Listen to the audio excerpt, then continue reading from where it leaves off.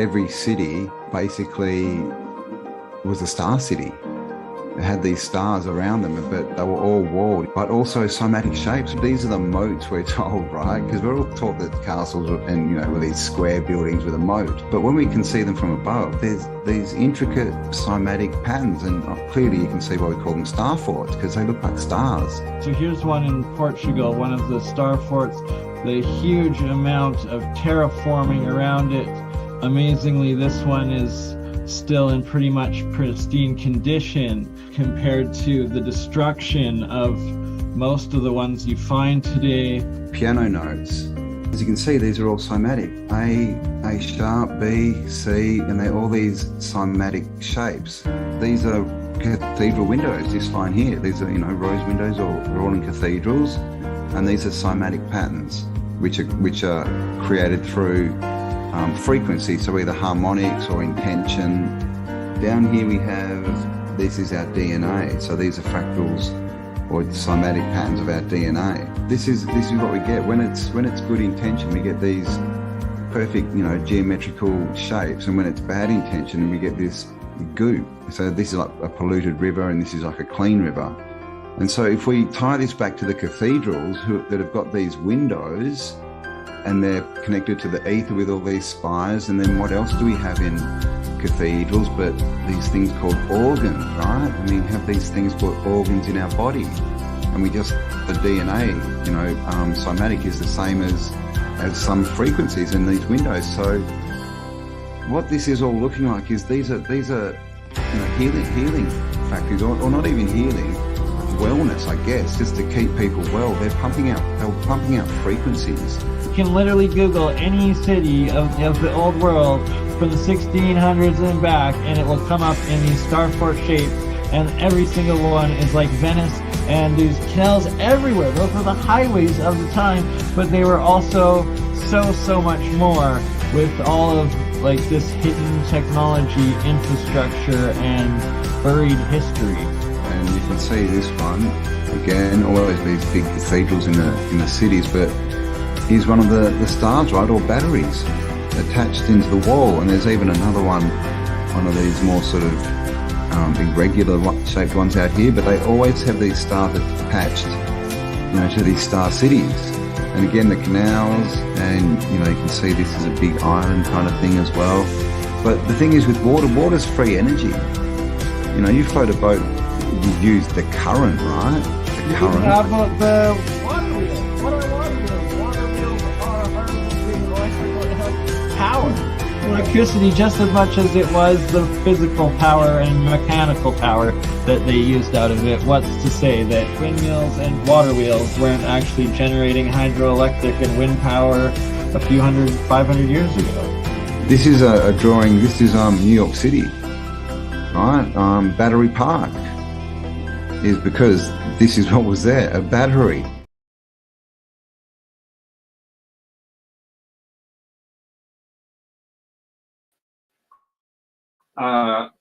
All right. It's not cutting out now. Can you all hear? Welcome. I gotta get rid of one of the Bert and Ernie's. Too many homunculi. Standard definition, maybe two. All right. Oop, there we go.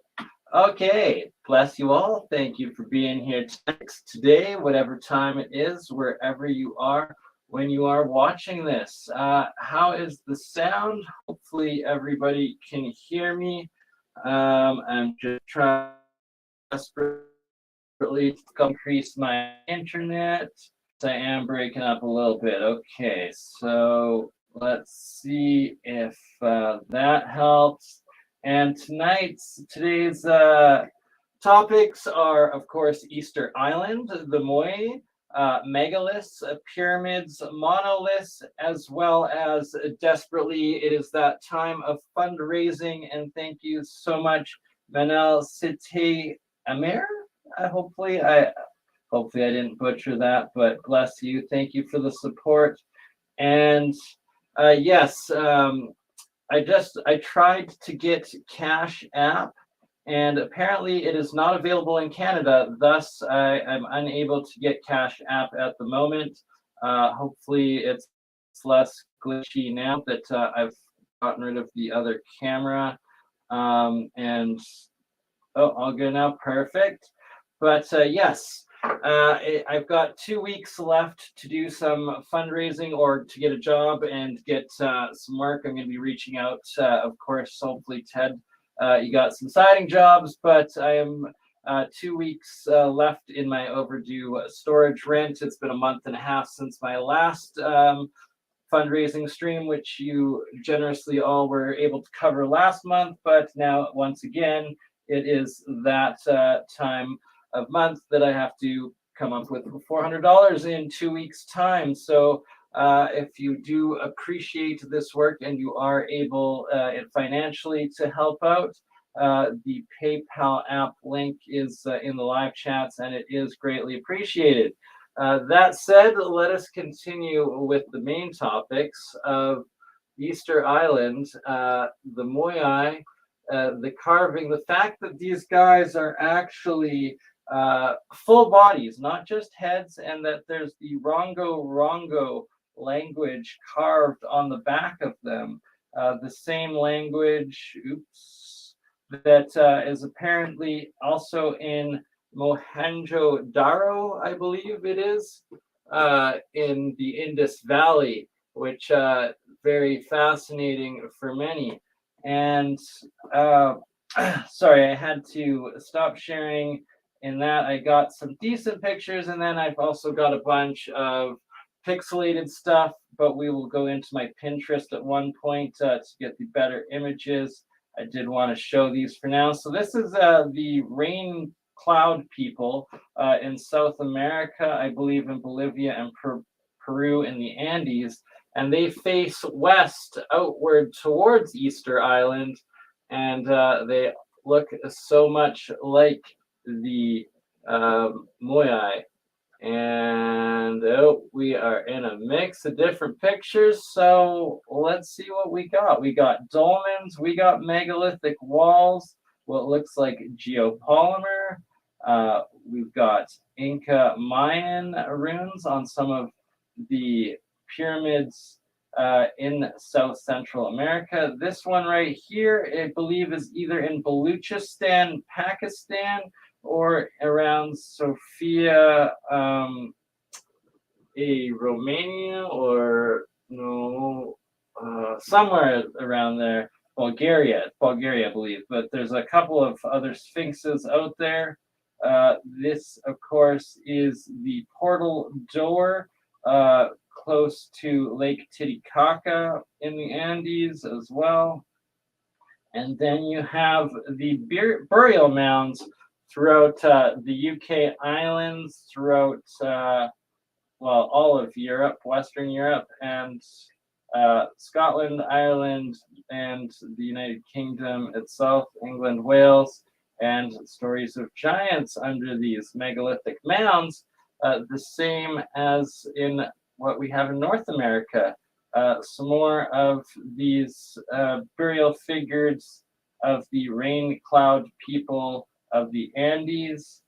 I believe this is in India. Some of the sacred temples could be China, somewhere in Southeast Asia. Forgive me, I don't have all of these saved, or the names saved. Some dolmens, megalithic, huge rocked dolmens. They're literally everywhere around the world. These dolmens, the pyramids, the megalithic structures all around. And they are from clearly leftover civilizations.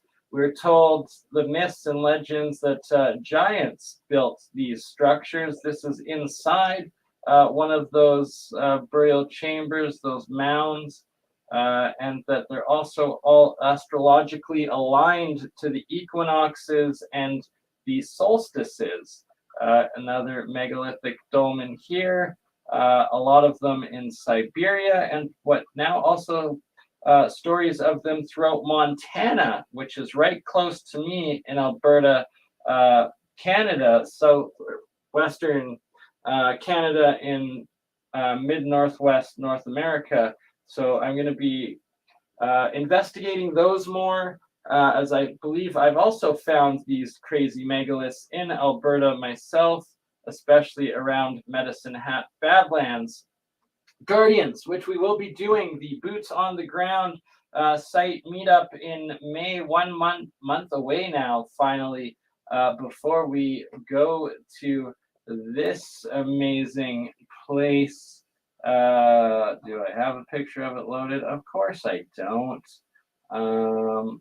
Well, then we shall go to the Faram Foundation instead to show what I'm talking about. But for all of you that have been following for a while, you know what I'm talking about when I say the Medicine Hat Badlands Guardians. These guys right here, the main picture of the main face, and that we will be doing this meetup in 1 month's time, and that why I'm in this predicament again this month, needing to do this fundraising.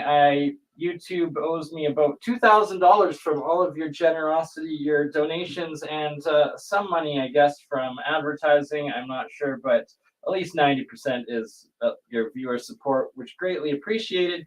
But I missed the cutoff date again this month to get paid. I thought I was going to, but I had filled out the Canadian tax section, but apparently there's also an American portion that was needed, which they decided to withhold the funding, and why I once again need your generosity and support to keep me going and keep this work coming.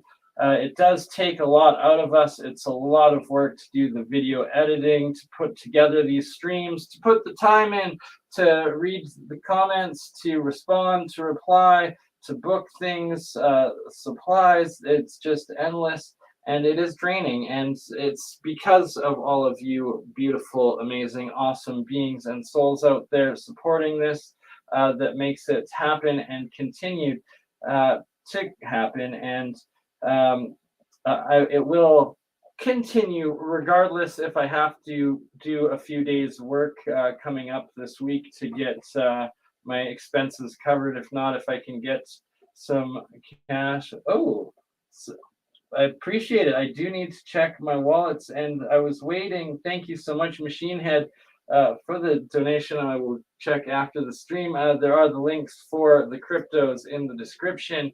And I was waiting to finally install this Cash App, which is both the crypto as well as cash on and off a ramp before going back into my crypto wallets.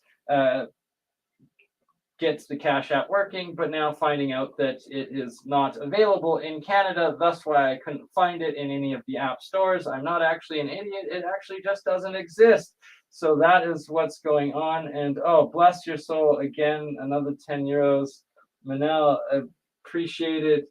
Long sleeve shirts. Yes, so I'm not sure if I have any of the long sleeves available. I do have a lot of my t-shirts, and after we do the May meetup of the Badland Guardians, it will be my June #1 priority to be going through my storage locker, to be going through all the clothes. For everybody that's already donated $50 or more, you are entitled to one shirt per 50, as long as you're able to cover the shipping expenses. And I will be taking care of it all finally in June. You will finally be getting it, and I'll be digging through everything to go through the inventory. And I'm sure for those who've been generous to me, of course, I will be generous back in what we go through. But we'll be doing a full weekend stream of doing inventory and figuring that all out. So if you have already donated and are still waiting on those, just message me through PayPal, which then already has the receipts of your donations, and I will be getting the clothing out, what designs, what sizes, and all of that in June after we do the May. All right, but back to why you support me, this amazing work, and this, of course, again, is the Faram Foundation website that we are looking at, and the main thing that Faram has discovered is geoglyphology, which is this ancient mapping system of megalithic lines and earthen works, as well as the sides of pyramids and all sorts of terraforming and architecture. And that it was because of these geoglyphs that Pharaoh was able to find these Medicine Hat Badlands Guardians, as they've been dubbed. Showing this one here looks like that of an Olmec face, and that there's also this Mayan with featherhead serpent headdress figure as well. This being a service road, and these are the Badlands, the valley of in Medicine Hat or around Medicine Hat. This being the different numbered sites of the geoglyph lines, which will be the first task of us at the meetup to be documenting these geoglyph sites, the earthenworks, and that they're actually there, and that can help verify for Faram that his measurements are correct and his mapping system is legit, which I have no reasons to doubt that it isn't, and that it works out that I will be getting that YouTube payments at the beginning of May, and will be able to fund this trip out there, which is excellent and going to be happening.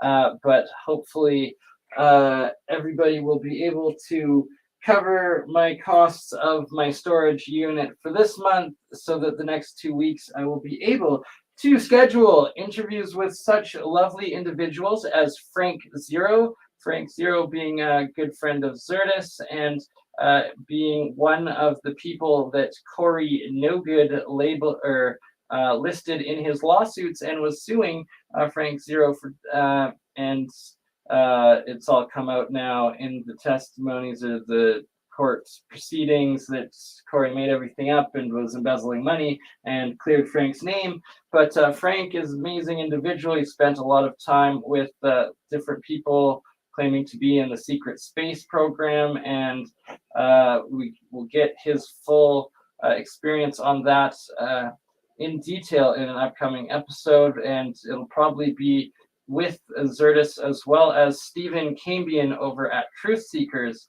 does a lot of good work at debunking the fake UFO fraud UAP people out there. And we're all about the real research, the real experiencers, the real people that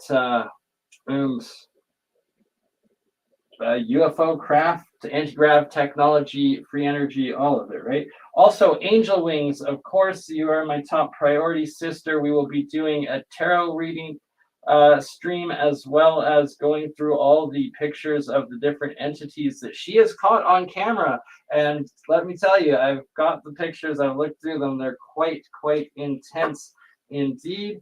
We will also hopefully be doing more lessons on alchemy itself, with going through the monoatomics, monoatomic gold, silver, how to make it, the oxidization, as well as the electroculture and the agriculture using these colloidal waters and these monoatomics, the whole series to continue electroculture, agriculture, and alchemy coming up.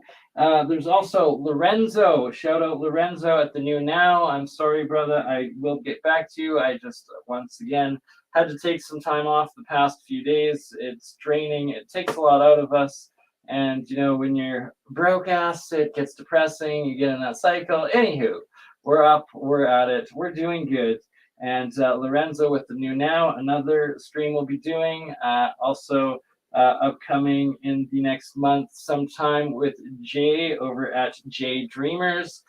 His excellent, amazing research over many years on the plasma catastrophe and catastrophism resets, all of that. Plus, in the next month of May, Nick Cook, a legendary UK UFO, UAP journalist, researcher of several decades into free energy, written several books, author. Nick Cook will be coming up, as well as Bob Greenier of the Martin Fleischmann Memorial Project. Both Bob Greenier and Nick Cook in May will be coming up. And thank you, Summon Dragon, on the 8K, right? We're getting up there. We are beating the algorithms slowly but surely. And we're only 2K short of 10. And I hear once we get to 10K, it makes it a lot easier in the algorithms. And that is going to be awesome. I see it coming by June, or one more, our next stream with Dutch Sense, who knows, it might push it over the end, especially with the help of Leak Project and Rex Bear coming up. My next interview with Rex Odd Leak Project is on the 21st. That's Friday, April 21st is my next live stream with Rex over at Leak Project. On the 20th, aka April 20th, 420, I've also got my next stream booked in with Thomas, Paranoid America, good old PA, and his next level work and AI artwork and imagery and connecting my own drawings and art for my clothing lines and all of that into this next level of AI digitization and the eventuality of turning it into like comics as well as little cartoon video series, animation, all of that's to come. No worries, brother. Right, and it's hard. Like the bandwidth, like at the start of this stream, it seems like they try to take you out everywhere. It's hard.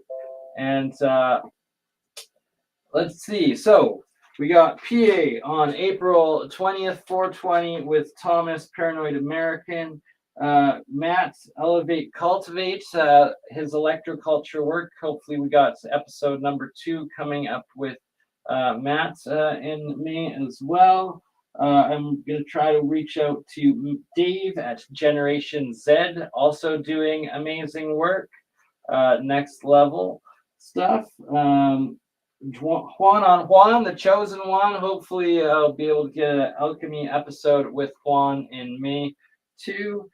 Global Vision, of course, one of the very first influences, inspirations going into Tartaria and collecting etherical, atmospheric electricity and the cathedrals over in Russia, modern day Tartaria. I'm going to be having Global Vision on.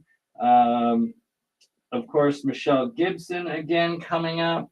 I think we got a Real Science with Zertis and Jeremiah JP, as well as his lovely partner, Lay. Oh my goodness.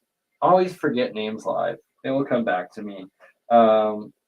Starts LI. She was on the episode earlier tonight, does the crystals. It will come to me. But yes, back to the Badland Guardians, and that we will be going there in May for the YouTube meetup, boots on the ground, full weekend.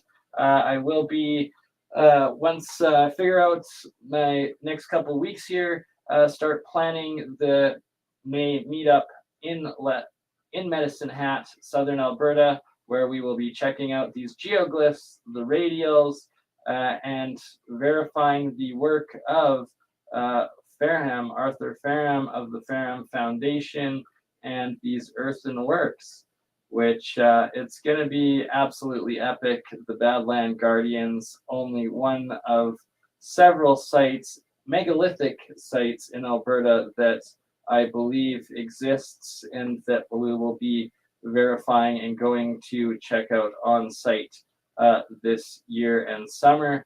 And then, of course, there's the Bosnian pyramids. Campbell over autodidactic, a bit jealous, but of course, honest, honorable individual. Of course, he brought me up to Sam, and he just did an episode with Sam Osmanovic, the discoverer, curator, and scientist of the Bosnian pyramids. And that he's getting Sam to come on one of our future episodes of the Autodidactic Alchemist, where I will finally be able to get to talk to Sam, who unbelievable other influence, rock star in the pyramid community, pardon the pun, rock star of pyramids, Megaliths. Yeah. But the guy that spent the last 2 decades decoding, digging out, and studying the Bosnian pyramids and developing pyramid science, the different energies that come out of them, and that I look forward to connecting Sam with the actual fact of Arthur Faram's research of the same Bosnian pyramid, showing that these geoglyphs are built into the angles and sides, the architecture and placement of the Bosnian pyramids, which I've never seen Sam be aware of or bring up. Thus, I think it's going to be an awesome episode connecting him with this information on the site he has dedicated his life to, and just more evidence of it being extremely intelligently designed, built system and past ancient civilizations. Oh, brother, you have? That's sick. Okay, well, on our next Euro episode with Zertis, my friend, act like you know, shout out in Germany, that if you've got pics or videos, by all means, brother, bring them on. So this right here being currently, I've got Moscow, Old City Moscow up, which also the radials, the geoglyphology applies to the streets from the center point, and supposedly also maps out the landmarks of the Russian Federation just through the architecture. And then these being the bastion forts on top of the Sun Pyramid, plotting out new geoglyphs and maps. This on the Pyramid of the Moon, the new bastion forts, and new geoglyphs with it. Plotting out pretty much the European Union. They're fighting over this right here, right now. Quite something. That's geoglyphology and what it really is. All right, what else were we going to share today? I appreciate you all. I love you all.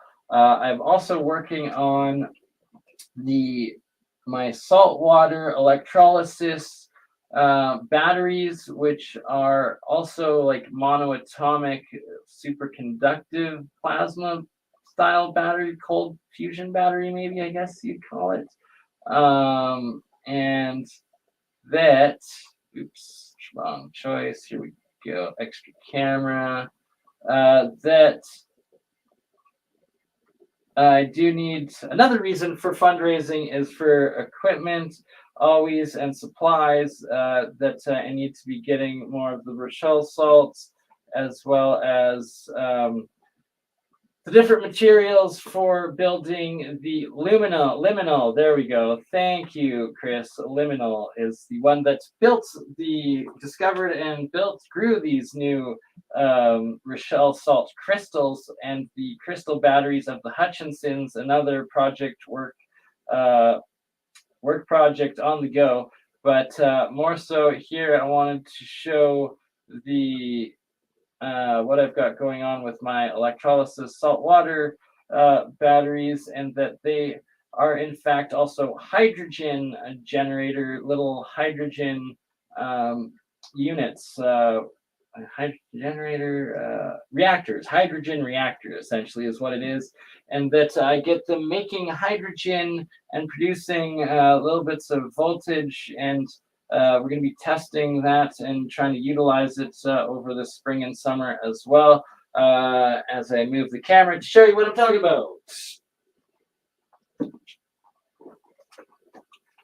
As I took them apart, here we go. That's the guy going right now, producing the hydrogen. You can kind of see it. I don't know how well you can hear me, or how well it's focusing.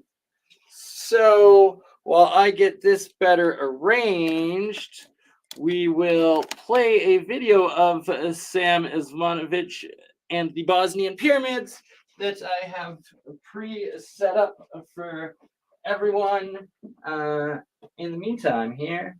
And let's see, we've got to load that Twitter, right? Because Twitter, you don't get the ads. Shout out Elon. Let me know how the sound is. Oldest pyramids of all. We have learned that the pyramids have nothing to do with the pharaohs or with the tombs. They are architecture above all. I've established 5 criteria for the pyramids. Number 1, geometry. We have to have triangular faces. In most cases, 4 of them, and they meet in apex. The base can be square or rectangular. Of course, the corner is the orientation. For some reason, all sides are oriented towards the cardinal, or the north. Most of the Egyptian ones also to the north. The other pyramid has a tolerance of 0 degrees and 2 minutes, and it was considered the best oriented pyramids. Most of Peruvian pyramids, Guatemalan and American, have the same orientation. We had a team from the Bosnian State Institute for Geodesy climbing the top several times, coming with the instruments, and they claim that the northern side of the Bosnian Pyramid of the Sun have a tolerance of 0 degrees, 0 minutes, and 12 seconds. The best precise orientation ever. The criterion number 3, construction material. We're going to see that. Number 4, inner corridors and chamber. And number 5, underground tunnel network.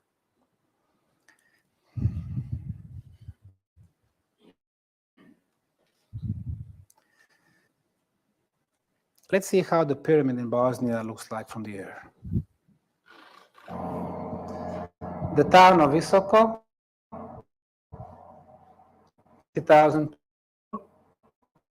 eastern and northern side.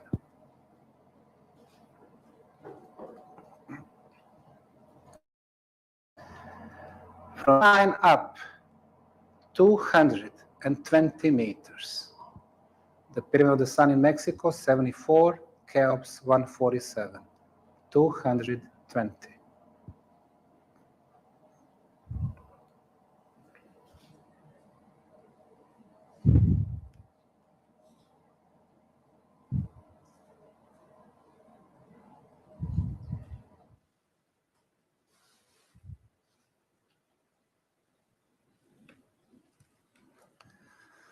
In the last 6 years, we got a very interesting phenomenon. For the first time, it was not the government institution, the Ministry of Culture, Department of Archaeology, the museum, to start with such a huge project. It was a non-profit, non-government foundation called Archaeological Park Bosnian Pyramid of the Sun Foundation.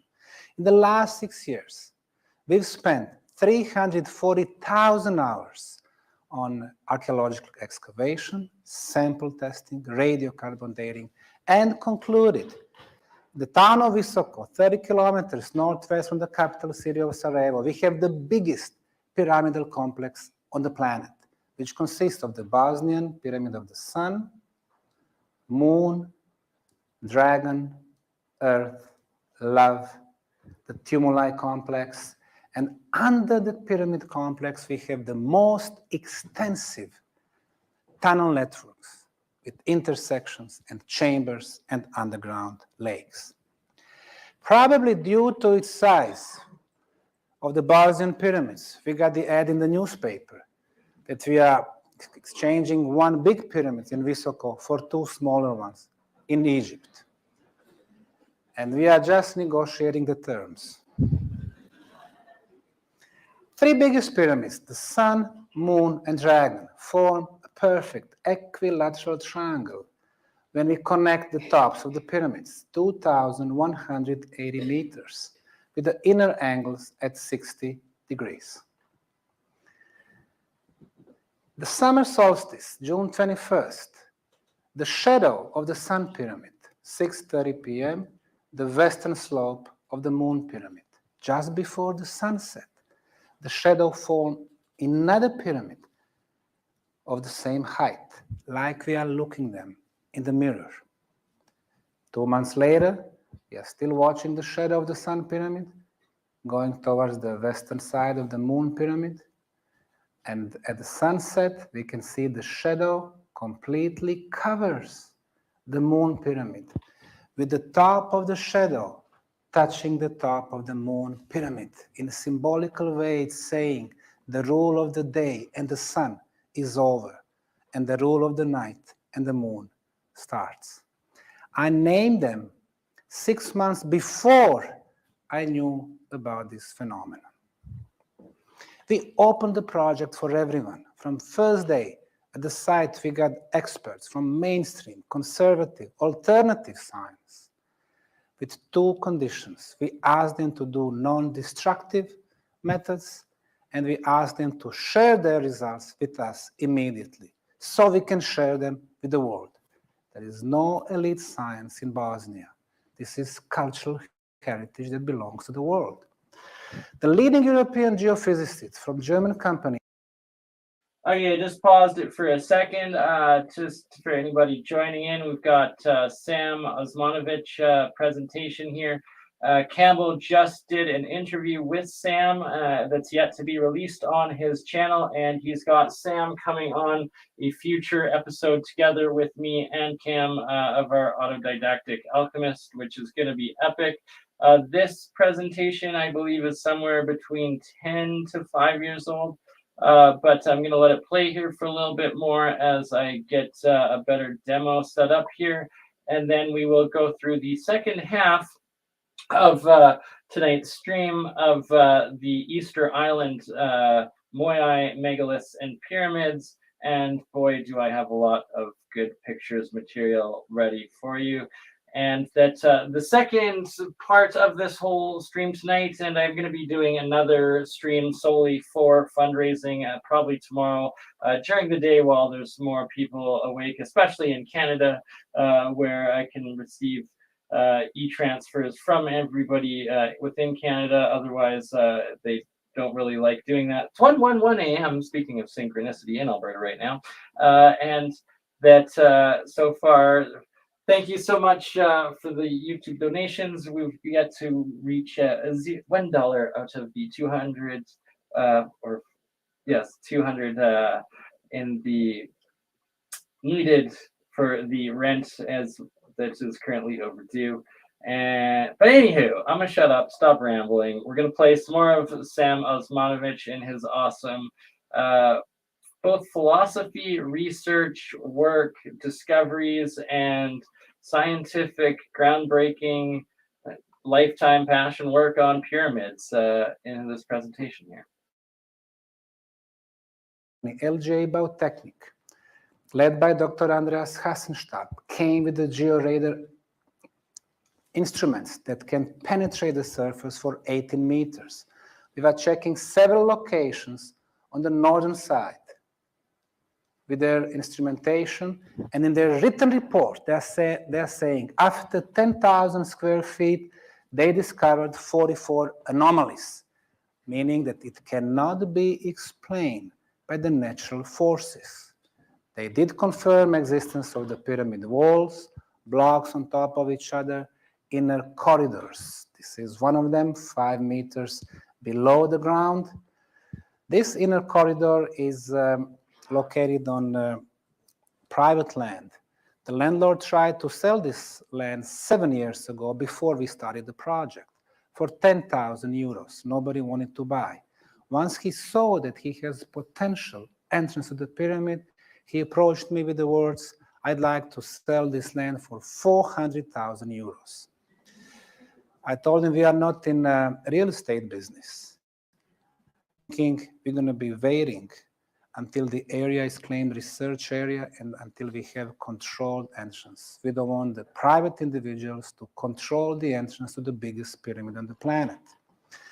Then what we did, we used a satellite radar, northern side of the pyramid of the sun, and those straight lines show the inner tunnels inside the pyramid. We can see they are straight, they meet, they intersect at 90 degrees. Then we had a team of geophysicists from Belgrade Institute for Physics, they applied very sophisticated methods. We sent them to the same places, like Germans, did not tell them the results, and they confirmed all the German results. For example, on this aerial view of the Sun Pyramid, we can see the western corner, corner between west and north, corner between north and east, corner between west and south. Here is the access plateau, the causeway, which leads all the way to the top of the pyramid. According to the Serbians, first meter, we got the soil and grass, and then 1 meter deep, we have the pavement, which is 250 meters long, 80 meters wide. It is paved by sandstone plates, perfectly smooth on the top, 15 centimeters thick. And then we wanted to control that. We hired a company who do the geological core drilling. Every 25 meters we were drilling and proved that we indeed have the pavement. On this beautiful three-dimensional topographical map, we can see what we saw on aerial view. Nicely, corners between west and north, between north and east, east and south. You can see the causeway and the plateau on the top. Every original pyramid would have a plateau on the top.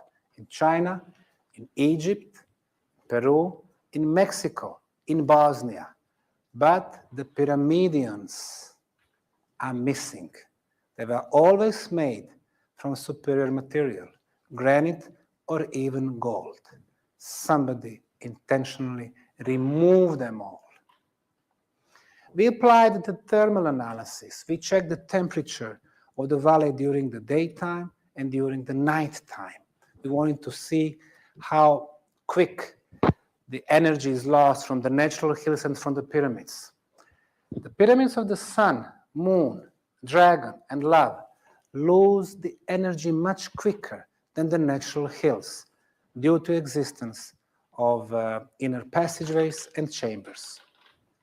Dr. Harry Oldfield came to film the electromagnetic fields.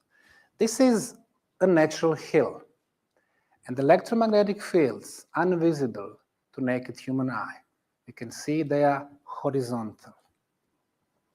This is the view of the Bosnian Pyramid of the Sun. And for some reason, electromagnetic fields are vertical. And now we will see why.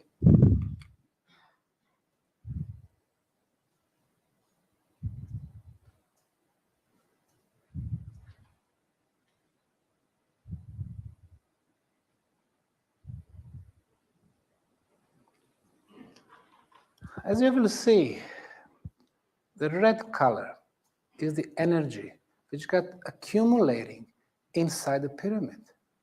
It gets bigger and bigger, and then it got released through the top. See? And because of so much energy coming up, the horizontal electromagnetic fields are becoming vertical.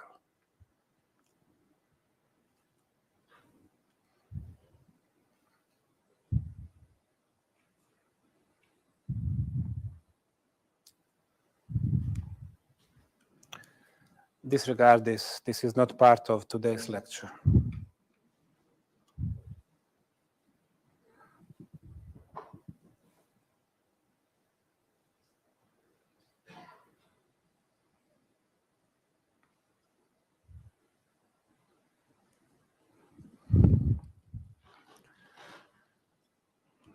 Some geologists were saying, well, in Bosnia, everything is natural. It's geological phenomenon. Everything is made by the tectonic movement. So we got the geological maps that show tectonic movements. That's a blue arrow. And the yellow is the orientation of the pyramid sides. As we can see, the angle is totally different. The slopes to the base are rounded numbers. University of Sarajevo did the checking on radioactivity, concluding that there was no radioactivity in the Bosnian Valley of the Pyramids. Then we invited the leading Russian geophysicist, Professor Kavroshkin, Professor Tsiplakov from the Schmidt Institute from Moscow.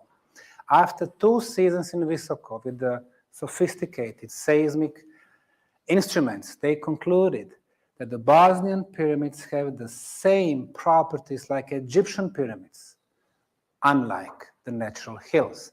And they concluded that under the pyramids is a huge underground network.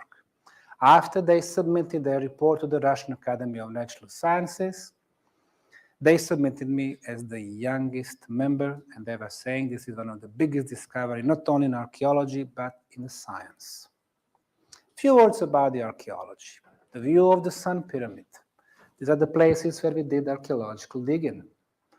This is a place where 2 sides meet, north and east. Once you remove about 60, 70 centimeters of soil, we are finding the corners of the pyramid.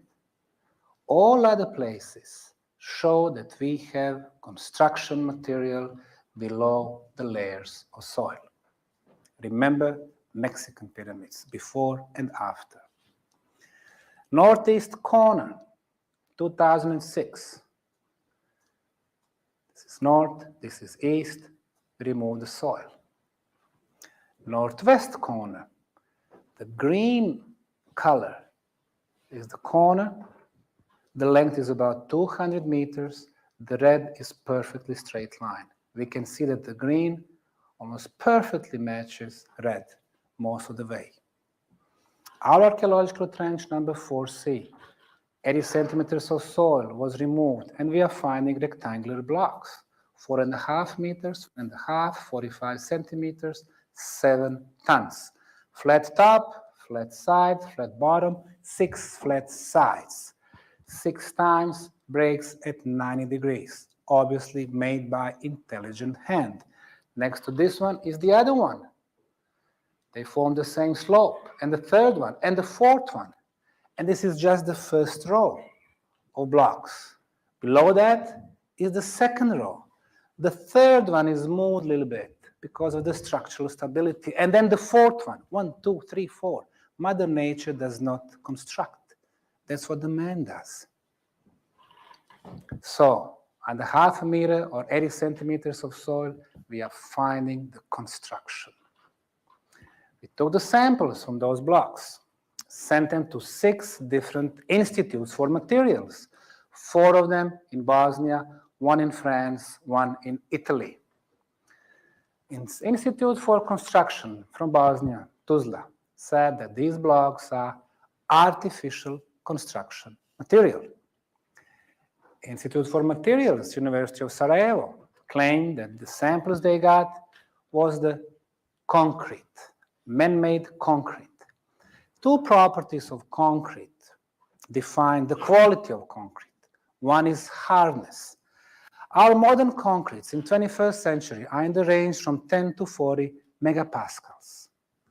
This particular sample was 73.6 megapascals, 2 times harder than our best concretes. The second element, the second property, is the water absorption. If the water can get into the concrete during the winter, it freezes, it breaks. So we try to keep it very low. In our case, 3%.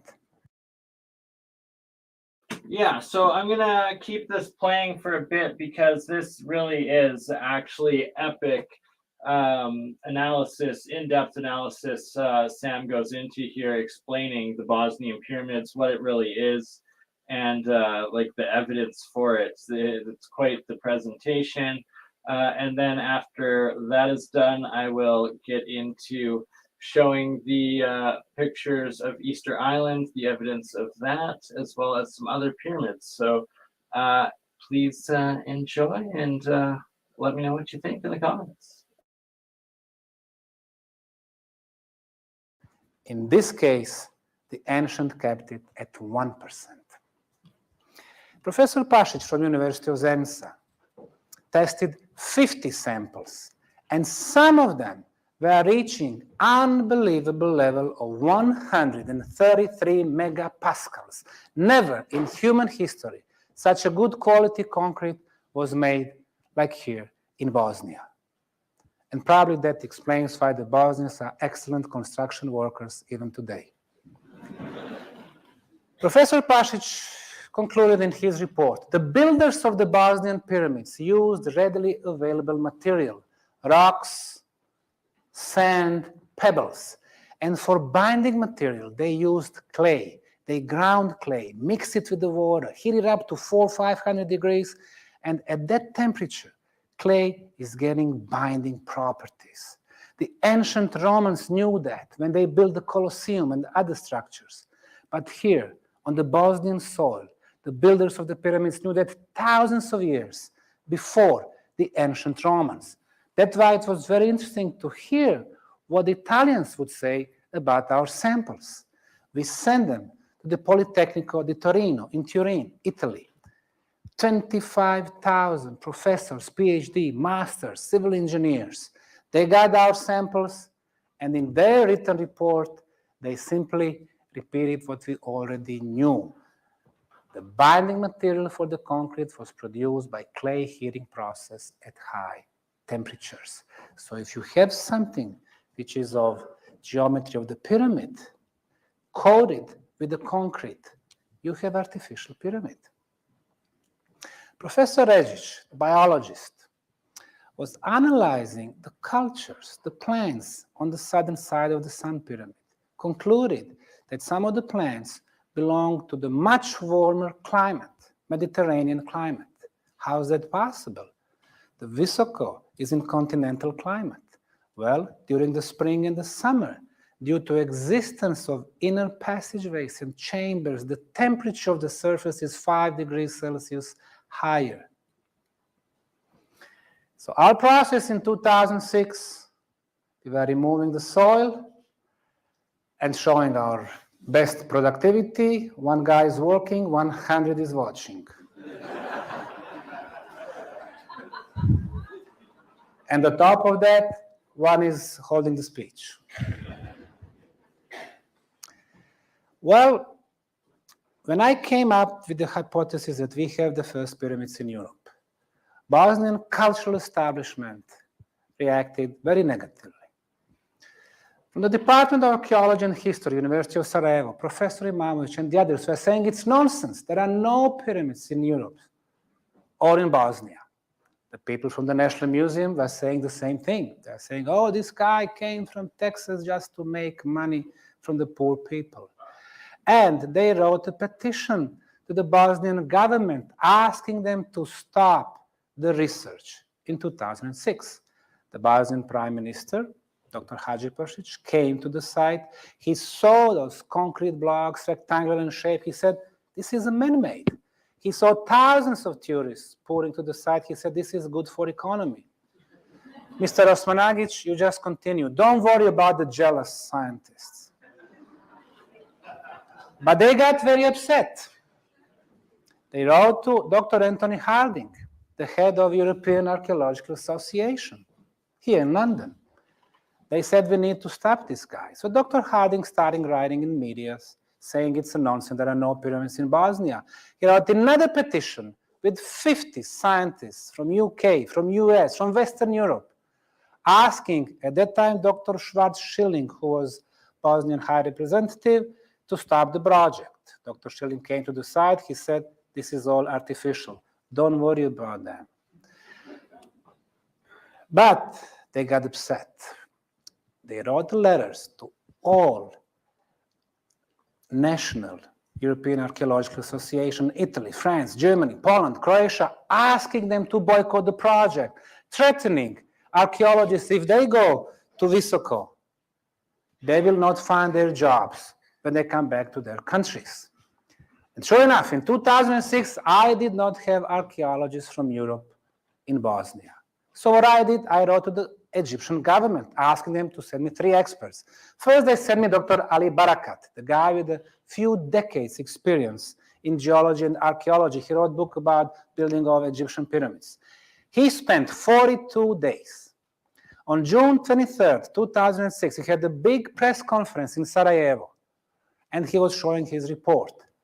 And he ended his report with the words, Bosnian Pyramid of the Sun is a man-made pyramid. We got panic and a shock in a Bosnian cultural establishment. Zilka Kujundžić from the National Museum is writing a letter to Pharaoh Zahi Hawass in Cairo, the guy who was running the Supreme Council of Antiquities. And she was saying, Dr. Hawass, we have your man here in Bosnia. He claims that these are the real pyramids. It's impossible. You have to stop him. 2 days later, June 25th, 2006, meeting in Cairo between the Ministry of Tourism of Egyptian government, Ministry of Culture of Egyptian government, and Supreme Council of Antiquities. One topic on agenda, influence of discovery of Bosnian pyramids to Egyptian tourism.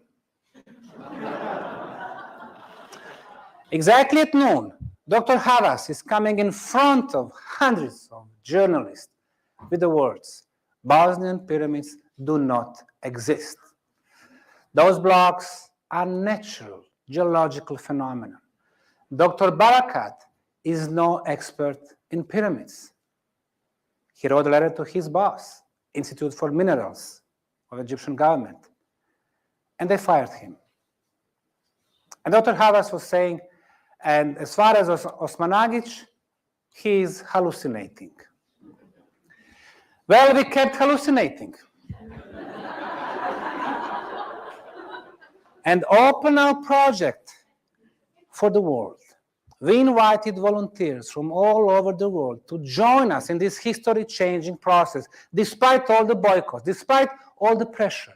Hundreds of people came that are helping us removing the dirt and soil and exposing the concrete blocks. They were aware that they are part of something so globally important. 11 months later, July 2006, I had a face-to-face TV show with the president of the Bosnian State Commission for National Monuments, Dr. Lovrenović. He said there are no pyramids in Bosnia. If you prove that they are, I'm going to burn myself on top of your pyramid. Well, the proofs were here. So they were getting nervous. And at their commission, they decided to expand a little protection zone 400 meters away, where medieval town used to be, to the whole pyramid. They expanded it for 97 times. And then we were not allowed to work here anymore. His buddy, Minister for Culture, Mr. Grahovac, was sending inspections every day to make sure that we don't work here. Well, I said, okay, they don't want us on the Bosnian Pyramid of the Sun, but we have more pyramids. Look at this little pyramid in El Salvador, El Chuatan. Look at the form and geometry. The form and geometry the same. Just this time we are back to Bosnia, the Bosnian Pyramid of the Moon. Here it is, the western triangular slope. We've opened 46 archaeological trenches from the bottom to the top. Everywhere we were digging, we were finding paved terraces, rectangular structures, vertical walls, more terraces, steps, shaped blocks, more walls. In other words, under the layers of soil is a huge stone structure in the shape of the pyramid with triangular faces with the perfect orientation. So how you call it? You call it a pyramid. Our archaeological trench number 20, approximately half on the western slope. We removed 80 centimeters of soil and clay starting forming. And we exposed beautiful shaped sandstone blocks, one next to each other with the binding material between them, which is of the same origin like on the Sun Pyramid. In other elements for Bosnian productivity here. So how old is the soil that covers the pyramid? The Institute for Agropedology from Bosnia took the samples from Sun and the Moon pyramid, concluding in their written report that the age of the soil on this substrate is between 12 and 15,000 years. Officially, Egyptian pyramids are 4,600 years old. How is it possible that the Bosnian pyramids are older than Egyptian ones?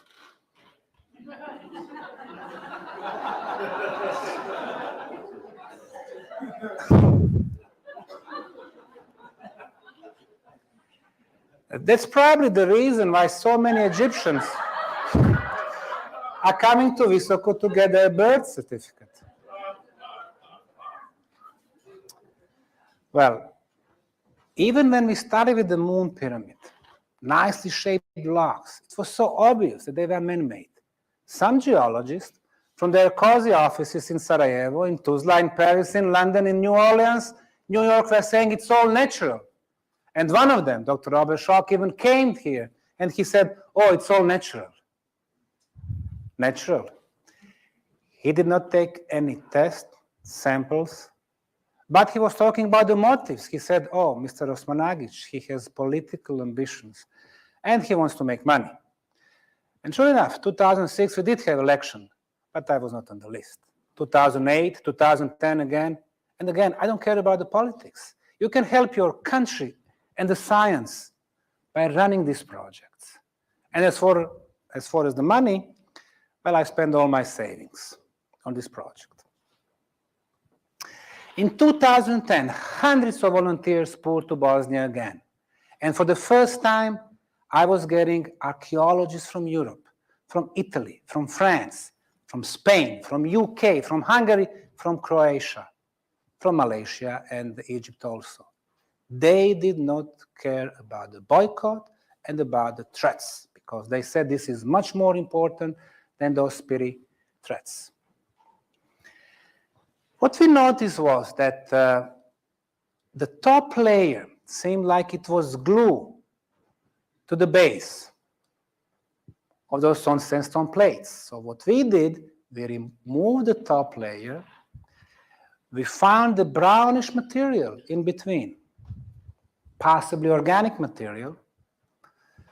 Riccardo Brett, Italian archaeologist, took the samples with me. We sent them to the Polish lab in Gliwice, Silesian Institute for Technology. And according to them, the organic material that we found is 10,350 years old, plus minus 50 years. We were removing the soil from the top. So what Sam's about to describe here is that the organic matter that they got tested, that they've removed from the excavations, I believe this, he's either going to say it's from on top of the last rock, so when it began being covered, or when something they dug out from in the tunnels when they were filled in post-cataclysm, where the construction of them were pre-cataclysm, and that both Sam Osmanagic as well as Arthur Farham have both dated independently of each other using two different methods, the Sun Pyramid to around 36,000 years old, the Moon Pyramid around, I believe, 24 or 12,000, one or the other, and that then they were just like Göbekli Tepe in Turkey was covered up around 10 or 11,000 years ago, post-cataclysm of the Younger Dryas event 12,000 years ago, or the time of Atlantis or whatever, the floods, that it seems that the Bosnian pyramids were also covered up as after the cataclysm, I guess, as society began to like descend of the remainers and fall into the dark ages, I guess they covered them and sealed them away for us to now find in this new age of enlightenment as we move back into a golden age, potentially the awakening. Don't fall for the reset, awaken, share the knowledge. The narrative is falling, and we are all connecting more than ever. And Sam Osmanagic here, I believe this is interview presentation is about 10 years ago. So this information is 10 years old. He's got a full decade of new science, new discoveries, new work that they've done on the Bosnian Pyramid Complex. It's all going to be discussed, already done with Campbell, interview that he will be releasing in the next few days. Probably didn't get enough time since he's just moved out with Kelly to the ranch, and then they're in Lisbon, I believe, tomorrow, starting their live event and presentation meetup conference. So it'll be afterwards that his interview with Sam will be coming out, and then in the next month, myself, Campbell, and Sam Osmanovich will have an interview, the three of us, on Autodidactic Alchemist series. And that even though this is 10 years old, this is crucial information Sam's describing here of their initial discoveries and tests and science done on the site. So I'm going to let it keep playing. I'll pause it intermittently to give some of the other facts about it and more recent discoveries if it's relevant. And then at the end, we will be going through the Easter Islands and all of those megaliths and some dolems. So it shall continue. Bless you, everybody that is here. Anyone just joining in, it is a megalithic weekend at BurnEye's fundraiser extraordinaire, because I have expenses I need to cover, or I have to start focusing doing labor the next couple weeks to pay my bills. It's been a month and a half since the last one, when all you beautiful, amazing souls out there helped me out and covered my last month's expenses, but it's now again April, and I've got to pay my bills. So please, if you can support this work, it is graciously appreciated. All of you just being here, watching, sharing, commenting, loving, and absorbing the knowledge is support enough. I do understand it is tough times out there, but in that regard, I shall continue playing Sam here. Of the Bosnian Pyramid of the Moon, exposing the terrace, the second one, the third one, then we cut the hole to see the section. What we found, the first row of blocks, the layers of clay, the second row of blocks, the layer of clay, the third one, the layer of clay. The ancients were smart. They knew that the clay was perfect, natural construction material. It can act as the insulation, it's a waterproof, and it gives the structure the flexibility. In the case of the earthquakes, the structure does not collapse, it breathes. We're at the bottom of the western slope of the Moon Pyramid, and we can see the sandstone plates, the first terrace, and then the clay which was used as the construction material in huge quantities. The second, medium-sized plates, clay, the smaller layer. And the third, very small, tiles. 1, 2, 3, 1, 2, 3, 1, 2, 3, all the way to the top. It seems that we do have Fibonacci formula here. Now, clay was used in huge quantities in China in the case of their pyramids.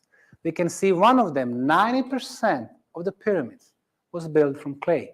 Even the underground tunnels, clay, and to some extent, bricks and sandstone plates. We're back to Bosnia, beautiful tiles. We can see the step. 7 meters away, another step. 7 meters away, another step. So when you have equal distances, somebody had a plan. Another tile terrace. They were shaped on all 6 sides, laid out, between them binding material.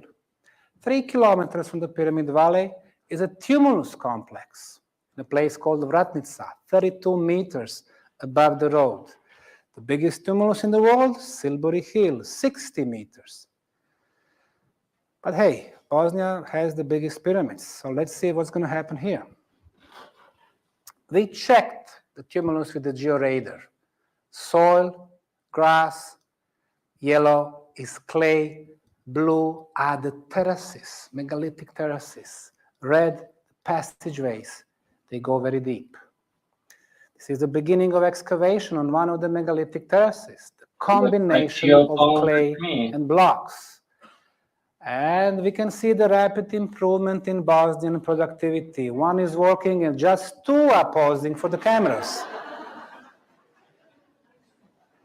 The megalithic terrace consists of huge blocks, 23,600 kilo, 20 tons, 18 tons, 12, 15, 10. We can see the texture on the top, the same like on the moon pyramid, which makes us believe that the builders are the same.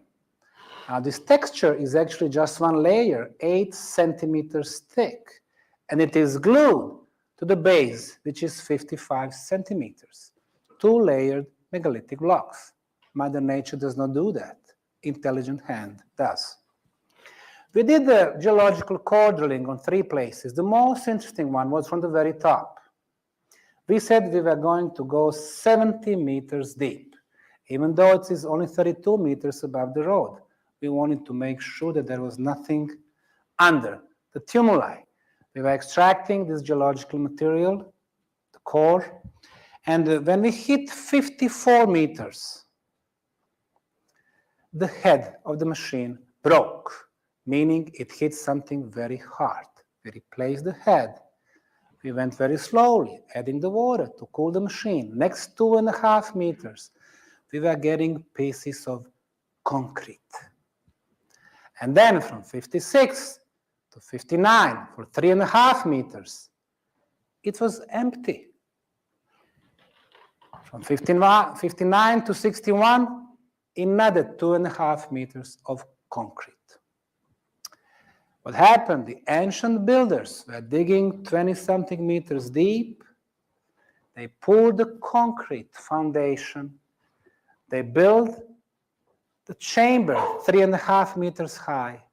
And then they built this heavy-duty concrete ceiling, and they built an artificial hill. 61 meters, Silbury Hill 60.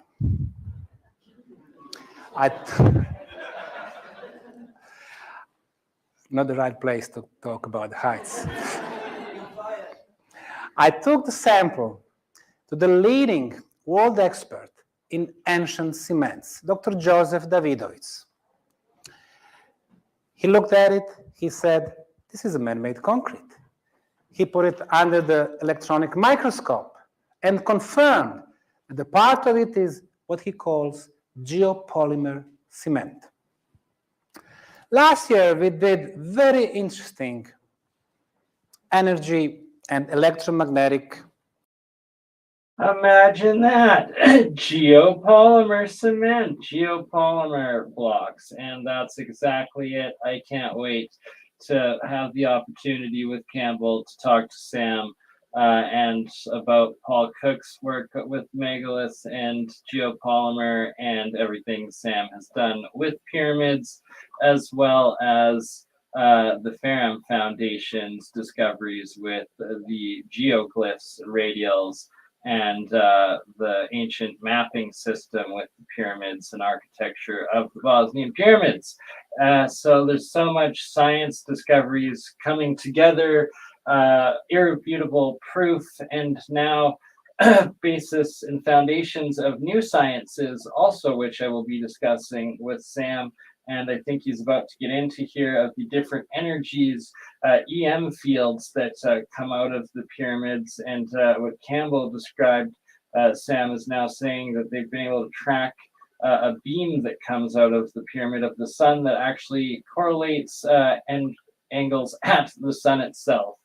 And yeah, but that we'll get into more. I'll let him finish here about the geopolymer discovery, initial discovery of the blocks of the Bosnian pyramids. Detections. We got the team of physicists from Zagreb, Croatia, led by Mr. Mizrak. And we were checking the frequencies of hertz, kilohertz, megahertz, and gigahertz. We were going around the pyramid of the sun.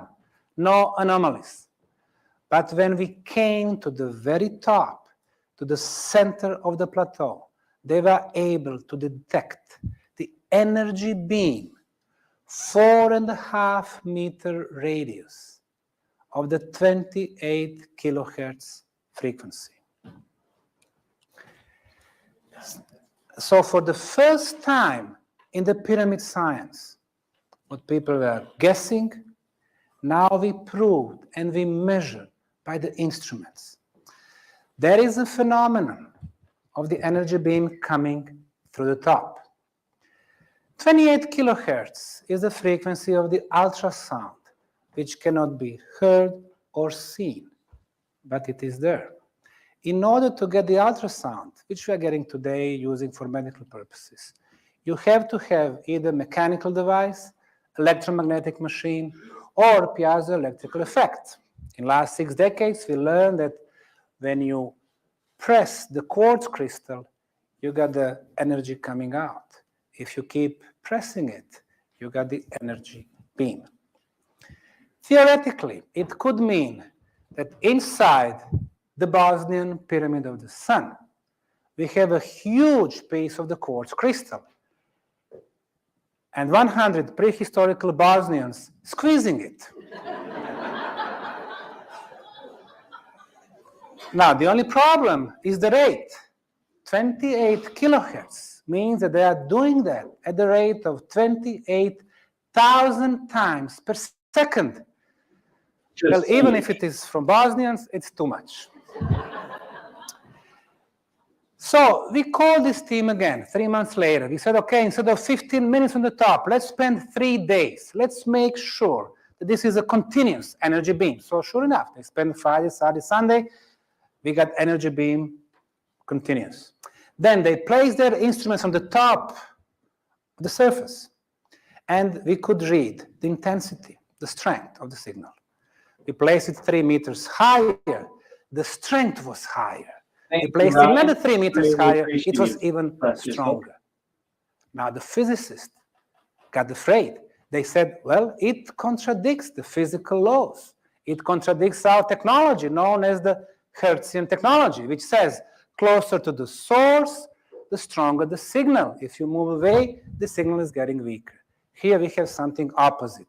Let's call it non-Hertzian technology. The only guy who was experimenting with the non-Hertzian technology was, well, the guy who was born 200 kilometers from Visoko, Nikola Tesla.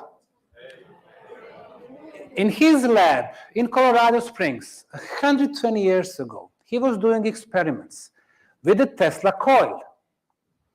He was sending the electricity, the energy, from one end of his lab to the other one, 15 meters, about 50 feet. And he was able to do that wirelessly and to lit up the light bulbs on the other side of the room. Just before his lab was burned down, he was able to perform another experiment. Using his Tesla coil and the ionosphere, he was sending the energy to Colorado Springs.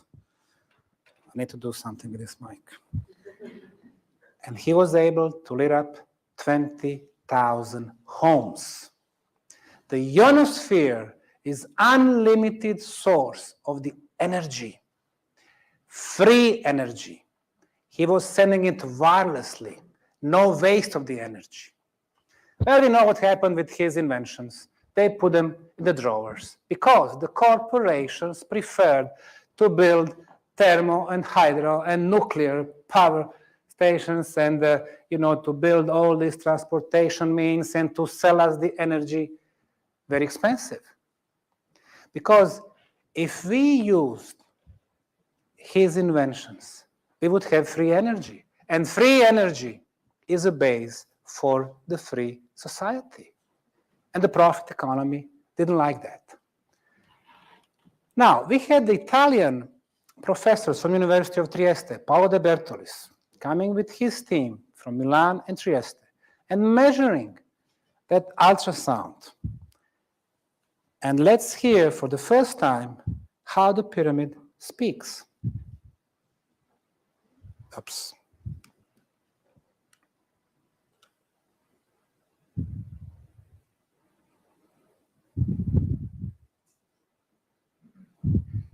We converted this 28 to 8 kilohertz.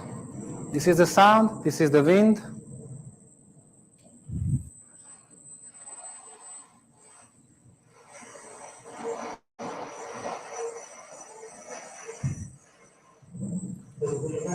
These are Italians talking.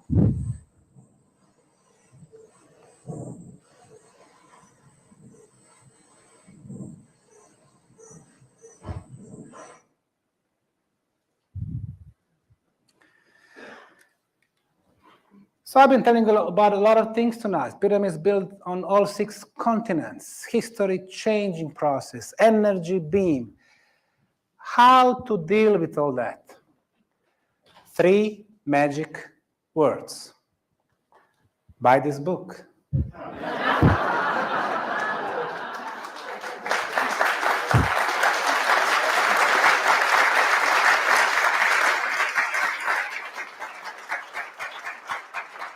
Just By watching buying it this book, is help. you are helping Bless you all. our archaeological digging in Bosnia.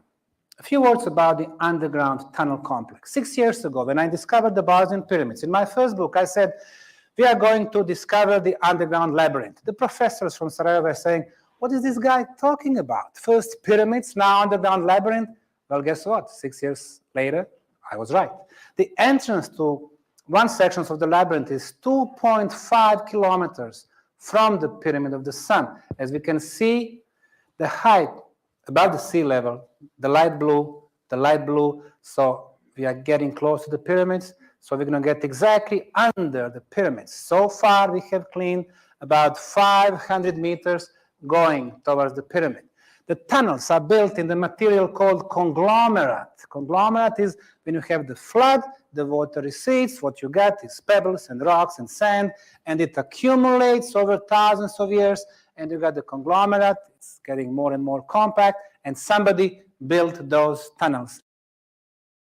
So I paused it there for a second, and bless you all, everyone who's donated so far. I believe we are getting about $15 or $20 closer, so 5%, 10% of the overall goal reached so far.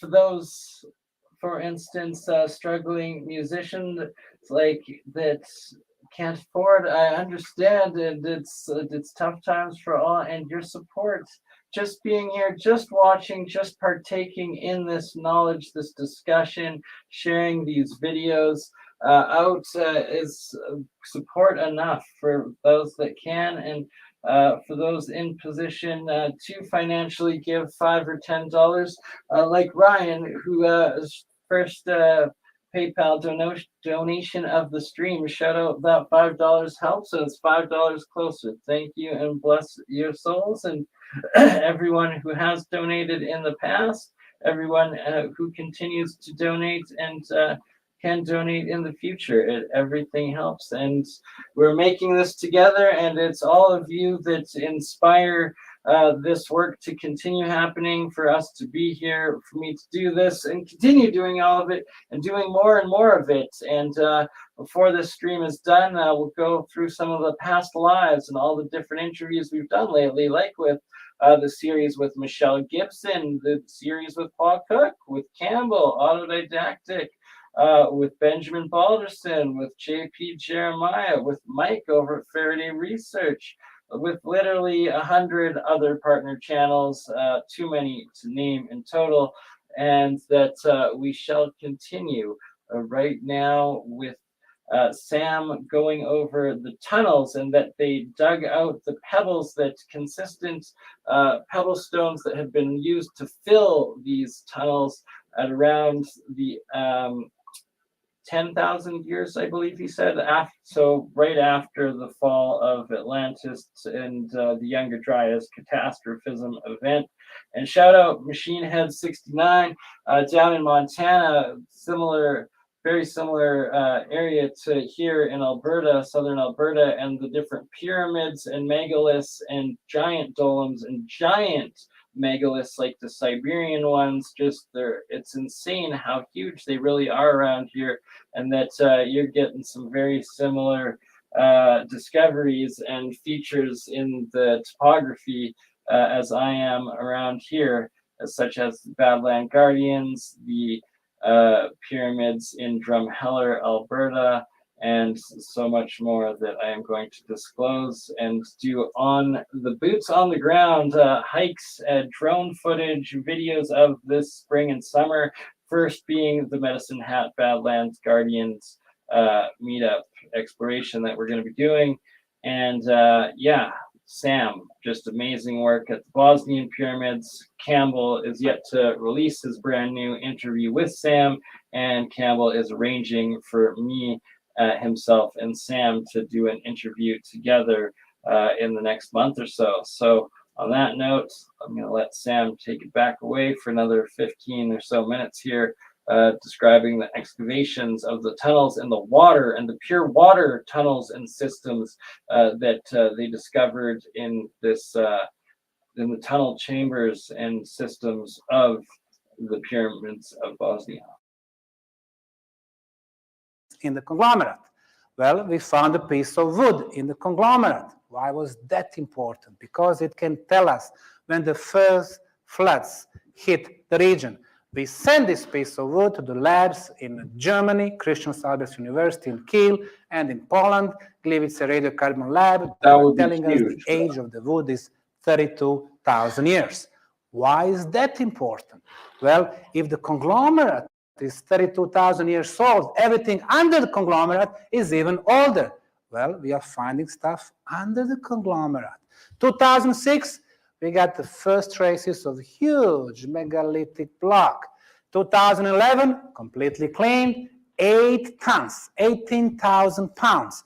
And it is sitting on the plate, on the support. If you have support, it means somebody picked up this place, put the plate, put the megalithic block on top of it, and in between, we are finding a binding material based on calcium carbonate. Why? They didn't want this block to move left or right. Why? Because 22 meters below, we have crossing of 2 underground rivers. So what?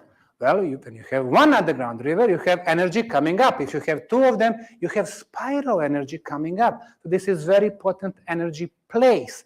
And they placed this megalith exactly above that energy. Even the surface looks like relief, like somebody was playing the plasters, making the hills and the valleys and the rivers.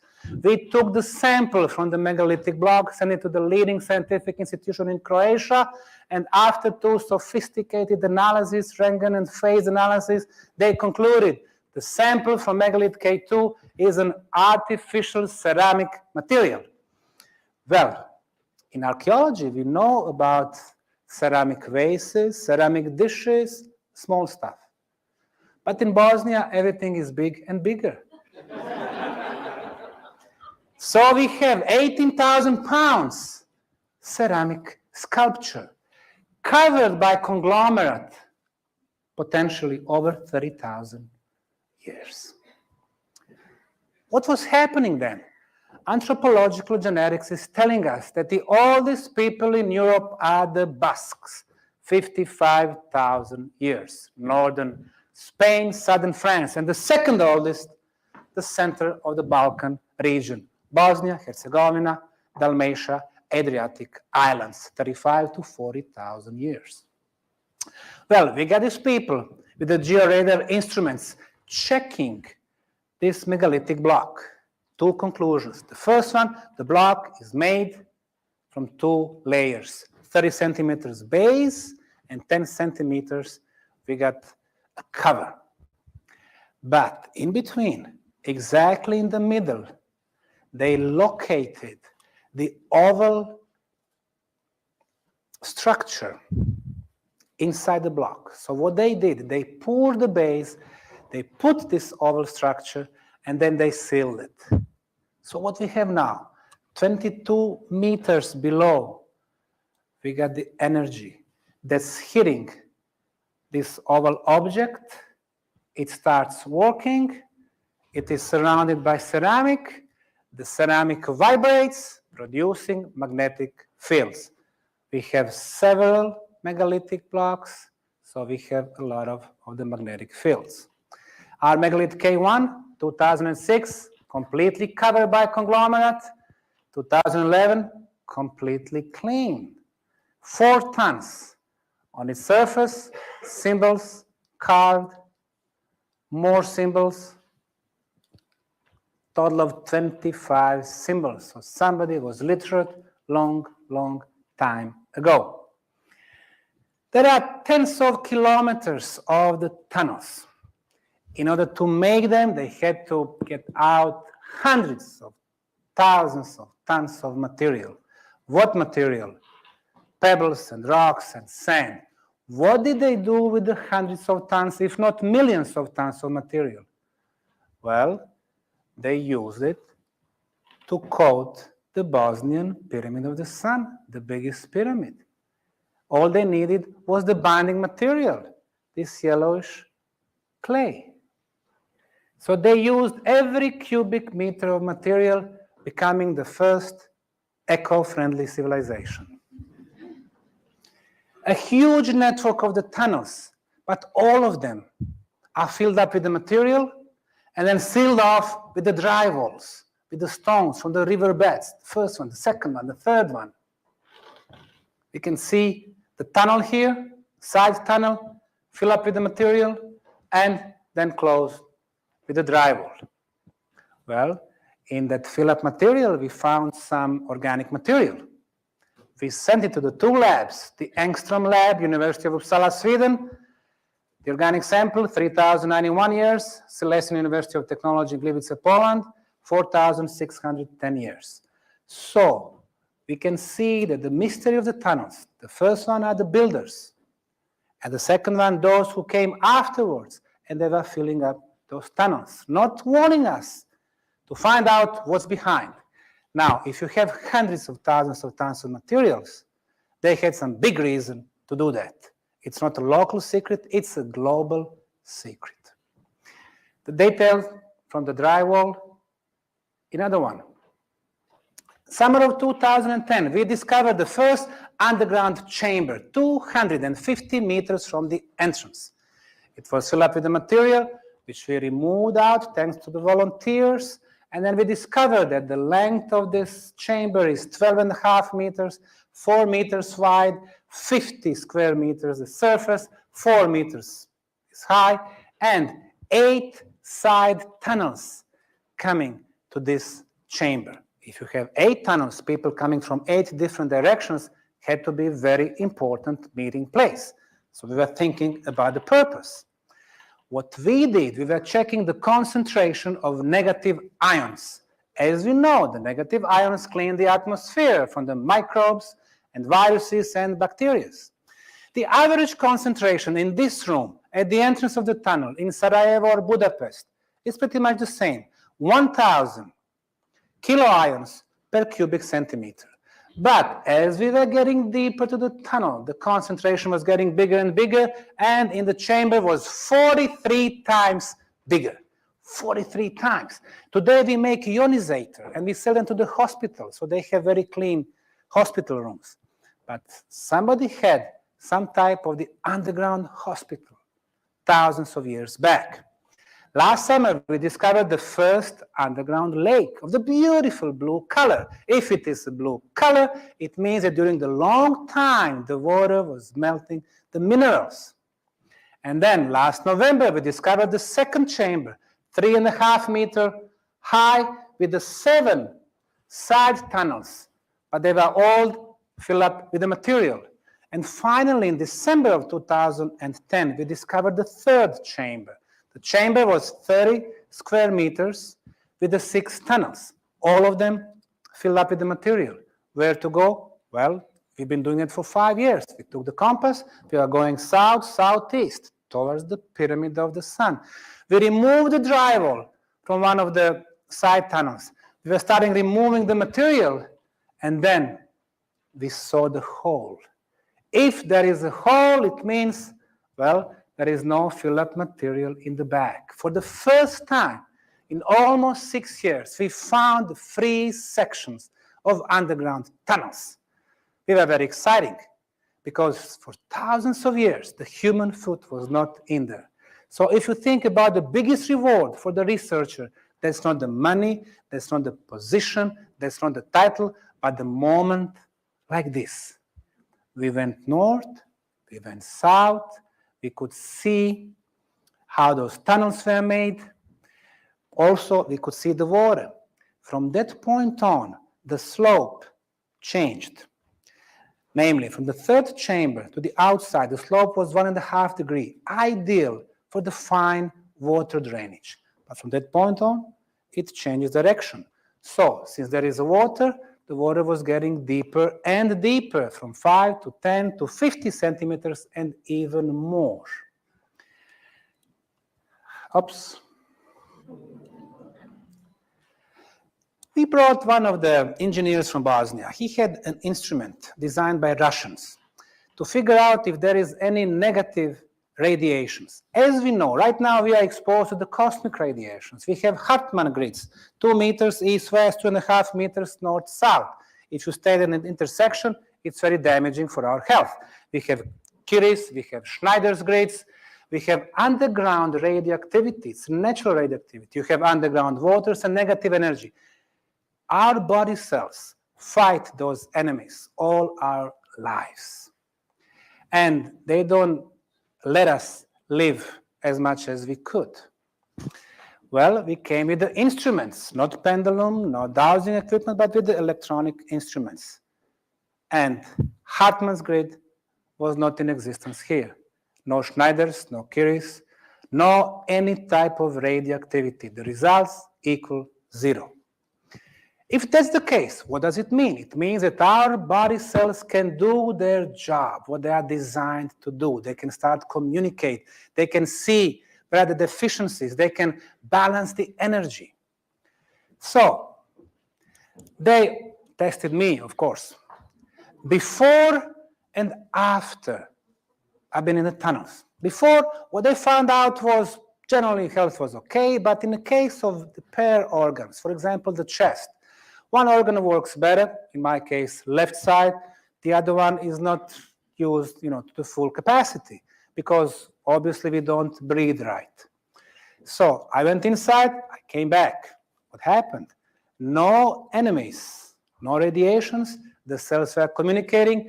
They detected that the left side has more energy. They were taking that energy, sending it to the right side. So they were balancing our body organs. That's first. And second conclusion, we live in the world full of toxins. The food, the air, the water, detergent, toothpaste. And those toxins are getting very deep.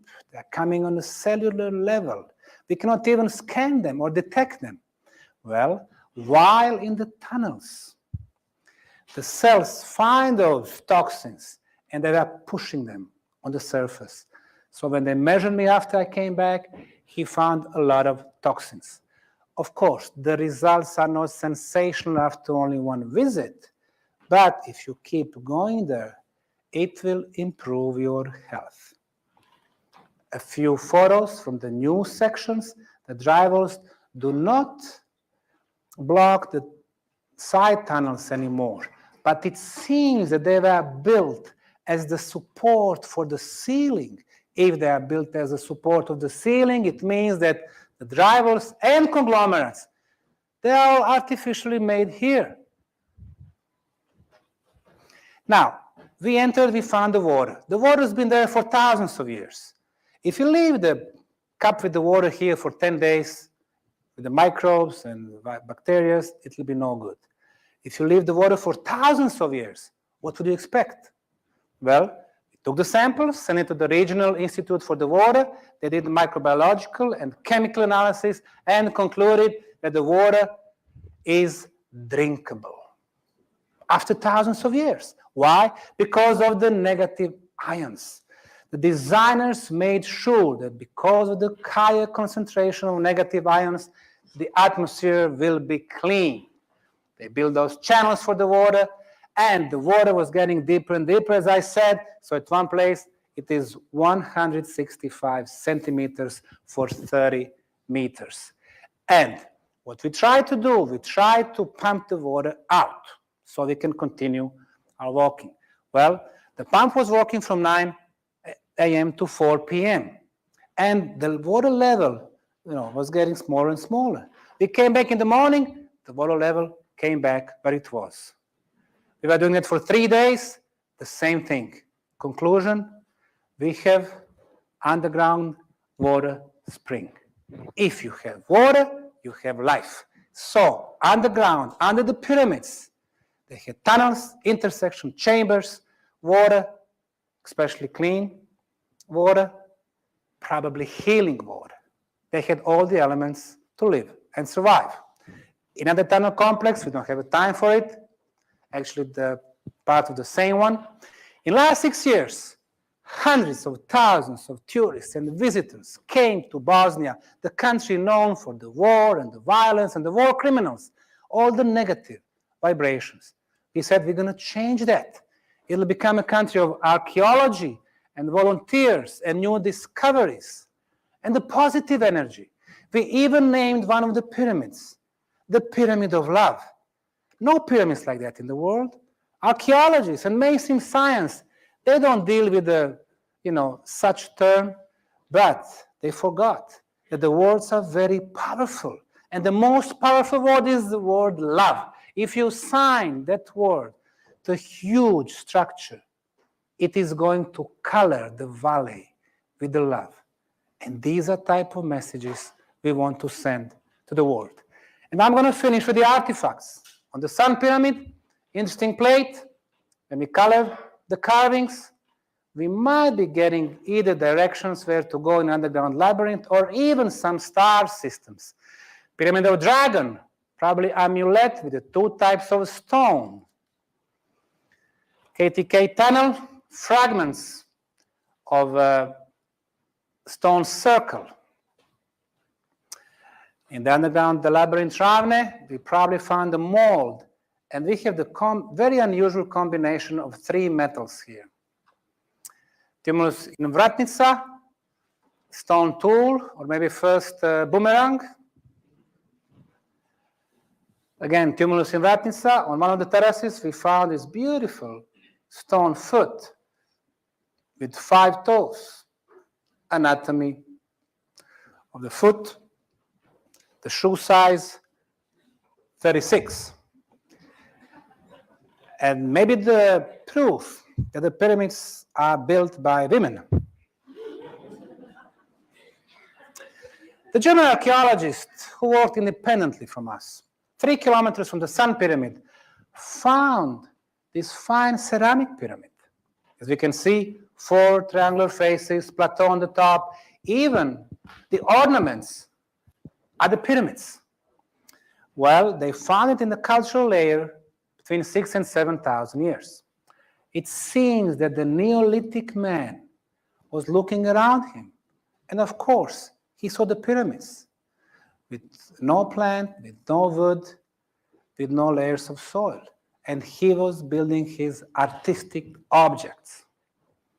Or maybe even at that time, Bosnia was very attractive for the tourists, so it was the first souvenir from Bosnia. 2008, we had the first international scientific conference about the Bosnian pyramids. We got a couple of 3 guys who were at the conference. I want to say hello to them. 55 scientists from 15 countries concluded that the Bosnian pyramids are archaeological phenomena. Professor Dr. Nabil Selim, 3 times PhD in archaeology, discovered 4 pyramids in Egypt, said that the Bosnian Pyramid of the Sun is the biggest in the world. Our leading archaeologist this year, Dr. Sara Acconci, University of Milano. She came from 3,000 euros in Milan to 600 euros in Bosnia. But this is a professional challenge. Dr. Ezra Zubrov, Buffalo State University, but also University of Toronto and Cambridge University, after his visit, said that we need to find out who built the Bosnian pyramids, when they were built, and what is the connection between the tunnels and the pyramids. Last year, we organized the first organized international summer camp for volunteers. And we had, from June to September, 500 young people and those who feel young in their hearts, because the youngest volunteer was 8 years old, the oldest 82. They came from 30 countries, and they were having a joy with us, discovering new stuff. This year, I already have 750 applicants from 42 countries and 6 continents, and money for 250 applicants. But again, Bosnia will be the most positive spot on European soil. They are bringing their enthusiasm, we give them our love, with the wish that one day what we have in the bottom left corner, the pyramid covered by soil vegetation, we again have exposed the biggest, the oldest, and the most beautiful of all, the Bosnian Pyramid of the Sun. Thank you.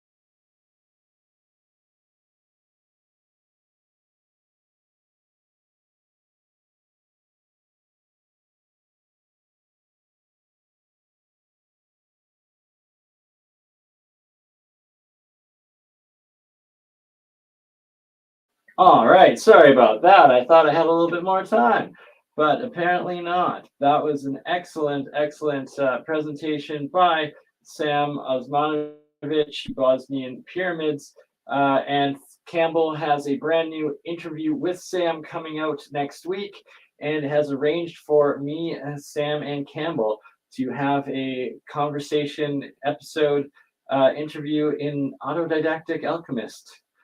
Coming up next month, and that's what this is all about, is all the work we're doing here, and some fundraising so I can continue to do this. Bless all your souls who have donated. For those who cannot afford to, even just being here, watching, sharing, and make sure to share these streams out on your social media, like Facebook, on Twitter, on Rumble, on Twitch, on YouTube. We are live on all of those, and also on OdySee.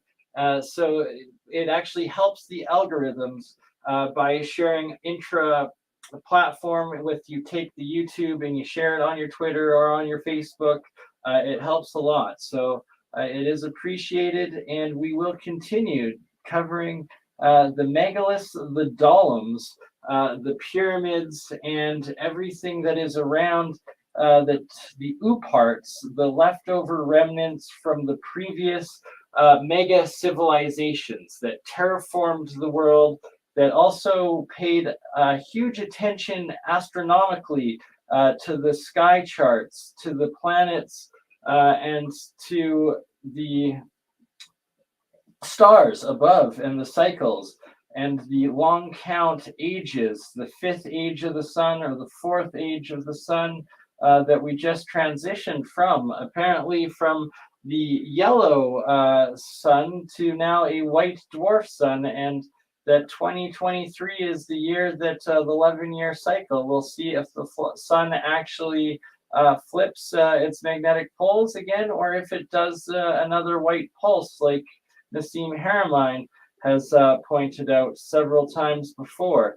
And with that, we're going to go into some more dolems, the different mounds, these giant megalithic, huge, multi-ton, 10-ton, 100-ton, 1,000-ton megalithic oopart structures that shouldn't exist but are everywhere, all over this realm. And they're even in Alberta, where I live, where we will be exploring, and down in Montana there, where Machine Head 69 is. Shout out Grandmaster UV, shout out to Jeremiah, Brian Evans, Manel, Amir, the Fourth Wiseman, Taurus Field. You feel the Taurus. I get it. Take a little trip with me. Who else do we have? Leafy, Red Scotland, Crosshatch, Marcel, Closure. Shout out to Europe, to everybody waking up. Those in Florida as well, I see. Shout out Nell. Who else do we have? I'm not sure. But I do know I love you all. And we shall continue here with looking at the megalithic dolmens around the realm. And that I believe that some of these holes in the dolmens were in fact for astrological alignments, such as the equinoxes and solstices, and that these monoliths, megaliths, and star mapping were actually a advanced mapping system using the stars navigation of all the secret societies and travelers and seafaring societies over the ages, and that they were a lot more advanced than let on, and that they met at all of these ancient sites, different leaders, traders, and kings, messengers, etc. At certain times of the year, they would travel to these sites to conduct their meetings and their affairs and their trades. And it's quite an advanced, lost, secret technology and system that the Russians have deciphered a lot. And so the Vikings, for instance, the Vikings, as well as the Celts, as well as the Knights Templar, as well as the Moors, the Moorish, the Sumerians, probably all the ancients, they did the star charts and these meetups, these different tablets and the monoliths and the different stones, right, that they find here, and that I believe these, in fact, are depicting astrological times, meetings, and different agreements of traveling tribes, and that, in fact, these depict positions of the planets and the moon, the sun, and timing in the sky that were arranging the different societies and dictating their travel and their more advanced societies and sea exchanges. And that's what all of this sun mapping, moon mapping, solstices and equinoxes was all about. And that the Vikings, the Celts, the Knights Templar, as well as all the ancient societies, probably the Tartarians, the barbarians, all of them used this ancient megalithic star mapping megalith site astrological calendar and maps for traveling and trade across the realm. And that's what the purpose and the meaning of these engravings really are, and what they have to do with. But that is my theory. It's built off of several others, and it makes sense of the henges, these giant stone charts. Oh, we got a little AI in there, right? You know, because it's not pareidolia. It's made by intelligence, just like this was made by intelligence, but it's not in the physical realm. All of these are also made by intelligence, but they are in the physical realm, and these megalithic structures do not have any sort of comparison today in what we do. And the Badlands are, in fact, from a past ancient cataclysmic civilization long ago that has been wiped out. So much has been lost. I'm rambling on. I'm trying to find Easter Island pics here. Sorry for the low resolution of them as well. And the hills and the mounds, right? Are there giants buried beneath them like the legend states? All of the tribes, the natives that wisdom keepers when asked who built a lot of these structures, these ancient ruins, it's documented they all said the gods, the demigods, the giants of the past. And there's all the stories and legends of giants being buried beneath them. Who knows? These glacial erratics, they claim. It's erratic to think that a glacier perfectly balanced a megalithic stone like that. That's what I have to say. It's erratic to believe that these aren't intelligently built structures. And yeah, it's mind-boggling what they currently believe. This is a 3D mapping of what's underneath the Amazon jungle, I believe, in Brazil. These star chart henges everywhere in the world, and that there's similar ones in the Amazon. This is in the UK or Scotland, I believe, maybe Europe, but there's the exact same identical ones in both North America and under the jungles of the Amazon. It's literally everywhere. And the pyramids, the pyramid mountains that seem to exist everywhere, the megaliths that are everywhere, and these star chart symbols that are everywhere. They were all about mapping the stars and following the procession of the heavenly bodies. And it's the biggest energies out there involved in our realm, being the electromagnetic gravitational forces of Saturn, Jupiter, the Sun, the Moon, on our planet, Mars, and Venus. That is physics, is real science, and is the ancient sciences of astrology and alchemy. And there's so much more to it than what we're allowed to know today or in the past. But the elites, they always keep their cycles, their actions based on these same astrological events, the eclipses, the occults, the astrological alignments, the blood moons specifically as well. All right, we are 2 hours in. We are looking at dolmens, megalithic structures, about to look at some pyramids, looking at the henges, the star calendars. There's 45 beautiful souls watching between the two YouTube channels. Crypto Alchemist, which is now above 8,000 subscribers. Thank you, everybody who has subscribed. We are almost at 10,000. We are 80% there, over 80% there. I hear once you reach 10,000 on YouTube, the algorithms help you more, so we can get this information out to more people and do more science and more archaeology, real science, real agriculture, electroculture experiments coming, so much more in the real science, the Science of Sound series. As well, still continuing. The Year of the Coil series is still continuing. The Autodidactic Alchemist series continuing, where we will be interviewing Sam Osvanovic of the Bosnian Pyramids, as well as so many more.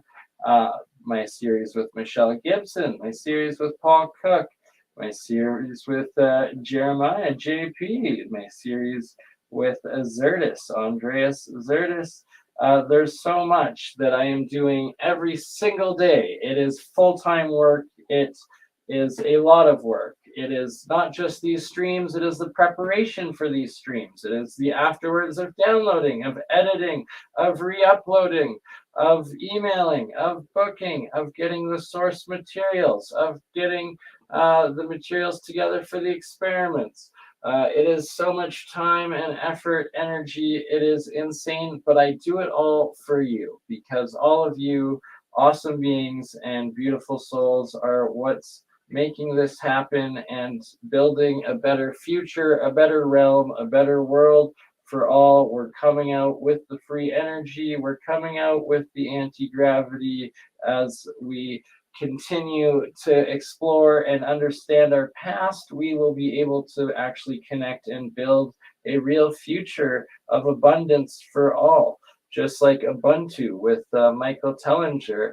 And I imagine that I will inevitably ask Sam Osmanovic of the Bosnian Pyramids, who is good friends with Michael Tellinger, to arrange an interview with him as well, and all of the unbelievable work that Tellinger has done. I really got to also want to connect Tellinger and Stellium 7. Shout out Mike. Another episode with Mike Stellium 7 is coming. Also, an episode with Art of Dino is coming. We'll be doing another episode with fan favorites Luke of Ancient Historia and Shem of Tartarian Truth. Not more alternative history research, deep dives, understanding Tartaria, understanding star forts, understanding the past ages and realms, the geopolymer, the pyramids. It's everywhere. And so are these monoliths and megaliths and dolmens and burial sites. And it's insane. And I titled Easter Islands. So let's see if I can actually find an Easter Islands Mooneye to show and demonstrate. I thought I had it pulled up, but for some reason it's not on this one. Oh, there we go. And the Rongo language. Here is some of the pictographic language of Easter Island. It is called Rongo, still to be deciphered to this day. I'm going to be getting Charlie C and his chat GPT-4 working on this, as well as many other different pictographic languages. There's one of the Moai there. And look at that, the Milky Way in the background, no light pollution on the island. Also known as Christmas Island. Easter Island, Christmas Island. Why are they called that? Is it because traders met up at these spots, the sailors, during the solstices and equinoxes, right before and after, Christmas? Oh, and then in South America, in the Andes, such similar megaliths, pyramids topography. And this is the triangle, aka pyramidal island of Easter Island, where all the Moai are. Sorry it's so blurry, but you can see these are each of statues surrounding the island. The supposed volcanoes, one on each corner, and the main one that make up this triangle pyramid island. And there's actually pyramids as well carved into a couple of the dormant volcanoes on this island. It's very fascinating, Easter Island. Right, they changed the names. They don't want people to know what is going on at all. And it's nuts. It's everywhere. It's lost technology. And the clips, right? The melting of the metals, the nails essentially in the megaliths. I believe this bottom one or this top left one of them is from Easter Island. Also, either in Peru, they're in Egypt, they're in a lot of different sites, Japan.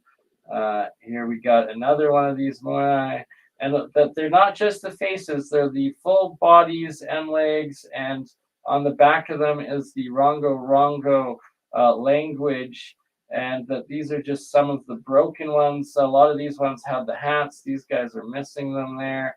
Something happened. Oh, bless your soul, Lynn Jones, 250, another 10 euro super chat.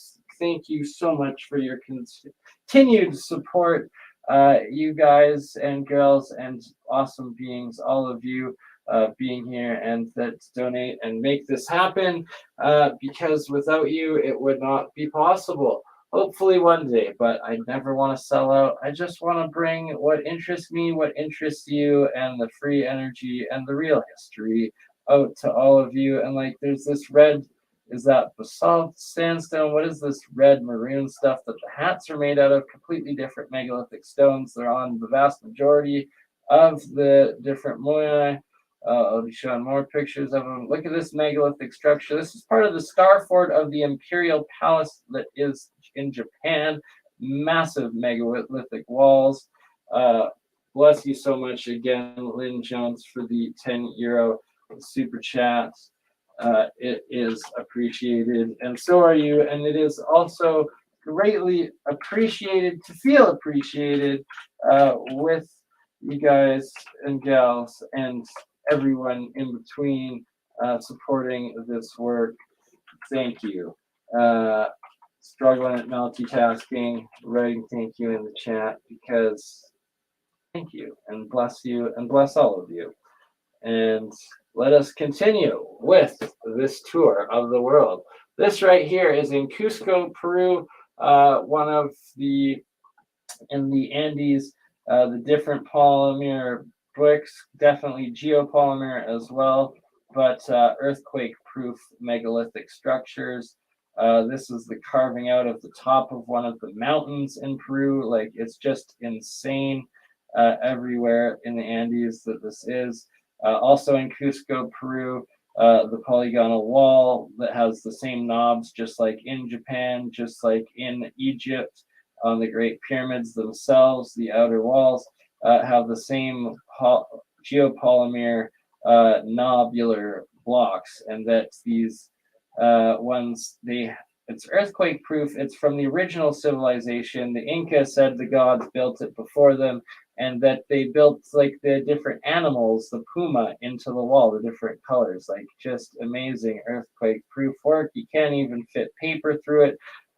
My goal eventually, within 2 to 3 years, as the channel grows, as we're able to get more income sources in here, eventually do worldwide meetup tours and explorations of these places, especially starting with the first one coming up next month, and will be when YouTube finally delivers that payment that's of all of your wonderful YouTube donations and ad revenue, that we will be going to the Badland Guardians in southern Alberta, that megalithic site, boots on the ground. But as we get going and working with all the other channels, we will do meetups around the world eventually, including one day at Easter Island, I'm sure. But definitely Peru before that, no doubt about it. And one of, like, Lake Titicaca here, this site, Pumapunku, just unbelievable next level megaliths and runes, geopolymer work, as well as power tools, both being seen to be used in these sites. Very similar to the ruins of Aswan, as well as Giza in Egypt. And then there's the similar ones in Easter Island in the megalithic walls that are there too. I believe this is also Cusco, but could be somewhere else. This is India, carvings in the rivers. There's specific things. Oh yeah, of course. This is what we're taught to believe. Just some guys with some hair buns, no clothes, and copper chisels. Yeah, freaking right. And some ropes. I'm sorry, they did not make any of this. It's absolute BS. Thank you so much, Hippie Shake, always for your support and your help in the live chats. And yes, this is a fundraising stream because I have been hurting. My back went out a little bit, but it seems to feel better. But my tooth has been hurting. I need to pay my storage fees. I got to come up with $200 for that, another $200 for expenses. So essentially, trying to raise $400 here, so I don't have to go work the next 2 weeks before it is. Well, it's already overdue. My bills are overdue, but I've got 2 weeks before, I get evicted. So I've got to come up with that. And anywho, whether I'm working, doing hard labor, or if I'm able to crowdfund it through all of you beautiful souls, hopefully so, just like last month. And we're back to the Chinese pyramids.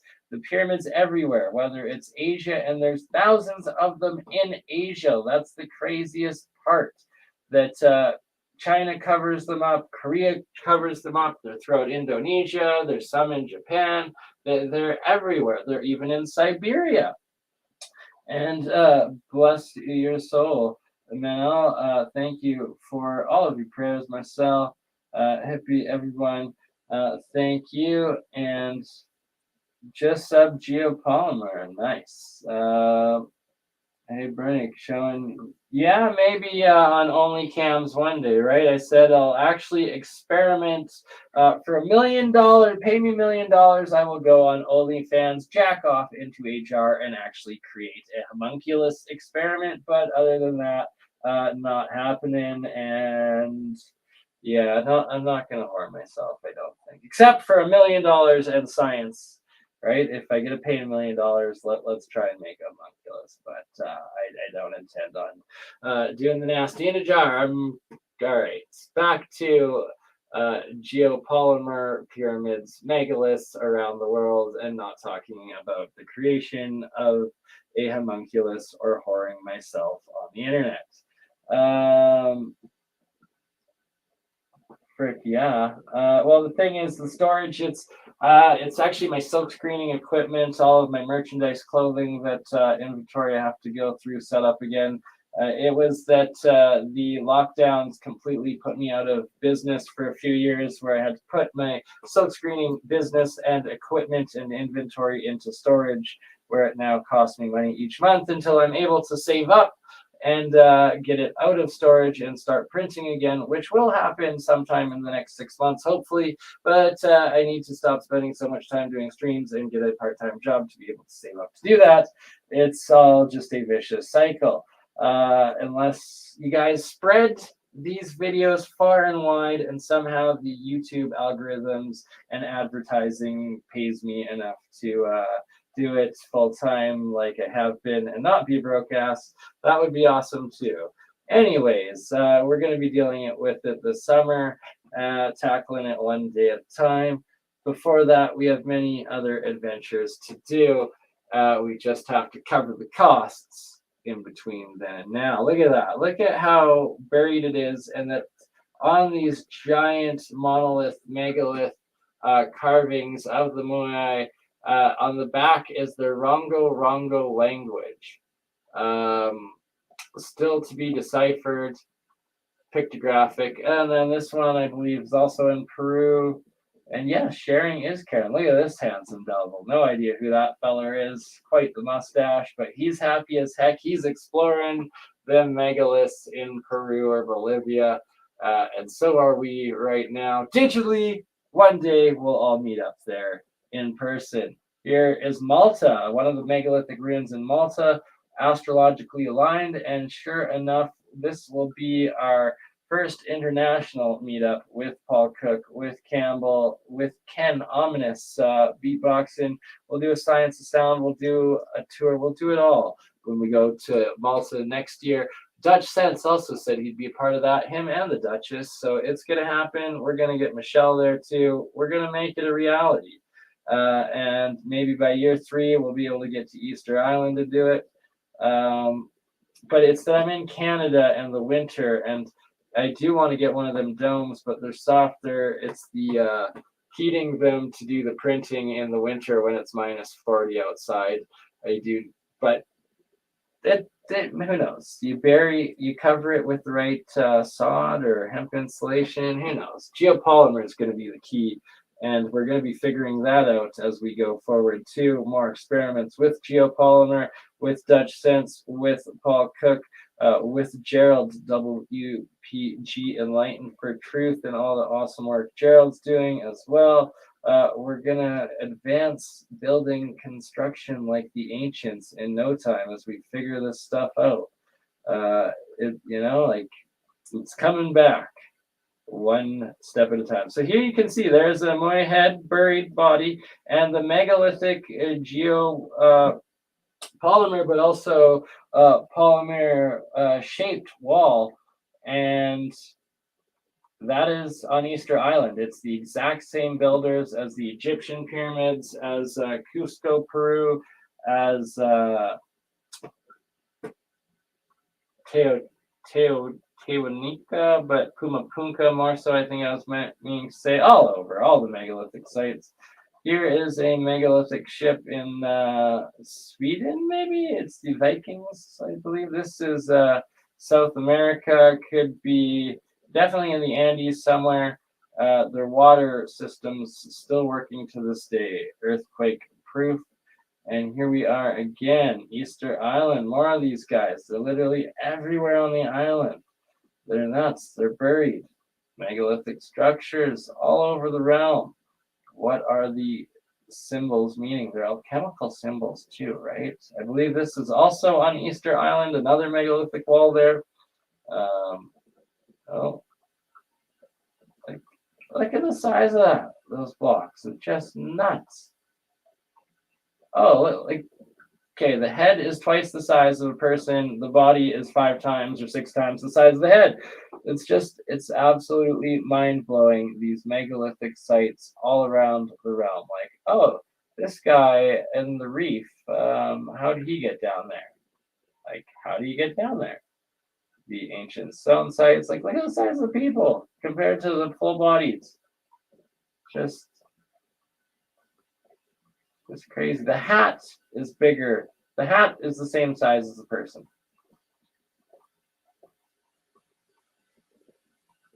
Oh, that one's cut off.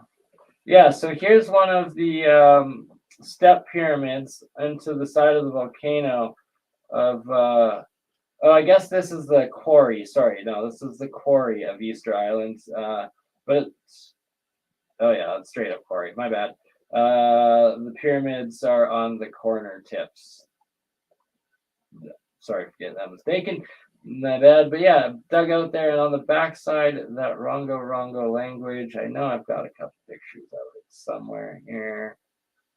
Oh, what took out these guys? Blasted the heck out of them. And then Turkey, Mount Nimrit, a pyramid above them right there. Boom, look at that. Another buried pyramid on top of a mountain. I just don't buy the official narrative and stories. It's the same everywhere. Here we go. Some of the Rongo that was carved into the back of this guy. This one's not as much, actually. All right, different depiction than what the other ones I had seen was talking about. No, not good. This in Siberia. So these are similar megaliths to what's in Montana and southern Alberta on this scale. They try to claim they're natural. They are not. They are from a past ancient realm and people and time. Interesting. Don't know if that was painting or picture or actual depiction. And like so much effort, resources put in. So yeah, so here's some of the symbols of the Rongo language carved in, but that apparently there's a lot more in-depth carving ones of some of them. Just insane, the level of work and size and energy that would go into all of these megaliths everywhere around the world. Oh, bless your soul at Hippie Shake. You didn't have to, but thank you so much. I appreciate it. Shout out to Hippie and her husband David. Thank you so much.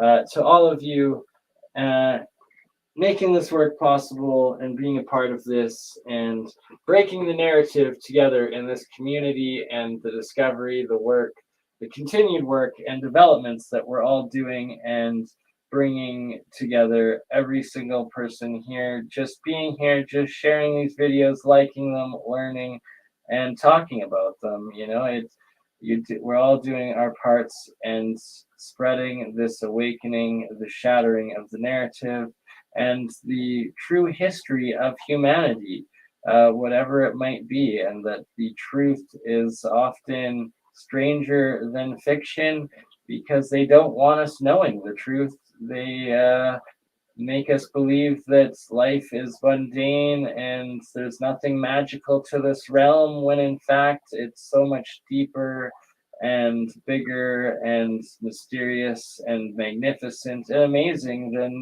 we've ever been told.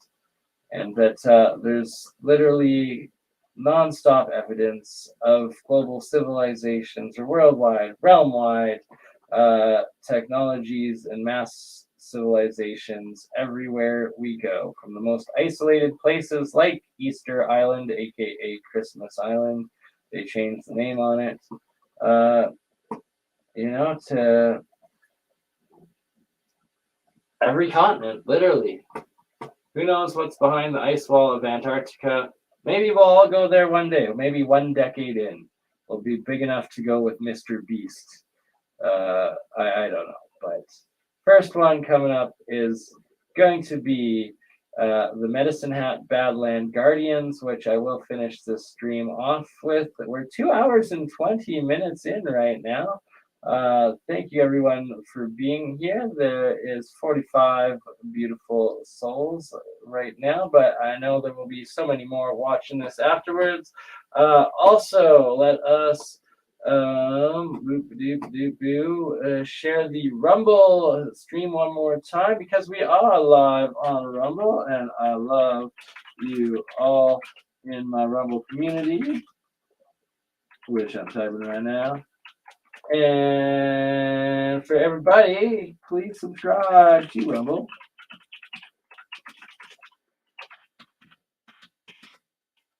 And there it is. In the live chat, we are live on Rumble right now. We're also live on BurnEye, Mine's Third Eye, ScienceGuy, as well as Crypto Alchemist YouTube channels, on my Twitter, on my Facebook pages, as well as Twitch. We are streaming, multi-streaming, mega streaming, begging for cash, pay my expenses so we can continue this amazing journey and discovery together, and that I can continue working on booking such amazing future guests as Nick Cook, Bob Greenier, Jay Dreamers, Lorenzo the New Now, Frank Zero, Angel Wings, of course, I have to do right away. Matt from Elevate, Cultivate Back, Global Vision. Of course, Paul with What the Flock will be coming up again. Another episode with One on One podcast will be coming up next month. I got to get Master Evo on for some more of his bifilar coils when we're talking about over unity, anti-gravitic sort of effects. My next interview with Leak Project, that is Rex Bear. Leak Project is on Friday, April 21st, 1 week from today. And on April 20th, aka 420, I have Thursday the 20th with Paranoid America Thomas, our next AI image creation deep dive stream. It's always a fun one, doing occult artwork, live AI artwork, good times. Also, Michelle Gibson's series will be continuing. The Autodidactic Alchemist series will be continuing, of course. And the Zertis Real Science, probably our next stream will be tomorrow. With that, look at the Easter Island girls, I think. Maybe that was a guy, I don't know. Hopefully it was girls. Anyway, it doesn't matter who they were. They were practicing their native rights and culture. So here we go again, the triangular island of Easter Island, and the dormant volcanoes that are also now cut into the shape of step pyramids.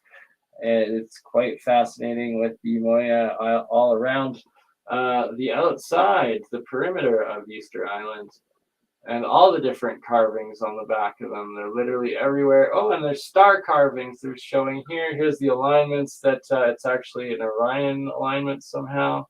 I have read on that a bit, but I haven't looked too much into it. These things are just giant. I currently owe $400 on my 2 months overdue rental unit. It's 400 Canadian, that is. So, but 200 gets me through the month. 400 gets me all the way up. But it's like, yeah. Anywho, trying to raise essentially 400 for all the costs. And thank you everybody who has donated and continues to donate, and who has donated in the past. Bless you all, and I love you all. Thank you for making this continued work possible. and we are going to continue this stream with more pictures of the Easter Islanders and megalithic sites around the world with some pyramids. I believe this is in either Siberia or in the Andes, Peru. Megalithic blockwork on such large scales. Oh no, this is in Montana. This is part of the Montana megalithic sites, I believe. Yeah, this is Montana megaliths. Now we're in Eritrea. Sorry, not Eritrea, Ethiopia, I believe, where these guys are. Siberian megaliths. Huge, huge, right? The Blue Bloods probably made these. I don't doubt it. And then I believe this is on Malta as well, maybe Greece, could be Syria. This is in Cambodia or Vietnam, the giant jars, some of the ones that survived, maybe Indonesia actually. Malta again here, I believe somewhere in Ireland, maybe Scotland there, some ruins, some Celtic stuff, the dolmens. Oh, look at that. Lunar alignment as well, of course. Alignments with all the megalithic structures. They're all star chart.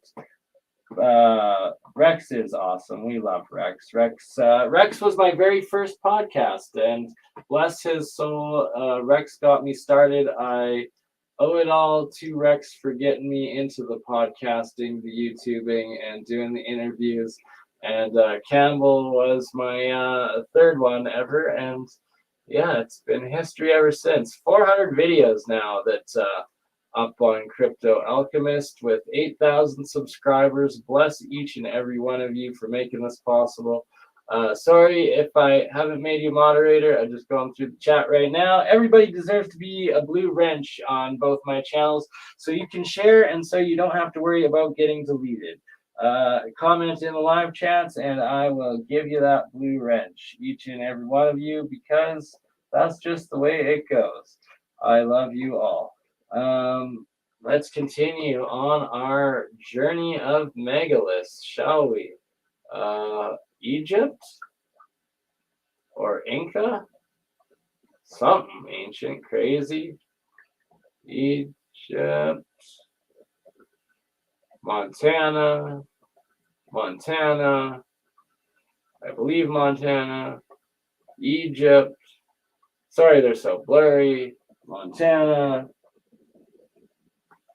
Egypt, definitely. Easter Island or maybe Nanpadol, one or the other.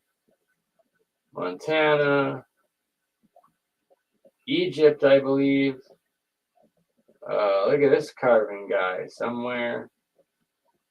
Peru and the Andes, Siberia or Montana.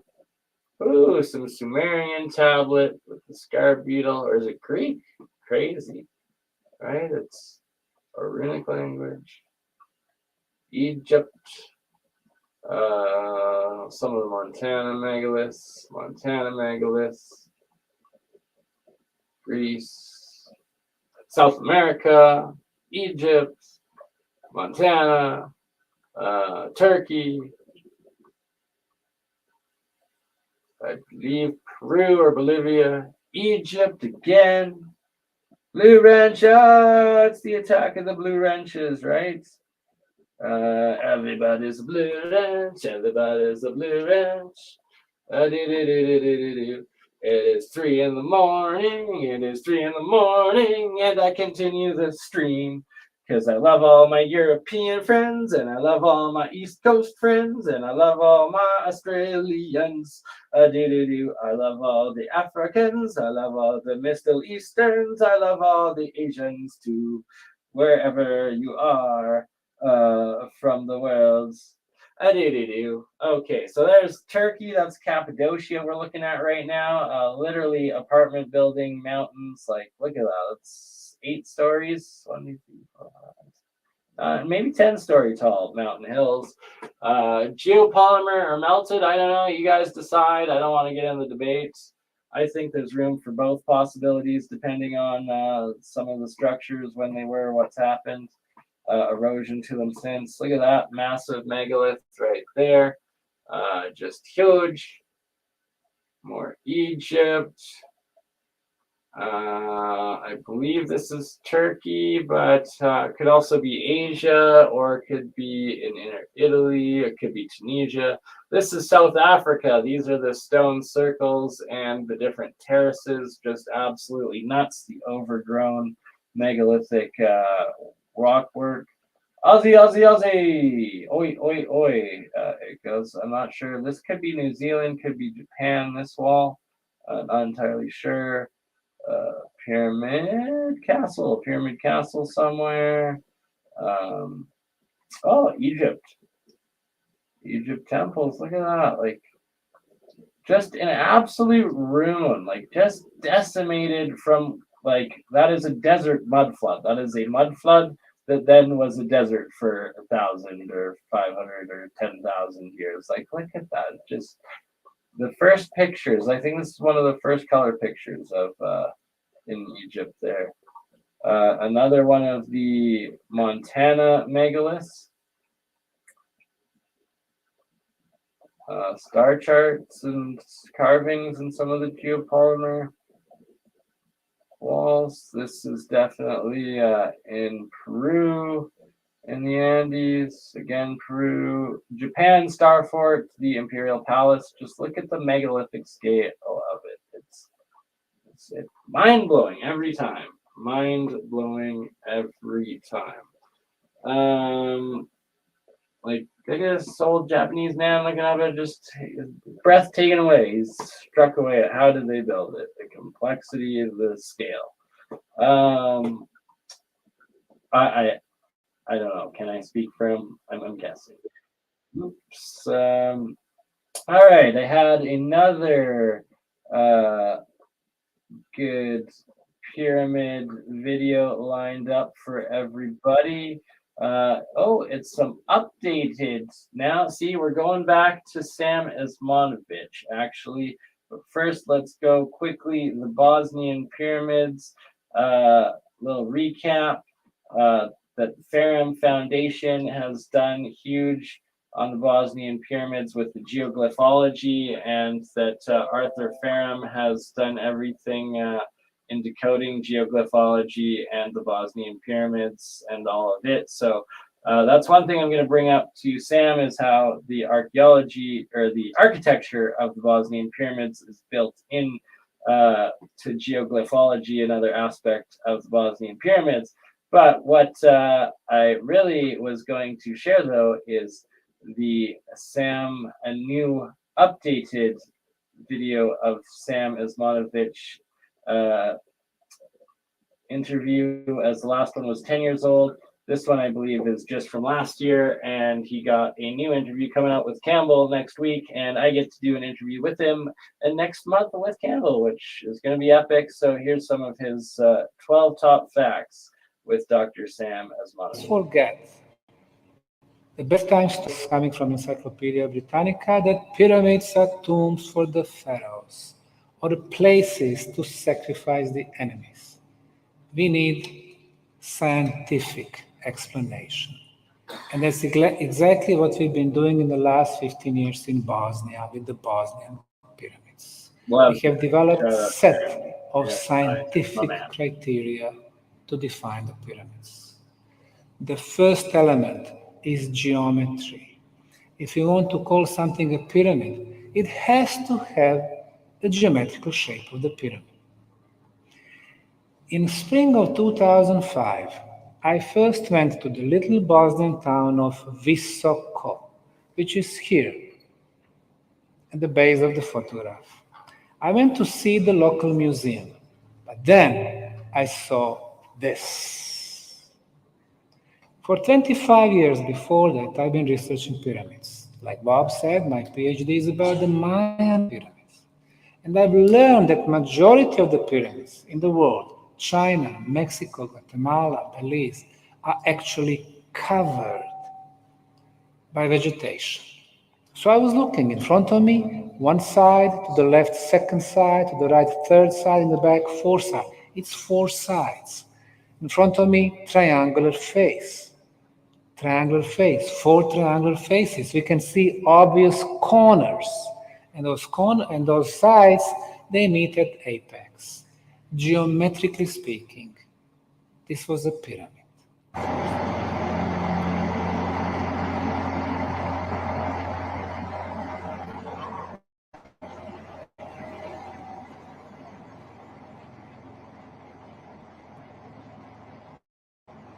believe it's because he's flying in a plane. You hear the reverb.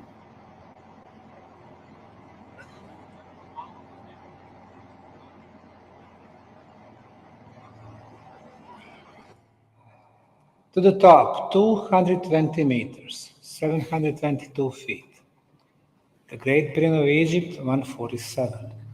1/3 higher, 3 times more the volume, the largest pyramid on the planet. We started excavation back in 2005 and 2006. I established non-profit, non-government foundation for the archaeological research. One of the very interesting places for us was, of course, the corner, the place where two sides meet. So we removed about 3 feet of material and we discovered a beautiful corner. It was a structure. So far, our work has produced at least 5 pyramidal structures, which we named the Bosnian Pyramids of the Sun, Moon, Dragon, Earth, and Love, and huge network of underground tunnels. The second element to define the pyramid, artificial construction material. In Peru, they used adobe bricks. In Guatemala, shaped volcanic stone. In Mexico, sandstone and granite.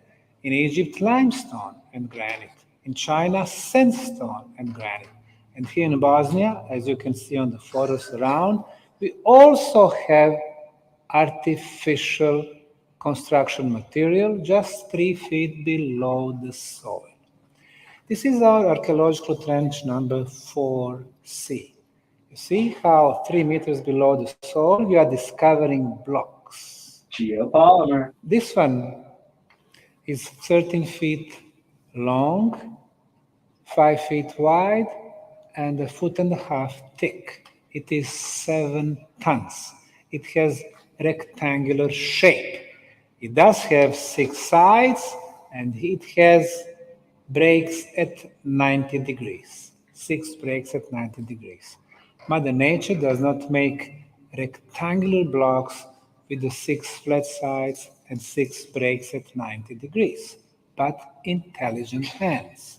Next to this block is another one and another one. And below the second row, the third, the fourth row. 4 rows of blocks. This is a structure. We took samples from the blocks, analyzed them at 7 institutes for materials. Conclusion, this was an artificial concrete. Now, if you have concrete, you can determine the quality. It is based on 2 elements. The first one is hardness of the concrete. Harder the concrete, better the quality. Our concretes in the 20th century had hardness from 10 megapascals to 60 megapascals. This particular sample, 73 megapascals. We have analyzed 50 samples, and the best quality were reaching 155 megapascals. In the 21st century, we do not have technology that can reach 155. The best we can do, when the biggest skyscraper in the world was built, Burj Khalifa in Dubai, was 150. This one, 154.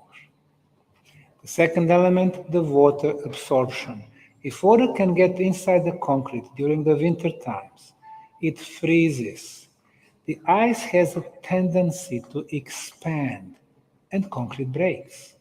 So our norms today, up to 3%. This one, only 1%. Superior. Now, as you can see, there are many independent researchers in the world today, but they don't have access to the archaeological site. They need to ask permission to see this or to see that, like we heard today from Brian. They cannot show you that. There are people with guns. So far, we have uncovered thousands of tons of the best quality concrete on the planet, which covers the largest pyramid on the planet. So what we have today in bottom left corner, this green pyramid covered by soil, if you only change the color from green to the color of concrete, this is exactly what we are getting. Element number 3, orientation of the sides of the pyramids. The best orientation so far was the one in Egypt, Great Pyramid of Egypt. Now, the error from the perfect cosmic north, 0 degrees and 3 minutes.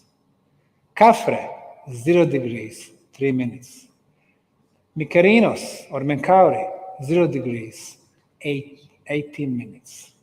Now, we have Red Pyramid, 0 degrees, 5 minutes. We have Ben Pyramid, 0 degrees, 12 minutes. But according to the Bosnian State Institute for Geodesy, after applying scientific instruments, the Bosnian Pyramid of the Sun, 0 degrees, 0 minutes, and only 12 seconds.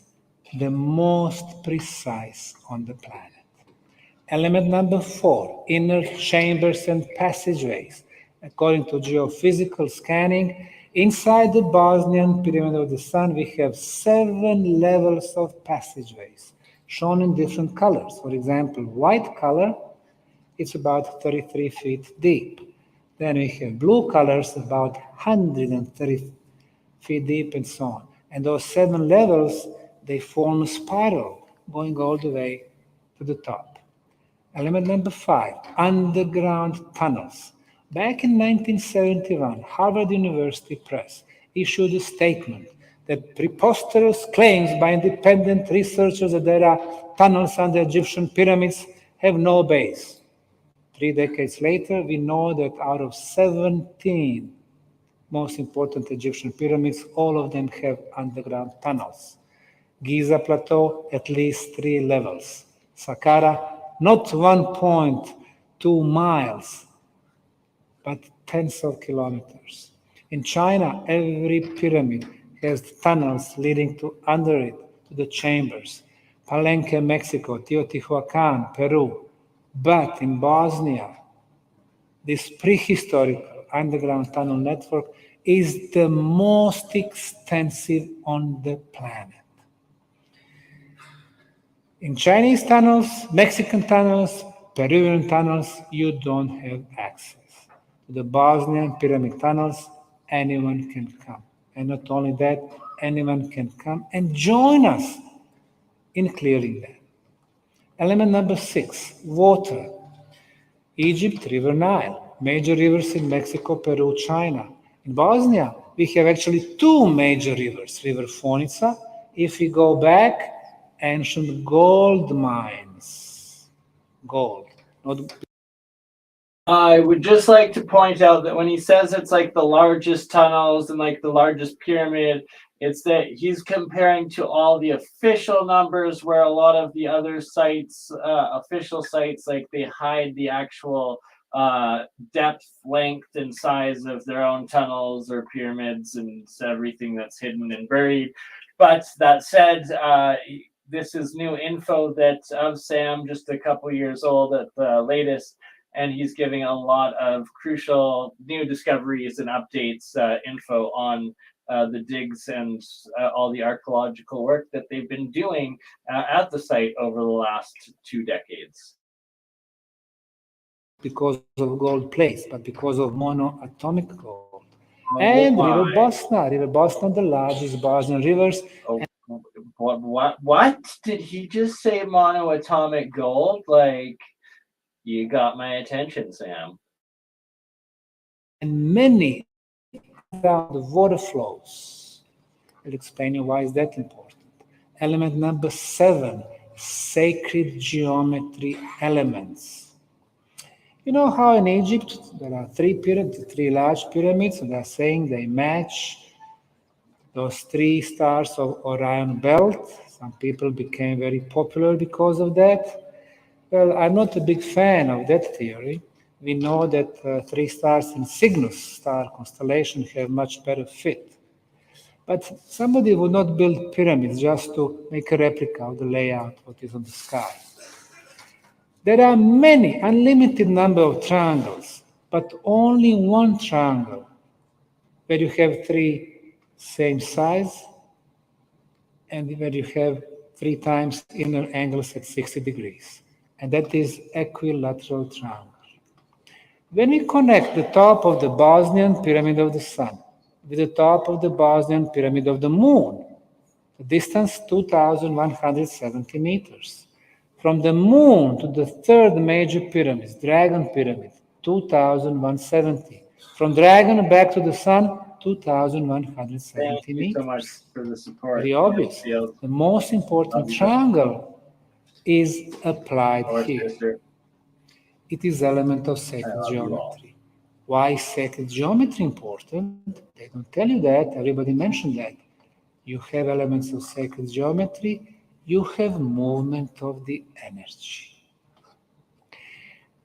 The green triangle is showing sun, moon, and dragon. But the red triangle, top of the love pyramid, temple of Mother Earth, tunnels and the river, triangle within a triangle, again, element of sacred geometry. And not only that, let's use the same center of these triangles. And we are getting the flower of life. That's the cosmic imprint of the life in the universe. It is present here. And that's not all. If we use the top of the sun pyramid and the love pyramid, top of the love pyramid, we are getting another flower of life or seed of life. The layout of these structures was very precise. You can see it here. The red, the triangle between sun, moon, and dragon, and the center or top of the sun pyramid is the base for the seed of life. In the case of Egyptian pyramids, we have another element of sacred geometry, which is called golden section or golden ratio, number phi. As a matter of fact, 3 major Giza pyramids are laying on the line of the golden ratio, and Sphinx being exactly in the center of the golden ratio cross. So it is applied there in several places. Same thing in the case of Bosnian pyramids. If you use tops of the sun pyramid and the moon pyramid and 2 more pyramid hills, we are getting the golden ratio. Somebody mentioned star system of Pleiades today. Very important. In many oral traditions, from American Indians, Mexican cultures, all the way to India. And usually we know them under the name of 7 sisters of Pleiades. Although 7 sisters or 7 stars really are laying on a golden section line. Interestingly enough, 5 Bosnian pyramids are matching the layout of the 7 sisters of Pleiades. The sun, the moon, the dragon, the love, and so on. And like that was not enough, we continue to play with geometry. On a straight line, we have top of the Temple of Mother Earth, the Love Pyramid, the Sun Pyramids, unnamed pyramidal structure here, and 2 entrances to the tunnels, Ramne and Ramne 3 tunnels. The next element for the ancient builders, astronomical features. Now, to the left, we can see the shadow of the Bosnian Pyramid of the Sun in the midsummer. And here in the continuation, we can see the western triangular face of the Bosnian Pyramid of the Moon. It's midsummer afternoon hours. At the sunset, the shadow completely covers the Moon Pyramid and top of the shadow touching the top of the Moon Pyramid. Genius. At the summer solstice, the most important day for the ancient people, to the left, western triangular face of the Bosnian Pyramid of the Moon. To the right is the shadow of the sun pyramid, and you see how at the sunset, the sun pyramid formed another pyramid here with the top exactly as the top of the moon pyramid. In astronomy, it's very important that you observe all the astronomical features from the same spot. And we've been observing them from the top of the Bosnian pyramid of the sun, which is proving us that it was used as the astronomical observatory. Besides summer and winter solstice, two next most important days, spring and fall equinox. Well, top left, here is the shadow of the love pyramid, and here the shadow of the sun pyramid, and here above is the moon pyramid. Here it is moon pyramid, you see how the sun is moving on horizon, and at the sunset for the fall equinox, the shadow of the love pyramid covers completely the moon pyramid, and the shadow of the sun pyramid is forming another one with the top of the pyramid being the same like the top of the moon pyramid. The next element for the pyramids, where you're going to place your pyramid. You're going to place it above energy potent places. Why? Because four-sided pyramid for our planet is the most powerful geometrical shape when it comes to the energy. It acts as the energy amplifier. Below the Bosnian pyramid of the sun, shown in the blue triangle, we determined that there was an iron ore, iron plate, something else made from iron, maybe spaceship. Why iron? Because iron generates electromagnetic field. What the pyramid does, it amplifies it. How do we know? Because we have measured, not asking anyone for permission, because we are running the field project. At the base and at the top, 50 times stronger energy than at the base. Secondly, I mentioned that below the Bosnian pyramid of the sun, we have underground water stream. The first one is about 21 meters, 70 feet below.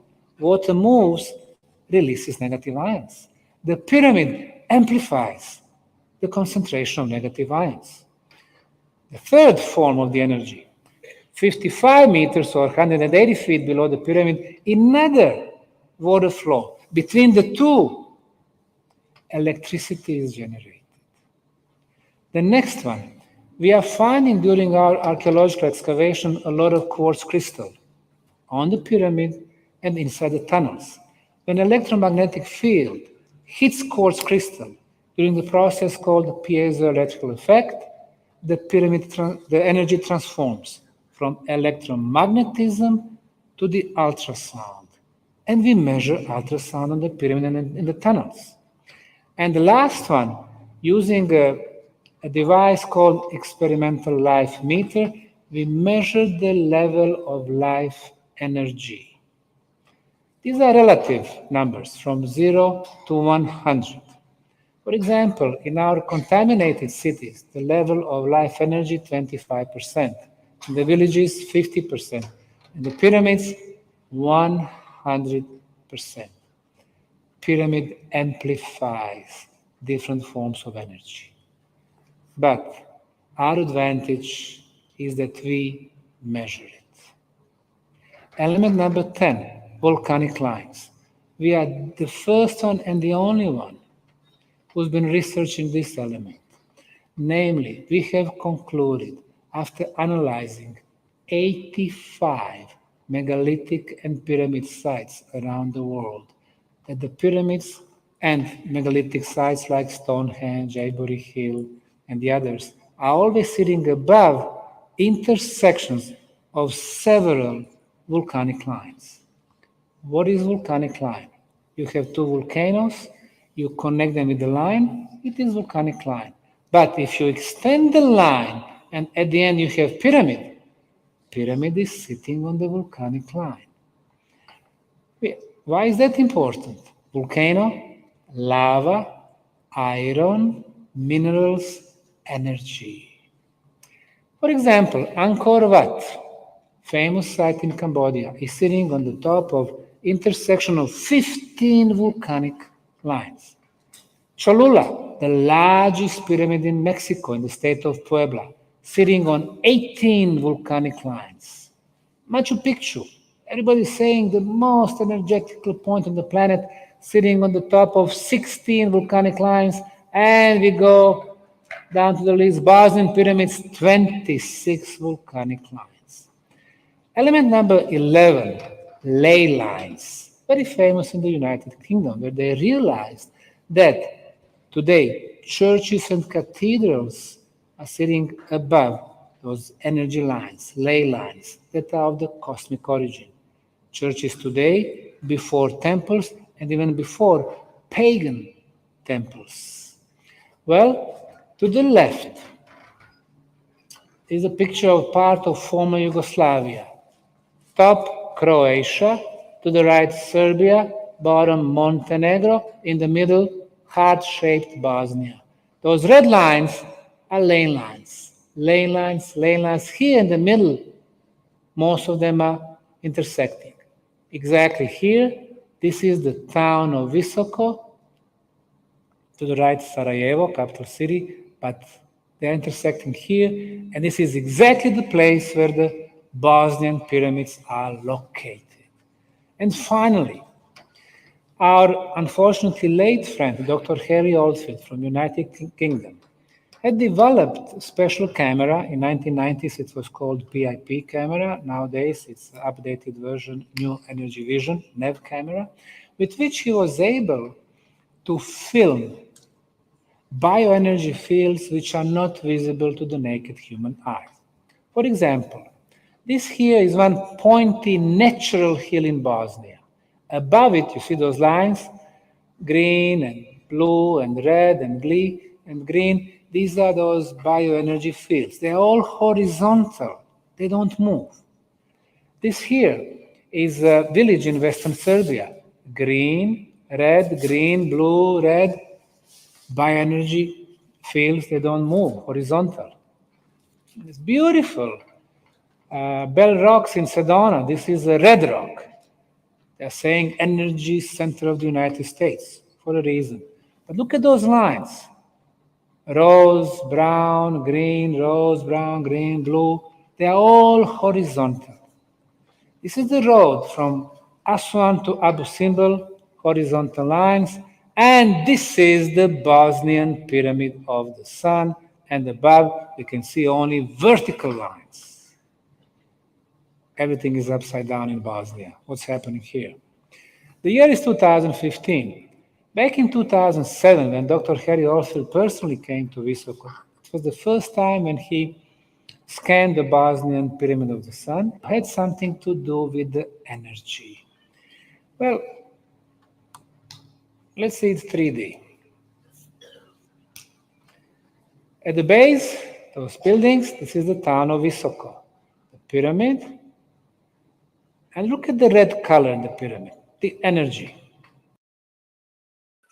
Just paused it there to state this is absolutely next level research and real science that Sam is doing here, and showing and taking the ancient lost knowledge of the ley lines, the telluric currents of Earth, the energy of Earth, huge forces, and applying the science and electrical engineering of it to these ancient megastructures, and making sense of the terraforming that went into these huge structures, the actual why they put the effort into building them. Shout out to WPG Enlighten for Truth 2, aka Gerald, my Year of the Coil all-star and pyramid researcher extraordinaire as well, geopolymer builder.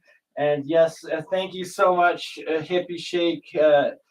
This is a fundraising stream, and thank you so much, Hippie, for the $25. We are at $50 raised Canadian so far, so we are 1/4 of the way there of the bare minimums, and hopefully we are able to even double that in the coming days. and cover all my expenses so I can continue doing all these awesome streams, like the Real Science episode that we will hopefully be doing tomorrow night with Certus, with Gerald if you're available, and Jeremiah, and Liminal and her awesome crystals that she's made, and that there's so much more to this. And I'm going to shut up here and let Sam continue talking about all the discoveries they've made with the Bosnian pyramids. We've just reached 3 hours, and we have 51 souls watching right now. It says 53 now, 53 souls at 3 hours into this pyramid extraordinaire episode. And Sam Osmanovic of the Bosnian Pyramids has an upcoming interview published with Campbell at Autodidactic. Shout out Campbell and Autodidactic, but Tartaria, Australia, and their live event in Lisbon, Australia tomorrow. And thank you, bless your soul, John Burt, with the $2 donation. Oh, you were hot, now you're naked. All right, glad I have that effect. Maybe this is OnlyCams or OnlyFans. Am I going to be whoring it out by the end to get that 400? We shall see, but we're slowly but surely getting there. Thank you, everybody, for being here. Oh, and Verna Fraser for the $11 Canadian Super Stat sticker. Bless your soul. Thank you so much for your support as well.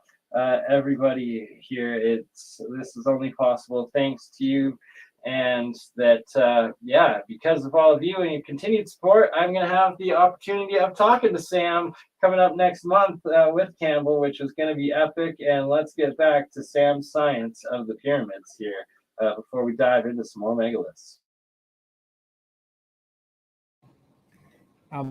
We will see how the energy is getting accumulated.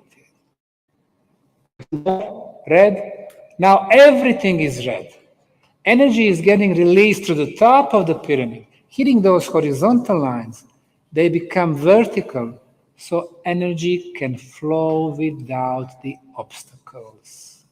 We've been filming it for 13 years now. Those lines place vertical.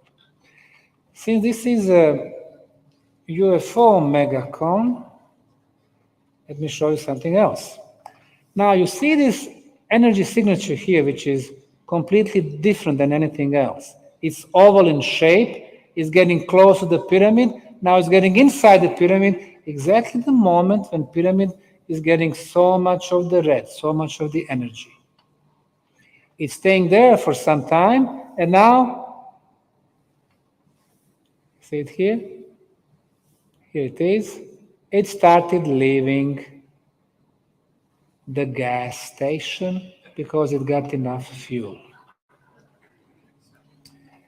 The panoramic picture to the right is the town of Isoko, to the left the Bosnian Pyramid of the Sun and the Pyramid of the Love. Now, I was the first one who used this technology to film the Giza pyramids. This is the second largest pyramid, Khafre, and you see also we have vertical lines, meaning this pyramid is also energetically active. So after this set of the scientific elements, we are ready for the new definition of the pyramids. Pyramids are simply energy machines. Or to be more precise, pyramids are energy amplifiers. Two leading Russian geophysicists, Professor Havroshkin and Professor Tsiplakov from the Schmidt Institute from Moscow, came and spent 2 years in Visoko, Bosnia. They did investigation of the Bosnian pyramids, concluding in their report that Bosnian pyramids match Egyptian in shape, form, and seismic values. That the Bosnian pyramid of the Sun, 280 meters below, 900 feet below the pyramid, there was a network of tunnels. Their conclusion, they were built structures. This is technology very similar to LiDAR technology that can, probably you heard 2 years back in the Guatemalan forests, they discovered 60,000 new structures thanks to the LiDAR technology. LiDAR, you are flying the plane, it's technology very similar to the laser rays.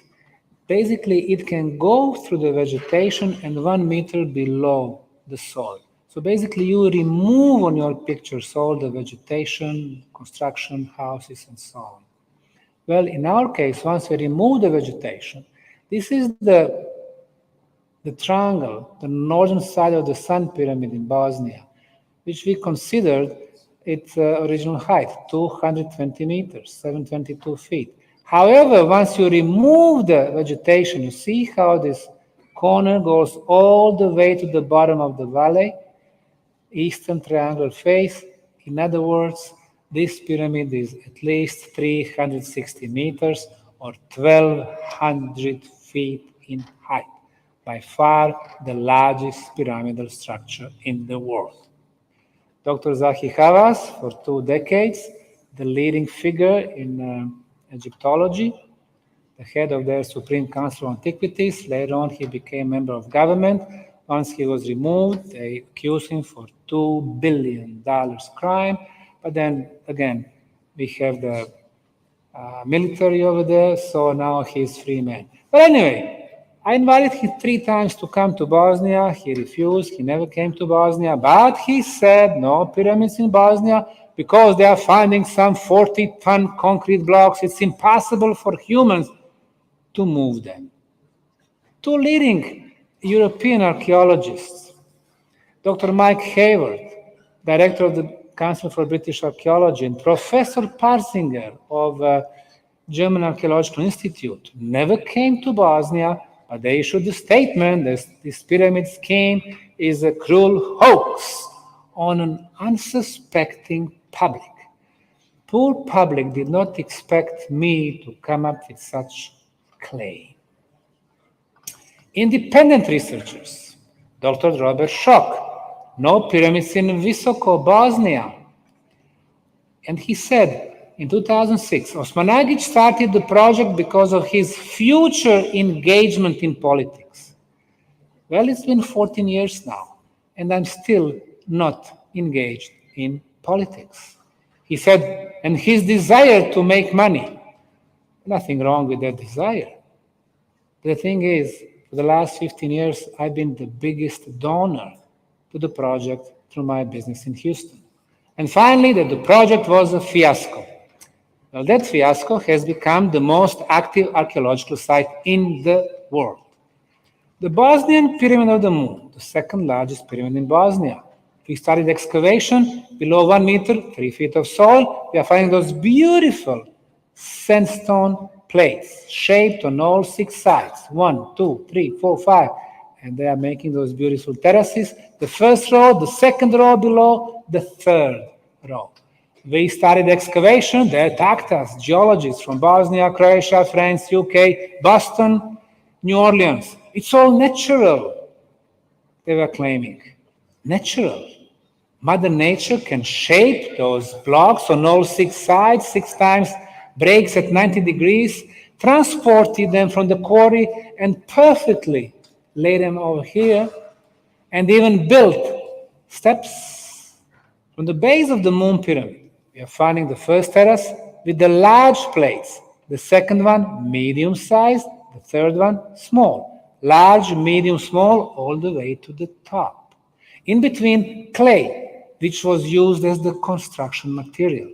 But why different thickness? Because of the Fibonacci formula, element of sacred geometry, movement of the energy. Geologists see clay, they said, oh, these are natural deposits. They don't realize that clay was used in the case of all 250 pyramids in China. When they stripped one of the pyramids out of the forest and soil, 90% of the material was clay. Even underground tunnels, 80% was clay. How old are those Bosnian pyramids? They've been covered by soil and vegetation. If we can figure out the age of soil, we can get to the minimum age of the structure below. Well, the science that investigates the origin of soil is called pedology. We have Institute for Pedology. They took samples from the Sun and the Moon Pyramid, the age of the soil, 12 to 15,000 years, meaning structure below is even older. And then we discovered organic material on the Sun pyramid below the first concrete layers and above the second, like in the sandwich. We discovered fossilized leaves. How did they get there? During the construction process. The builders were laying the first row of blocks, the second, the third.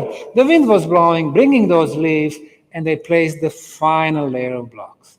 But those leaves are organic material, and we can date them through the radiocarbon dating process, which we did in Kiev.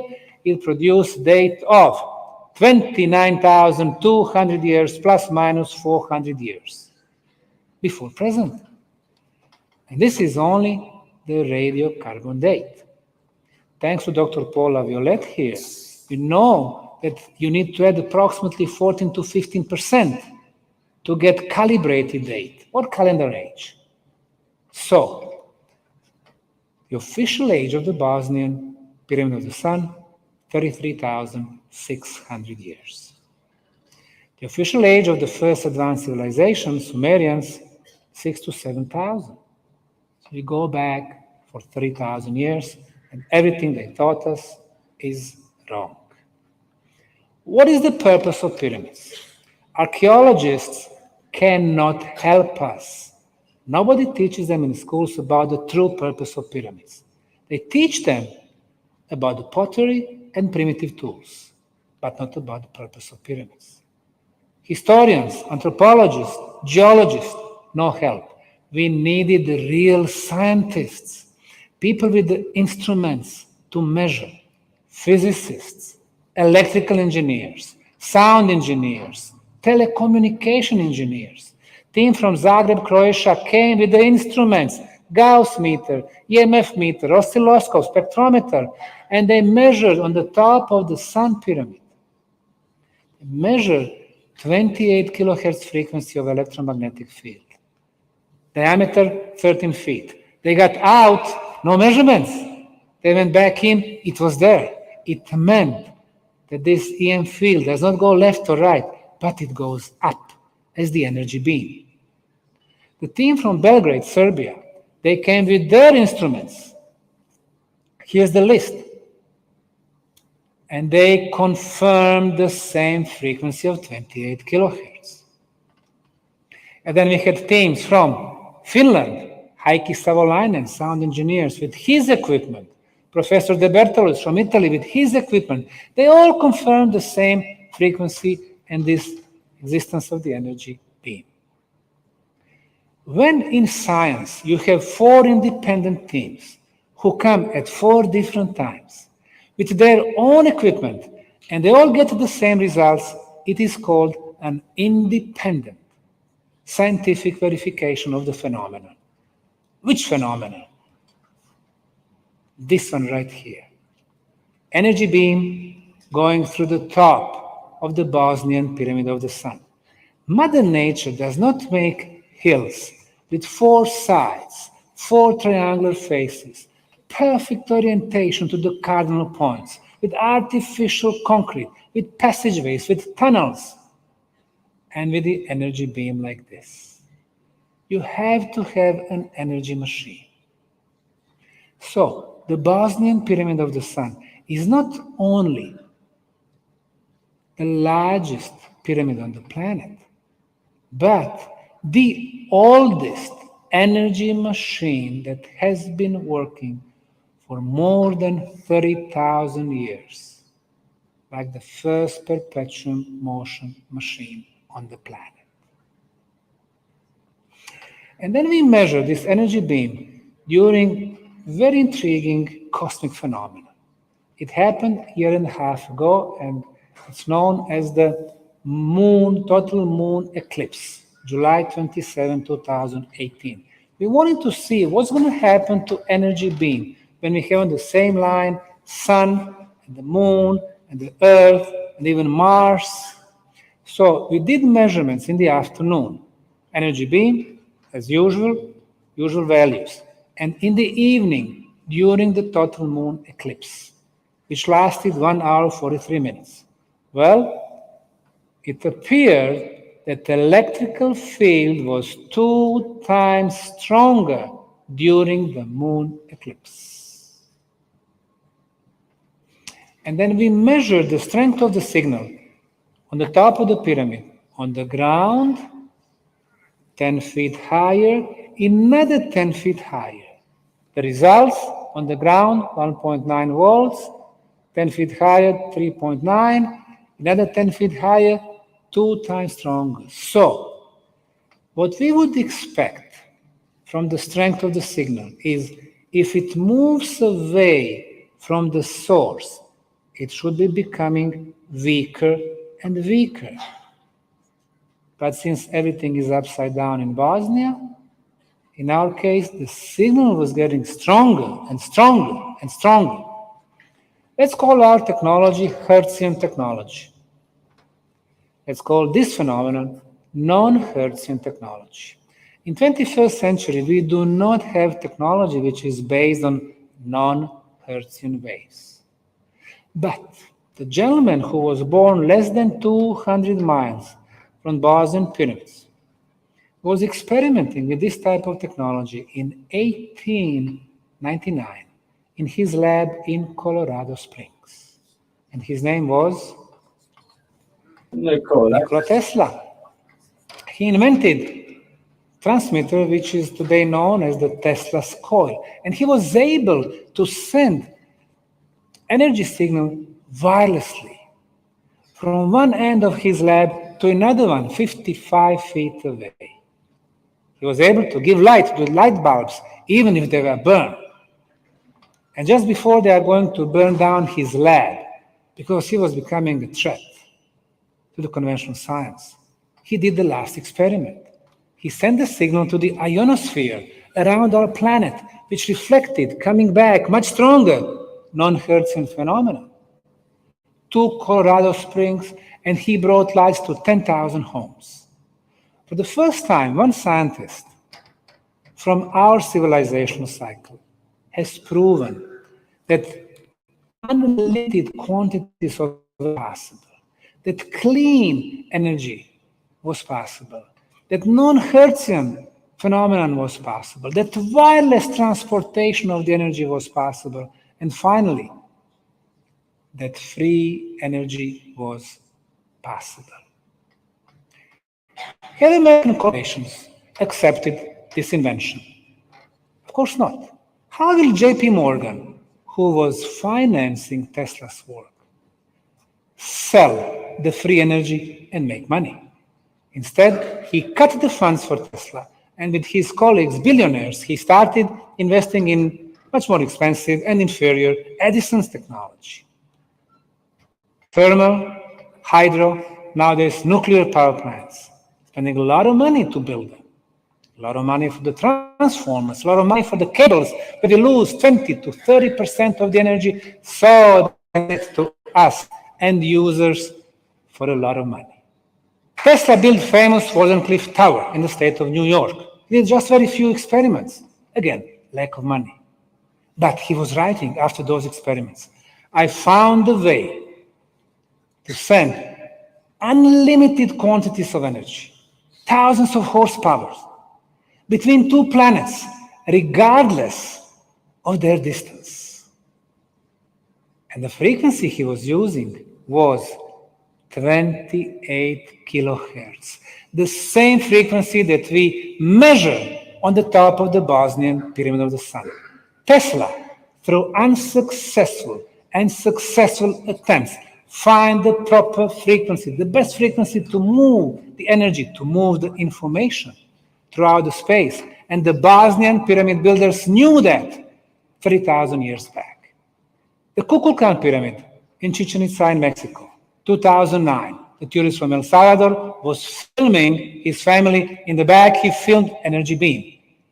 After it became viral, Mexican government shut down this pyramid to be climbed. Ever. I know that because I was there before and after 2009.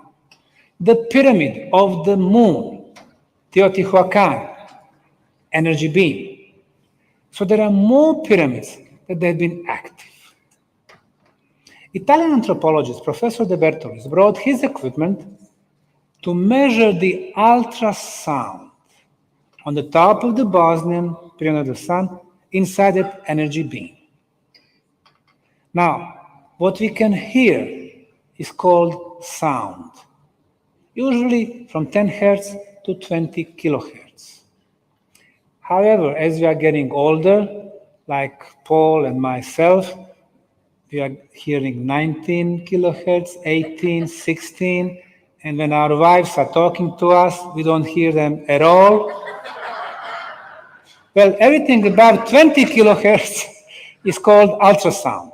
He measured 28 kilohertz frequency ultrasound.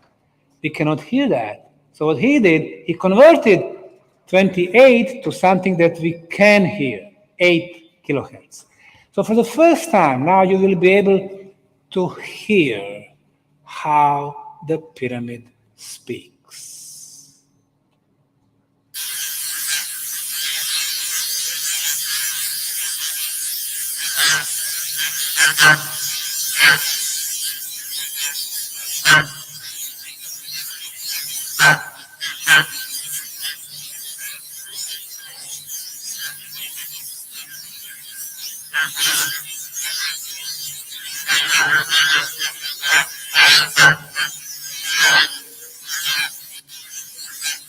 Some proto-Bosnians are sending messages somewhere. Why is this frequency important? Ralph Ring, American explorer, was experimenting with the frequencies of the ultrasound, 21, 22, 23. When he came to 28, he had ping pong balls above the sound speaker, and the ball at 28 kilohertz started going to the air. He went to bed, leaving the machine on, came back next morning, the ball was still in the air. So he discovered the levitation frequency. 2016, we did experiment with the drone. On the drone, we were putting different instruments to measure electrical field, magnetic field, electromagnetic field, ultrasound, infrasound, the temperature, and the level of life energy. Electrical field, very important. What we discovered, moving the drone up, left, right, back and forth, 50 meters, 160 feet. So we covered a huge area. We discovered that this energy beam, which is electrical in nature, goes up 13 feet diameter, but then it expands. At a height of 21 meters, or about 70 feet, it is the strongest and the largest, and then it's getting narrow. Expands, getting narrow, expands, getting narrow.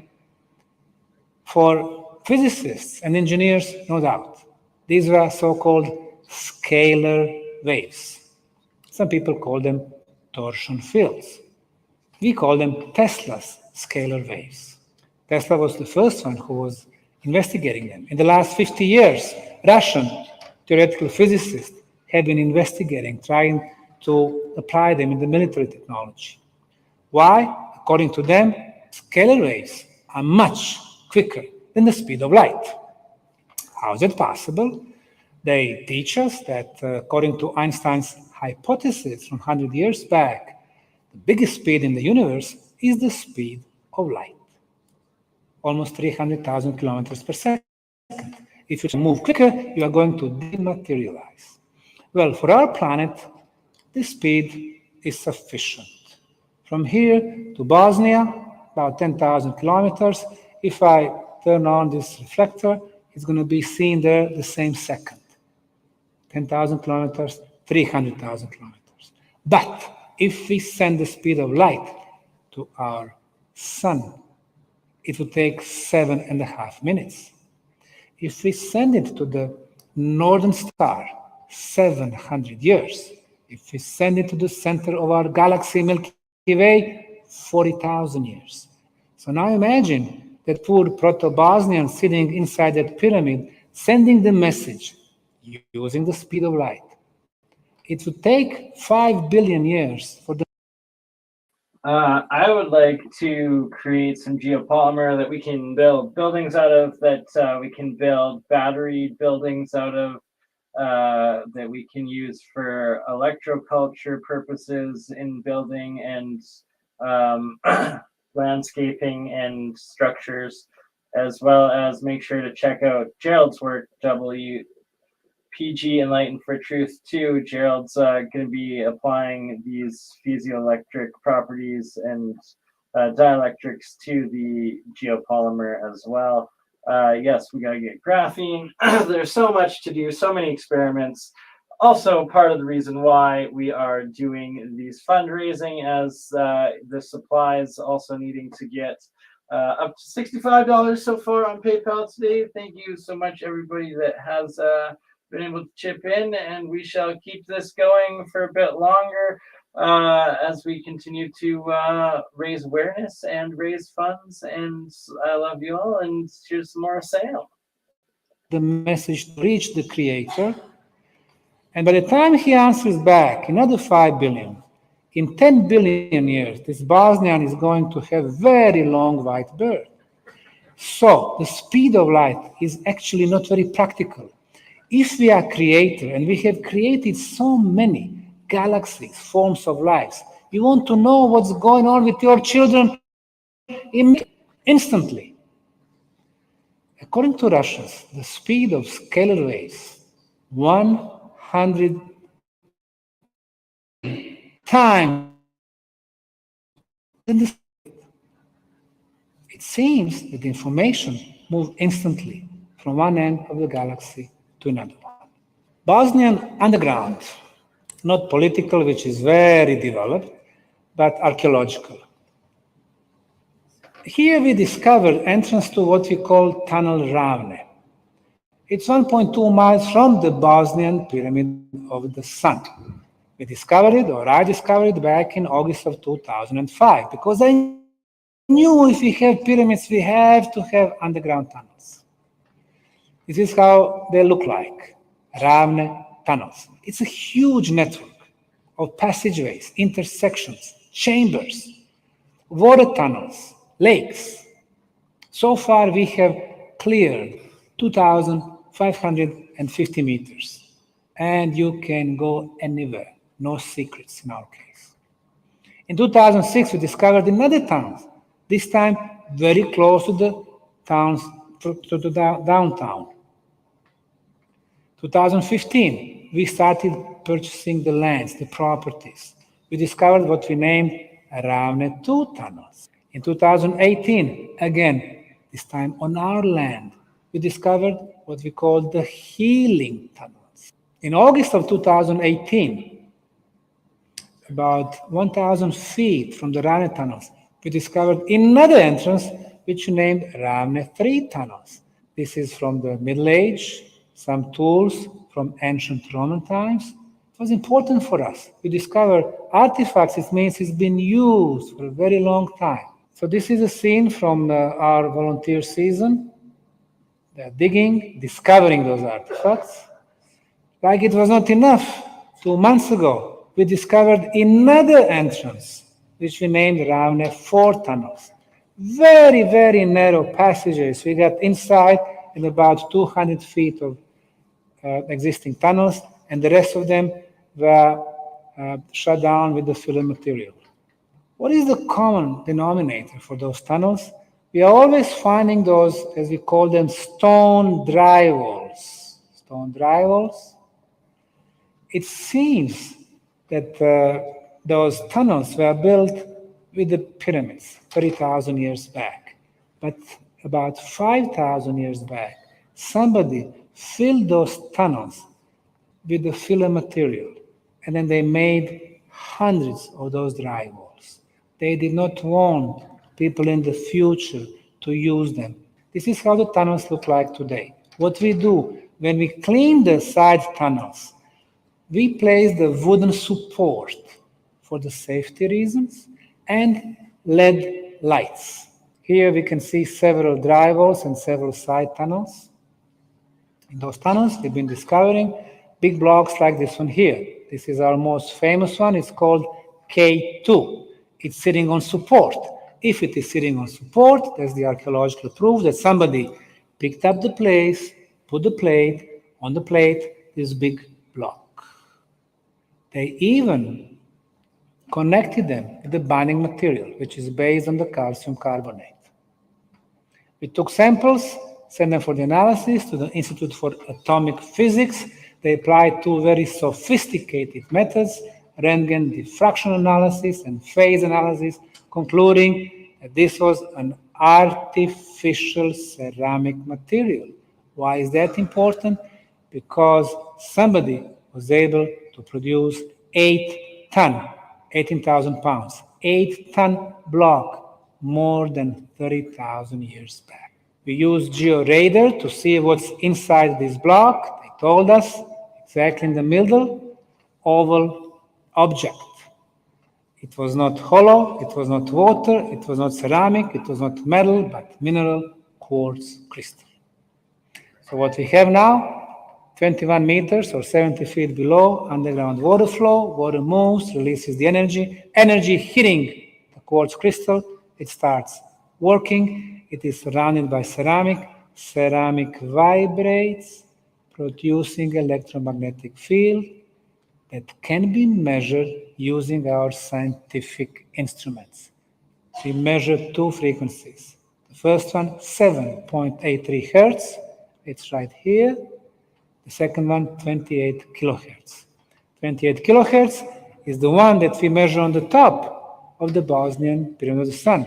Energy flows through the tunnels, going to the pyramids, through a network of tunnels over there, and then through the top, very strong.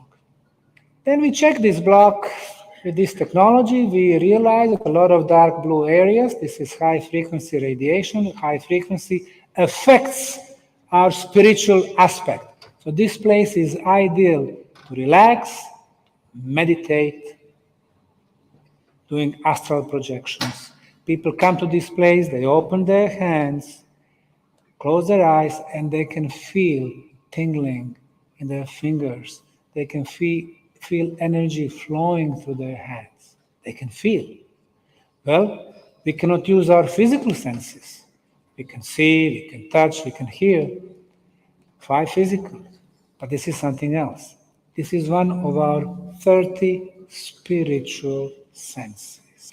2010, we discovered the first chamber in those tunnels. So we were removing this filler material, all manually, wheelbarrows, volunteers, our employees. And after 700 feet, we discovered the first chamber. The chamber was big, 500 square feet, 13 feet high. And we noticed that when people go through the tunnels, they breathe very well. Deeper they go, they actually breathe better and better. Not very logical. But we've learned that nothing in Bosnia is logical. People who have asthma, when they come to the tunnels, they started breathing so well. They got outside, they don't need air pumps, inhalators for 3 to 6 months. This girl from Slovakia, Veronica, she had a problem with a very low lung capacity. She was using only 47%. 3 years of therapies, nothing was helping her. She came to the tunnels. She spent 1 week going in the morning 1 hour, in the afternoon 1 hour. For 7 days. She went back for checkup. Now she was using 84%. So that year in September, she came to volunteer with us. So she was pushing the wheelbarrow. Before that, she could not breathe. These people from Prague, Czech Republic, they were checking several parameters. Pressure, sugar in the blood. Well, when it comes to sugar, the level from 3.1 to 6.1, normal level. 6.1 to 10, risky group. Above 10, diabetes. Well, this German here, Jirka, he had 7.8, risky group. 1 hour in the tunnel, he came back, he dropped to 5.1, which is normal level. The other guy, Karel, 10.5, almost diabetes. He came back 5.7, normal level. How long does it last? Well, let's see. They came with the very high values. The first entrance to the tunnel, the second one, it dropped to the normal level for a couple of weeks. But then they went back home, and it was up to them. They got a nice reset in Bosnia. So if they go back to old habits, bad food, stressful environment, of course the sugar will come back. It is a chance for us. It's a reset. A Serbian engineer brought his equipment to measure extremely low frequencies. And this is the frequency that he measured on Bosnian pyramids and the tunnels. It's 7.83 hertz. Now, in science, this frequency is called the Schumann resonance. Until 1990, this was the only resonance for our planet. After that, we've been developing so much bad technology, computers, laptops, cell phones, microwaves, TVs, American Project HARP, and so on. This energy has to go somewhere. This bad EM going to the ionosphere, putting it on our mother planet, and she starting vibrating higher, 10 hertz, 12 hertz, 15 hertz. We don't live in our natural energy field anymore. You go to non-scientific sites like Wikipedia, they will still say, no, it's impossible, it's always the same, 7.83. But in Finland, they've been measuring, in Russia, they've been measuring, in Bosnia, we've been measuring, it goes much higher than before.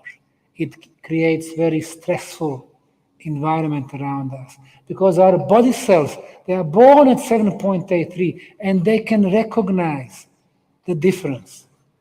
All Bosnian pyramids and tunnels, 7.83. You go there, you're going back to your balance. The water, the third purpose of pyramid energy. The most important liquid in our life is the water. We are what we drink. We are what we eat. We are what we think. We are finding water tunnels. And look how the water is crystal clear and clean. It's been there for thousands of years. It is not a surface water. How do we know that? During the summertime, when it's dry, the water level never drops. During the spring and fall, a lot of rains, it never goes up. It's been there for thousands of years, exposed to the pyramid energy. We did conventional analysis, chemical, microbiological, no viruses, no bacteria, because of negative ions.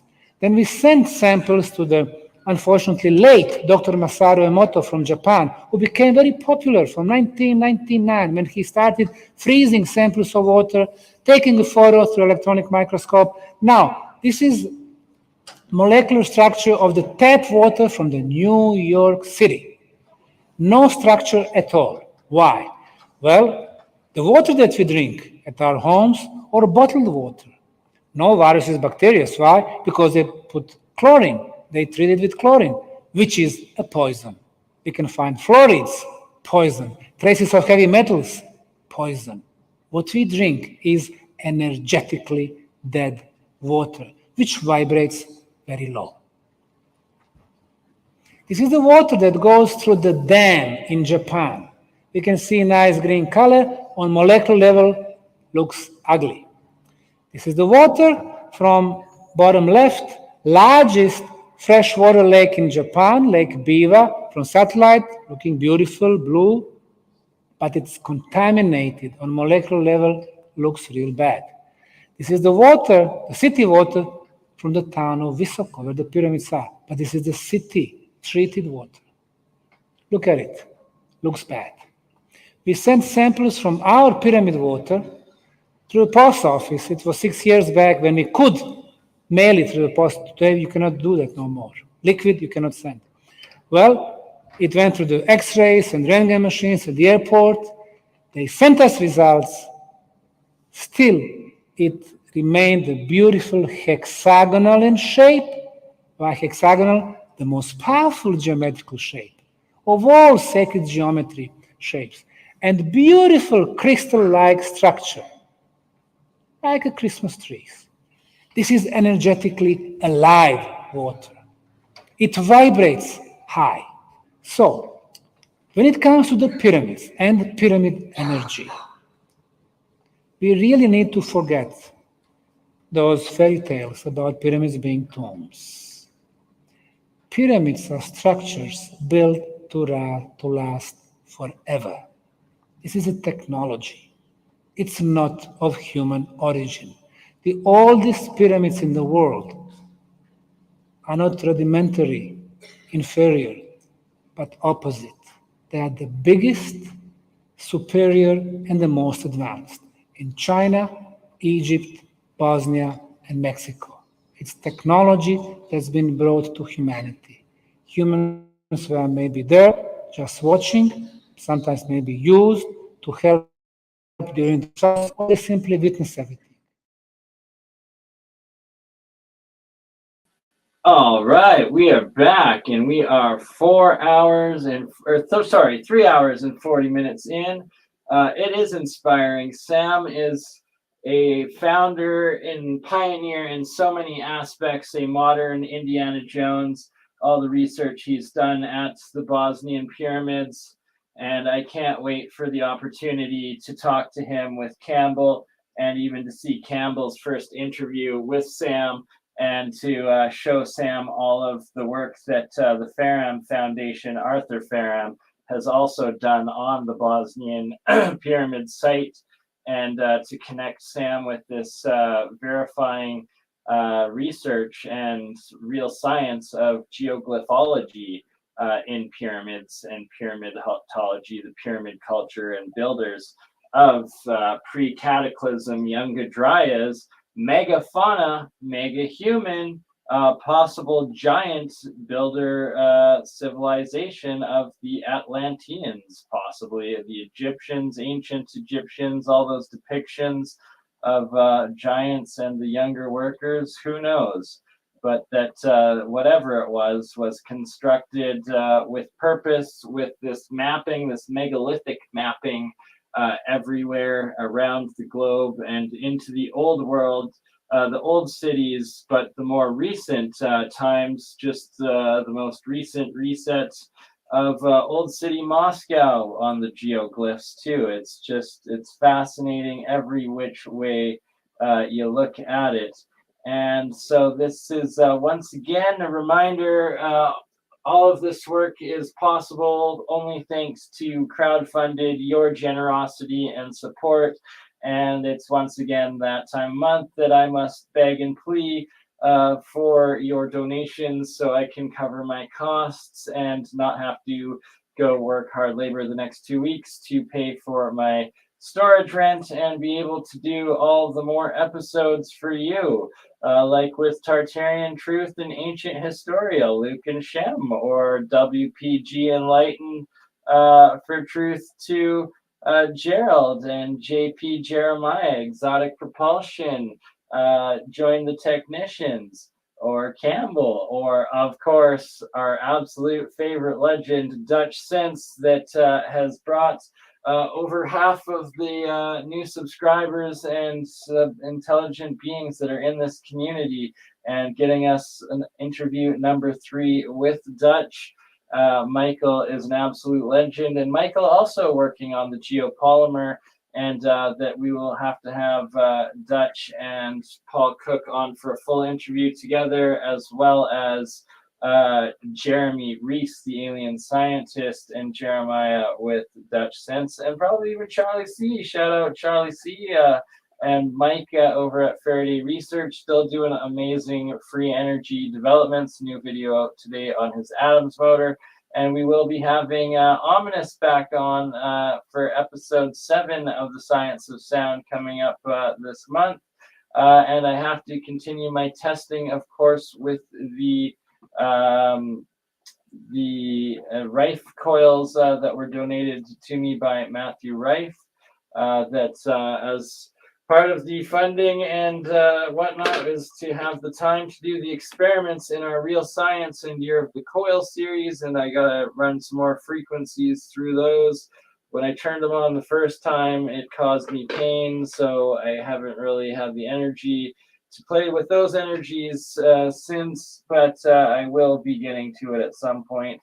And for all of you, go through the lives to check out all the past episodes. A lot of what we've done with Zerdis, his weekly shows, being part of the different alchemy teachings episodes. And for the members, YouTube members, a lot of some of the episodes that I do that are more comedy or not so science, not so alternative history, just engaging other communities. After the streams, I make them members only. And that, yeah, for the members, they're available. Or, you know, for free, you can go over to the original channels that I co-streamed the episodes from and watch the full episodes for free always. So, like, don't think that there aren't the options. It encourages the sharing, like going on Get Chalked Up, great channel, Drew with Chalk Body Outline, debunking a lot of fakes too out there, right? Because that's what it's about. It's about finding the truth, and the truth of the geoglyphology that we will be looking into. Dr. Pham's work and going to the Medicine Hat, Badlands, Guardians this year in May, this next month here, and that it's going to be one epic time. And for those that don't know what the heck I am talking about, we're going to switch over to a different theme here so I can, boom, there it is. In Medicine Hat, Badlands, Alberta. This is an oil derrick that looks like the earbud. It's a road going up, but we're going to go investigate the geoglyphs and the Medicine Hat Badland Guardians next month. And I will be putting together the details here in the next coming weeks, as long as, of course, that we secure the funding, and regardless, it's happening. And I will be getting the YouTube check at the beginning of May, and we will be going and doing the YouTube meetup, investigating this awesome site and verifying that these giant terraformed Badland Guardians are real, they're legit, and so are the geoglyphs, the geoglyphology earthworks that are the science that shows the purpose and the legitimacy of these sites and connects them all together around the realm. And that this is the entire valley here, and that there's potentially 10 different faces. Some even look like the Moai of Easter Island, or the Rongos, the Aztecs, the Mayans, the Olmecs, some Asians, some Vikings, all sorts of different faces, cultures, masks that could be in these different sites. I'll be taking the drone up, the DJI Mini 2 that I have, and seeing if that we can get some above footage of these different faces, these effigies in the hills, this massive terraforming, and confirm it. And all of you are welcome to join. Anyone that wants to come and be a part of it. We're going to be camping here for 3 days and exploring the heck out of it, seeing if we can find some of these balls. We're going to try to get Bernie's big balls on site. All right, some megalithic balls. That's what we're looking for. And shout out to Leak Project Rex, who goes into the Grand Canyon and this massive pyramid complex. And we're going to be going in depth together with Rex. 1 week from today, on the 21st, me and Leak Project, our next interview. On 4/20, the night before, the Thursday, my next episode with Paranoid American. And we will be doing occult sacred geometry into AI imaging, maybe taking even some of Walter Russell's octaves and putting it in, as well as the alchemical symbols, and seeing what the AI art and intelligence comes up with it. Maybe even get Charlie C in on that episode too. We shall see. And all right, what else is there to go over but more, as I beg for donations so I can keep doing this, we can keep learning. Let's look at more megalithic pictures, shall we? Look at that one. That is a stone home. Who wants to live in a stone home? I know I do. Like, what the heck? Like, bad arse. It's amazing. It's 4:20. It is 4:22 a.m. in Calgary, Alberta right now. That is right. 4 hours, almost 4 hours in. It's 4:20 a.m. I'm begging for donations, and we're going through megalithic pictures. Let's continue the adventure together. Look at this epic megalithic wall. Boom. huge. Oh wow, we just have a giant stone with a door, like room, like another stone home. Another stone home. I want to live in a pyramid too. That's a person there, and boom, that's some of the walls. I believe that's in the Japanese. There, the Siberian wall again. This I believe is most likely in the Andes, but just as likely could be Cappadocia or anywhere in northern Africa or the Mediterranean, Europe. It's everywhere, this stuff. This is Middle East, I believe, Israel, Syria, somewhere in there, maybe even Jordan. But it's all over these ancient giant sites. This as well, Cappadocia, or maybe no, this could be in Asia, I believe, actually. This one could be, oh, Gary Baxter, PayPal hates you. Did you get it? I see here, I wish I tried, and I found out earlier today Cash App is not available in Canada. So I'm not an idiot. Literally, when I searched the Samsung apps and all the app stores for the Cash App app and couldn't find it, it's because it's blocked in Canada. So yeah, that's why I kept getting sent to scam sites and stuff, because it doesn't exist in Canada. Thus, this fundraising stream, PayPal is what gets to me fastest and quickest, and able to be turned over to my landlord as direct cash if possible. It is appreciated. And then, of course, the YouTube super chats and all of that, it is coming. They held me up again this month with the US tax portion I still have to fill out, which I'm doing. And then it should get for May and fund this expedition right here to these guys, and that's going to be epic. So anything that goes through YouTube is going to be going towards this trip and this meetup and this discovery, and everything that goes through the PayPal right now goes to paying my storage bill so I don't lose my equipment, and I can continue doing these epic shows for you almost pretty much on a daily basis, generating 2,000 views a day on Crypto Alchemist channel, now past 8,000 subscribers, and 1,500 views a day on BurnEye, Mine's Third Eye, ScienceGuy, 2,500 subscribers. Please do share these channels out and these videos, as it's so crucial. And that I do make the shorts as well, just, you know, because 2 4-hour streams, not everybody has time to watch 4 hours, 5 hours. So, you know, I make those minute clips just to get some of the good parts for people. And then I also do the hour segments or the 20-minute segments of specific things, like, you know, Gerald's presentations and others' presentations, and the premiere them as upload videos afterwards.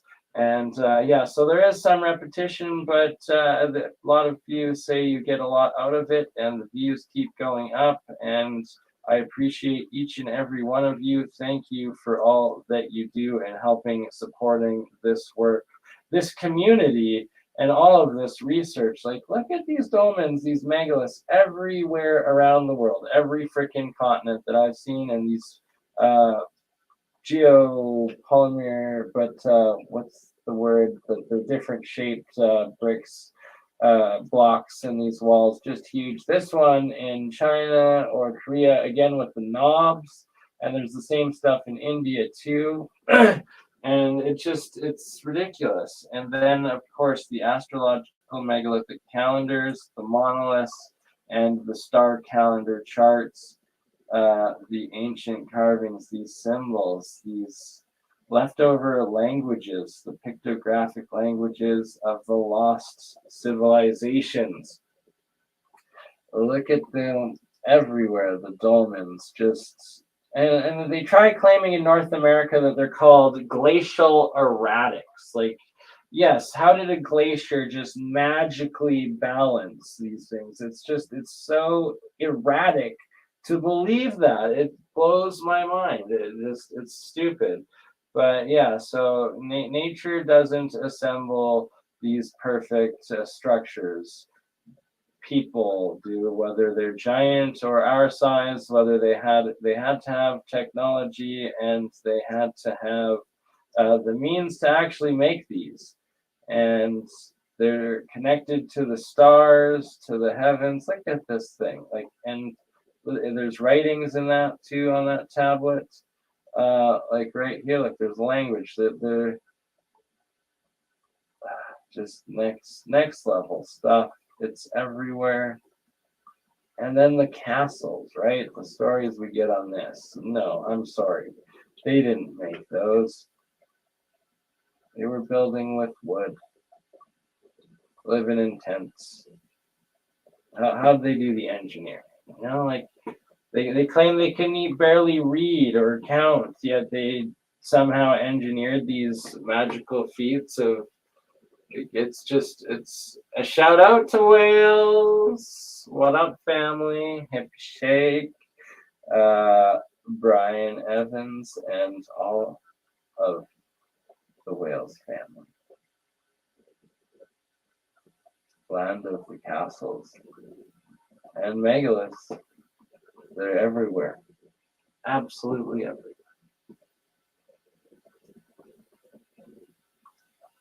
Right, a castle too. But a castle is a rock house, right? So best of both worlds. And I guess if you cover it with dirt, then you also get the hobbit hole too. Amber desperately wants us to live in a hobbit house one day. So that's the geopolymer structure we build into a hill that is insulated by the hill itself, you know, the green home and the battery geopolymer mixture, hopefully, that we will be able to engineer. That is the goal. In a hobbit hole.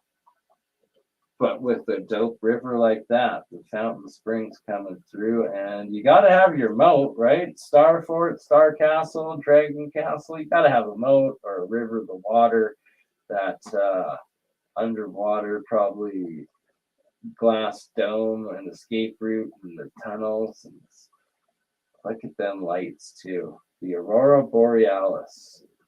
Something to that. A lot more to that than what they let on. And it's still snowing in Calgary, Alberta. Yeah, it's still snowing.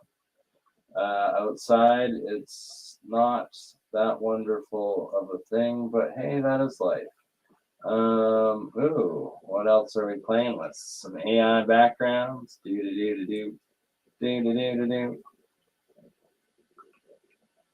We've got the kitty cat. There's a cat watching you. Back to sacred geometry. And back to the pictures. I'm going crazy. It's 4:30 a.m. and I've been streaming for 4 hours now. And I love you all. 48 of you in here. We're at 50 right now for off hours.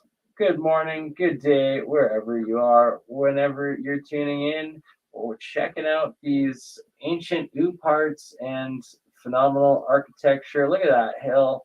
That is in the UK or Scotland or something, I believe. That is terraced. That is a pyramid, no doubt. A step pyramid of some sort. It's got to be. There's just no arguing about it, right? Like, Illuminati confirmed. 33 in one of the chats. Illuminati confirmed. Good day, Mike Germancia, 83. Yeah. What is 33? Oh no, went to 32. No more Illuminati confirmed. Illuminati confirmed. I swear, about once a week I get some new spam Illuminati supposedly Instagram account messaging me. Do you want to join the Illuminati?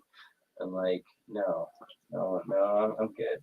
They're like, we'll send you $1 million. I'm like, yeah, sure. Send me the $1 million. But no, you're not getting my banking info, you frickin' Norwegian or Ethiopian prince. Illuminati confirmed again. We're back at 33 and we're staring at a pyramid. It's Illuminati confirmed. There it is again from the side. It is a step pyramid with a tower on top, and it is a circular pyramid. Oh, there's definitely tunnels in that. There's tunnels in all the pyramids. And we know it. They know it. Sam has discovered and shown it. And is this the Schumann frequency antenna, right? As our good friend Dutch Sense has been showing and illustrating. And on my next interview with Dutch, I'm going to be showing a couple old books, the drawings of the Schumann antenna, Schumann resonance antenna, in books that are a few hundred years old, and that it's shown as what looks like an actual technology antenna a few hundred years ago. And he showed it also in a couple of the cathedrals and exactly what it is. And thank you so much for your support, Hippie Shake, tirelessly working and even donating $25 towards my cause tonight. Bless your soul, sister, and bless all of you having a happy Friday, I hope, and a blessed weekend. And we shall continue on looking at some more megalithic structures. Oh, this piece, copper gold piece, it was found in, I believe, part of Germany in the Saxon area, and that it was dated several thousand years old, and it shows like several processions, astrological calendar piece as well. Again, this guy, another pyramid mound covering something. These the ones in South Africa, Michael Tellinger stuff, or another site replicating it somewhere else in the world. Not entirely sure. These bad boys, like, they were astrological calendars. Astrology again. Boom. And is that what this is recording? And look at that. Another dolmen. These monoliths all over the place aligning. Megaliths, Monaliths, still going, still begging for cash, still begging for donations. We're getting there though. Bless all your souls that have contributed. To keep it going. We've got one more. 435 right now. AM in Calgary, Alberta. And we are up to 63.55 Canadian. Thank you all. We are 1/3, I believe. No, just under 1/3 of the way of the minimum goal of the fundraising that we are going for. So we will keep this going a little bit more. If you value this work and are in a position affordable to donate, it is appreciated. 4 hours, 1 minute in, we're checking out a glacial erratic my ass. Like, no, nature did not balance that perfectly. Like, are you freaking kidding me? It's just so stupid that they claim that. Like, oh man. All right. Like, what is that? It's interesting. Like, no doors. And oh, there we go. This one's got megalithic doors, structures, alignments all over the place. Carved rocks everywhere. Calendars, astrological calendars everywhere. It's what it's all about. Why were they obsessed with the heavens above and that giant time clock?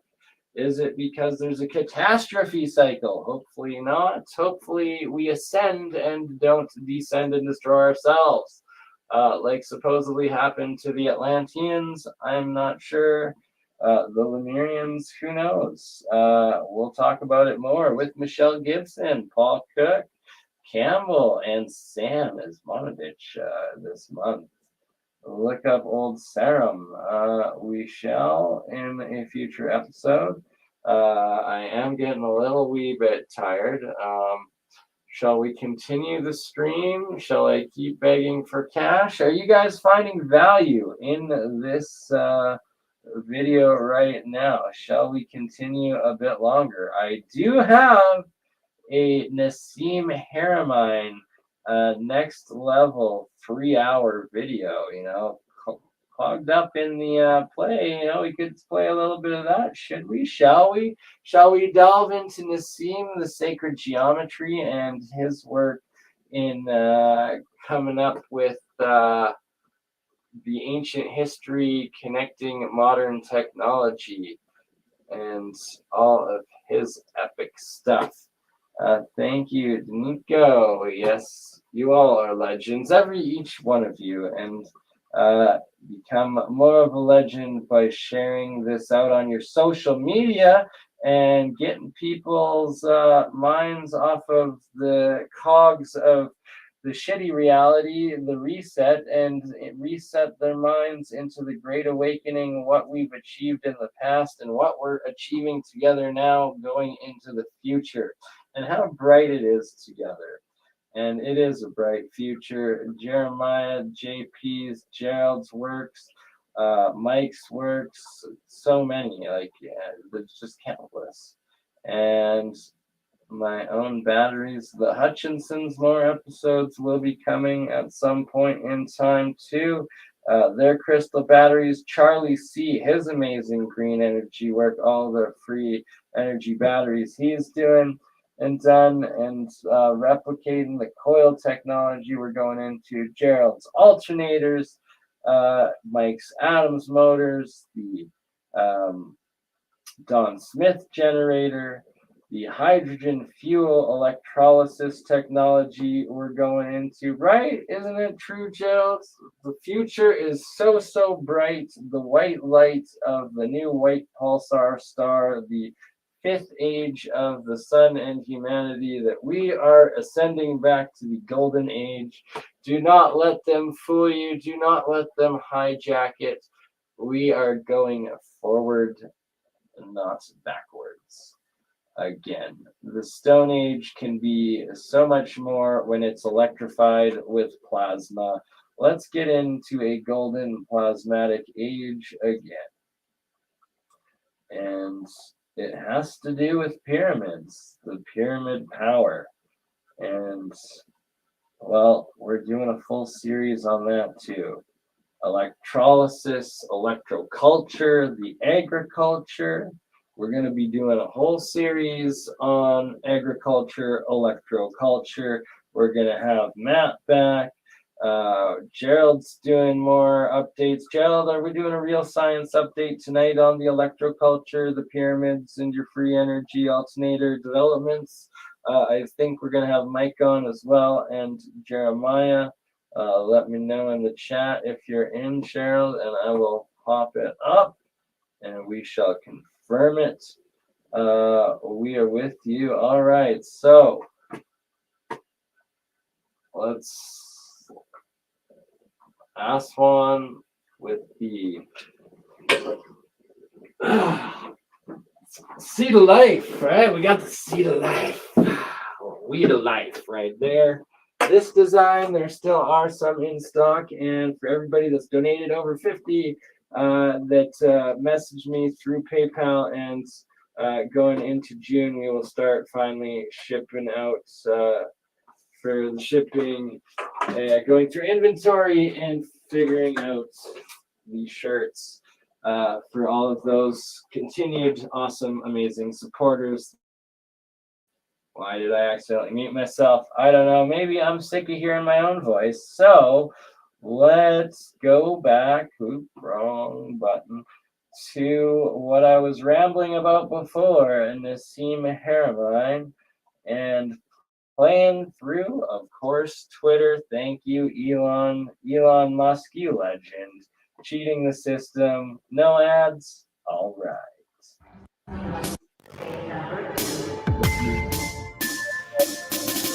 Haramein at the Congress.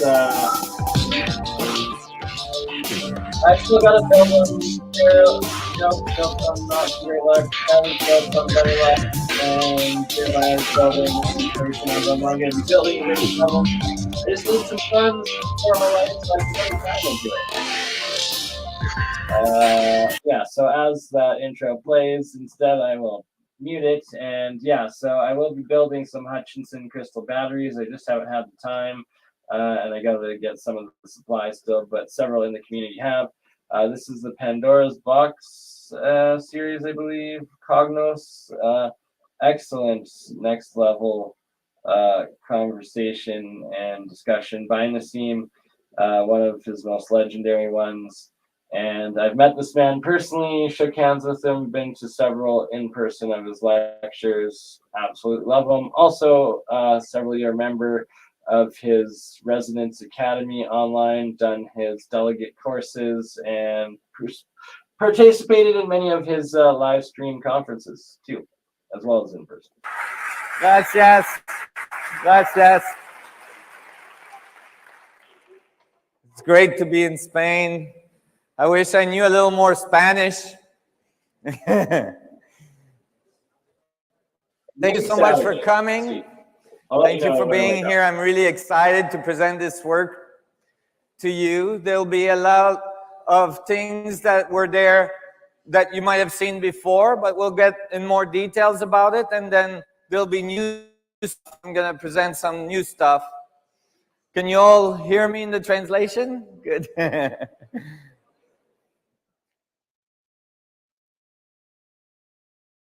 I really love this country. I went and traveled a little bit through it. It's wonderful. I went to Basque and surfed a little bit. So you guys have great surfing. I'd love to go climbing one day here. I'm excited to bring some of this work to you because, you know, we're at this moment in our evolution where we have to make some changes. We have to make some changes in our society. We have to make some changes in our world so that our society can thrive, so that the generations to come have an earth to live on. And in order to be able to make these changes, we have to do some radical changes as well in our philosophy, in our understanding of the universe, in our understanding of our relationship to the universe. The current thoughts are very much based on the concept that things are separated, that things are individualized, that a point over here and a point over there don't necessarily relate to each other. So I can do this over here and not worry about this over there because it's not going to affect it. And as we grow, as we expand our society, as we grow on this earth, we're starting to realize, no, we're starting to realize, oh, everything seems to be interconnected. If I change this too much, then this will start to go out of balance, and then this wobble will produce this other wobble and all this. And so now we have to understand how things relate to each other, how they connect with each other, so that we can regain balance. Yes? And so part of what I'm going to present today to you is the result of a small paper that's making a lot of noise. I have to dodge a lot of tomatoes and rotten eggs, you know. It's a small paper that I published last year in, well, actually it's in the process of being published. It is gonna be published in the next few months in one of the largest scientific physics journal. And it was presented at a conference in Liège, University of Liège, in the Department of Mathematics, and it's called the Schwarzschild Proton. And I was really excited to be able to present that paper because, you know, usually when I want to present papers to the scientific community, I apply to put it in, you know, the conferences, and then, you know, I hope that I will be able to present it. But in this case, for the first time, you know, the conference asked me to present a paper. That is, it was an invited paper. And so, because it was an invited paper, I thought, oh, I can say what I want. So I went for it. And I made this very simple paper that any student that has done a little bit of mechanics, a little bit of math, can follow. And so today, we're going to actually do a little bit of those math. Don't panic. It's not going to hurt. It might hurt a little bit, but then it's okay. And I'm going to run you through the equation that describe this new view of the quantum world, this new view of the material world we live in. And, you know, when I presented it at this conference, although it was an invited paper, I thought, oh, you know, it's very radical. Maybe I get in trouble anyway. And so when I arrived at the conference, I was a little nervous. And, you know, in the middle of the conference, the director of the conference came to me and said, I would like to talk to you. And I thought, oh, there we go. He might ask me to leave, you know, not present my paper or something. And he bring me and he says, you know, we looked on the schedule and you're leaving before the award ceremony. And, you know, I had done that on purpose because usually I don't get awards. Usually I just get a kick in the butt, you know. So he said, oh, well, you know, we would like you to stay for the award ceremony. I'm like, why? He said, well, I'm not supposed to tell you, but your paper in the peer review passed for the best paper award. And I was in shock. Am I on the same planet? Did I hear this right? And I was like, oh yes, I'll change my plane ticket. And so, you know, I think it won this award, although it's upsetting many other physicists, because it's so simple and it's elegant. It describes the atom in a very radical but elegant way. And we're going to look at it today. So let's begin. Let's see.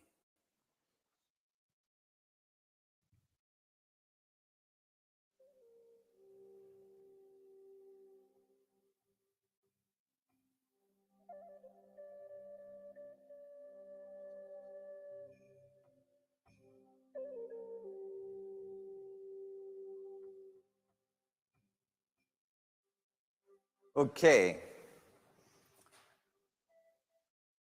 Barcelona. Wonderful. So, you know, I'm going to run you through. How many here have seen my DVD? Ah, I see. So I'm going to run you through the basics a little bit. You know, even if you've heard it before, stick with the process because it's always good to hear it again, and I'm going to give you a little more details. This started when I was fairly young. I was about 9 years old. Actually, it started earlier than that. I had all sorts of esoteric experiences when I was very young, you know, between the age of 5 and 7. I had many esoteric experiences, and I was an unusual kid. I didn't fit in very well the schooling system. I was not doing so good because I was living in this. I had this whole other world that I was interacting with, and so when I was sitting at school, you know, for hours and hours, I was spending a lot of time in this other world, and I wasn't paying attention much, and that didn't go so well, you know, in school. And but you know, when the teacher went to the blackboard when I was 9 years old and he said, today we're going to learn about dimensions, then that caught my attention because I had all these other dimensions going on. So I thought, oh my God, adults know about these? And I thought, oh, he's going to talk about all these other worlds and all this. I'm like, I don't know any adults that know about this. And I thought, wow. And then I was so so disappointed because it wasn't that at all. What he did is he made a little black dot, a little white dot on the blackboard, and he said, this is the first dimension, dimension 0, and it doesn't exist. And from that moment on, so this right here is crucial to my own development of the unified theory of everything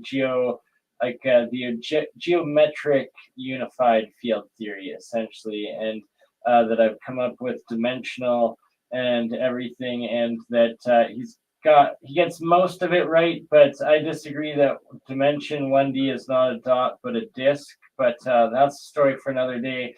First, just listen to how elegantly he puts it, and he's right in many, many ways of it. It's multiple dimension, really, so I'm going to stop mumbling and let him go on.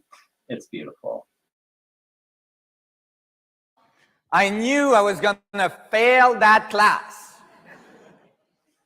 I knew I wasn't going to do so good. Why? Because I was sitting in the back of the class, and all the way from the back of the class, I could see the dot.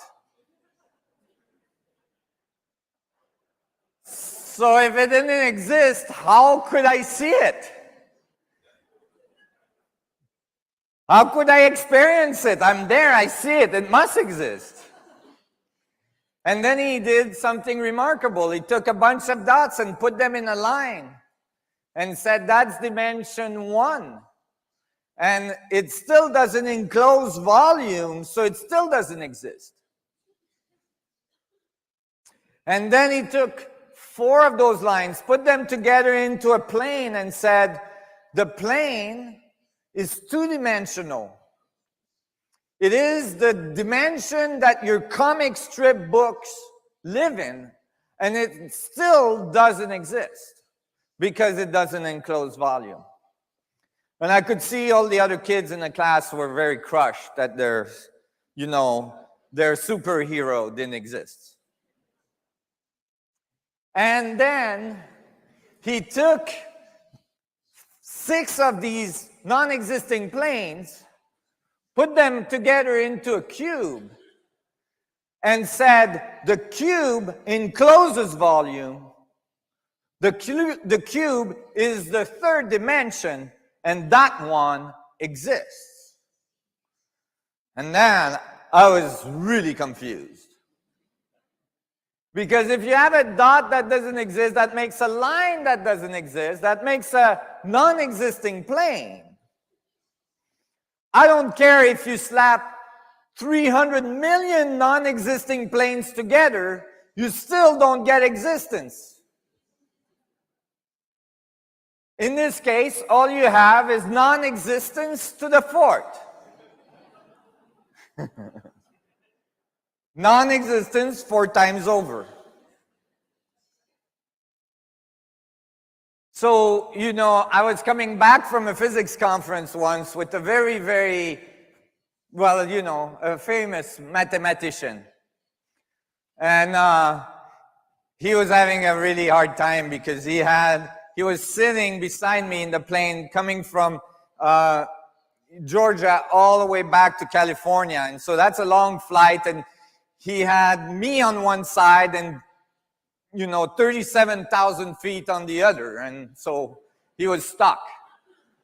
And I asked him, we were discussing space and time, and he was saying that, space and time is flat on long cosmological distances, and I was saying, you mean like a 2-dimensional plane flat? And he says, yeah, like flat. And I'm like, okay, well, what I would like to know is how thin is flat? How thin is the 2-dimensional plane? And he looked at me and he's like, oh, scruffed. And he said, well, it's infinitely thin.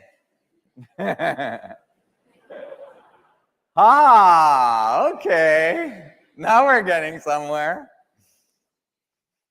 And so when I was coming back from school after that lesson, I, was in the bus, and I had this long bus ride, and it was an hour and a half because I kept on getting kicked out of the schools closer to my home. And, I was furthering my education that way. And that day I had all this time to think, so I'm thinking about this, and I'm thinking, wait, how do I solve this? I need to know what a dimension we live in. What is this thing we're living in? I couldn't go one more day without knowing. I had to figure it out. Now, I didn't know that many philosophers and mathematicians and many people had worked on this riddle, had worked on this problem. I was just 9 years old. I thought, hey, I want to solve this before I get out of the bus. I think the universe had pity on me. Otherwise, I would still be in the bus turning in circles, And I turned out that, Buckminster Fuller, a famous geometrist and engineer, had worked on this problem. Many philosophers in ancient time had worked on it. But for me, sitting in that bus, there must have been a fundamental solution to it. And I thought about it, and I closed my eyes when I was thinking, and in my mind's eye, I rose above the bus. And as I rose above the bus, I saw the bus becoming a dot. And as I rose further, I saw the city I was in becoming a dot. And as I rose further, I saw the earth becoming a dot. And I rose further and I saw the solar system becoming a dot. And I rose further and I saw the galaxy becoming a dot. And I thought, oh, it's dots all the way up. And then I flew back into the galaxy. I flew back into the solar system. I flew back in to the city I was in the bus I was in. And I opened my eyes and I looked at my hand and I thought, I wonder what that's made of. I closed my hand, and in my eye, I saw that it was made out of millions of dots we call cells. And then I flew onto the surface of one of those cells, and I looked really closely, and all of a sudden it opened up, and there was billions of little stars, little atoms, right? And then I flew into one of these atoms, and sure enough, what was in the middle of it? A little dot. And then I flew into that one, there was another dot. And I thought, oh my God, it's dots all the way down. And that's when I realized that the only way to solve this riddle is to come to conclude that the only thing that exists is the dot. The exact contrary. So I just want to give credence where credence is due. The mind's third eye in my title, the mind's eye, I have to give credit to Nassim Haramein and his speaking of this lecture, which I've probably listened to. This is probably my 15th or 20th time watching it now over the years.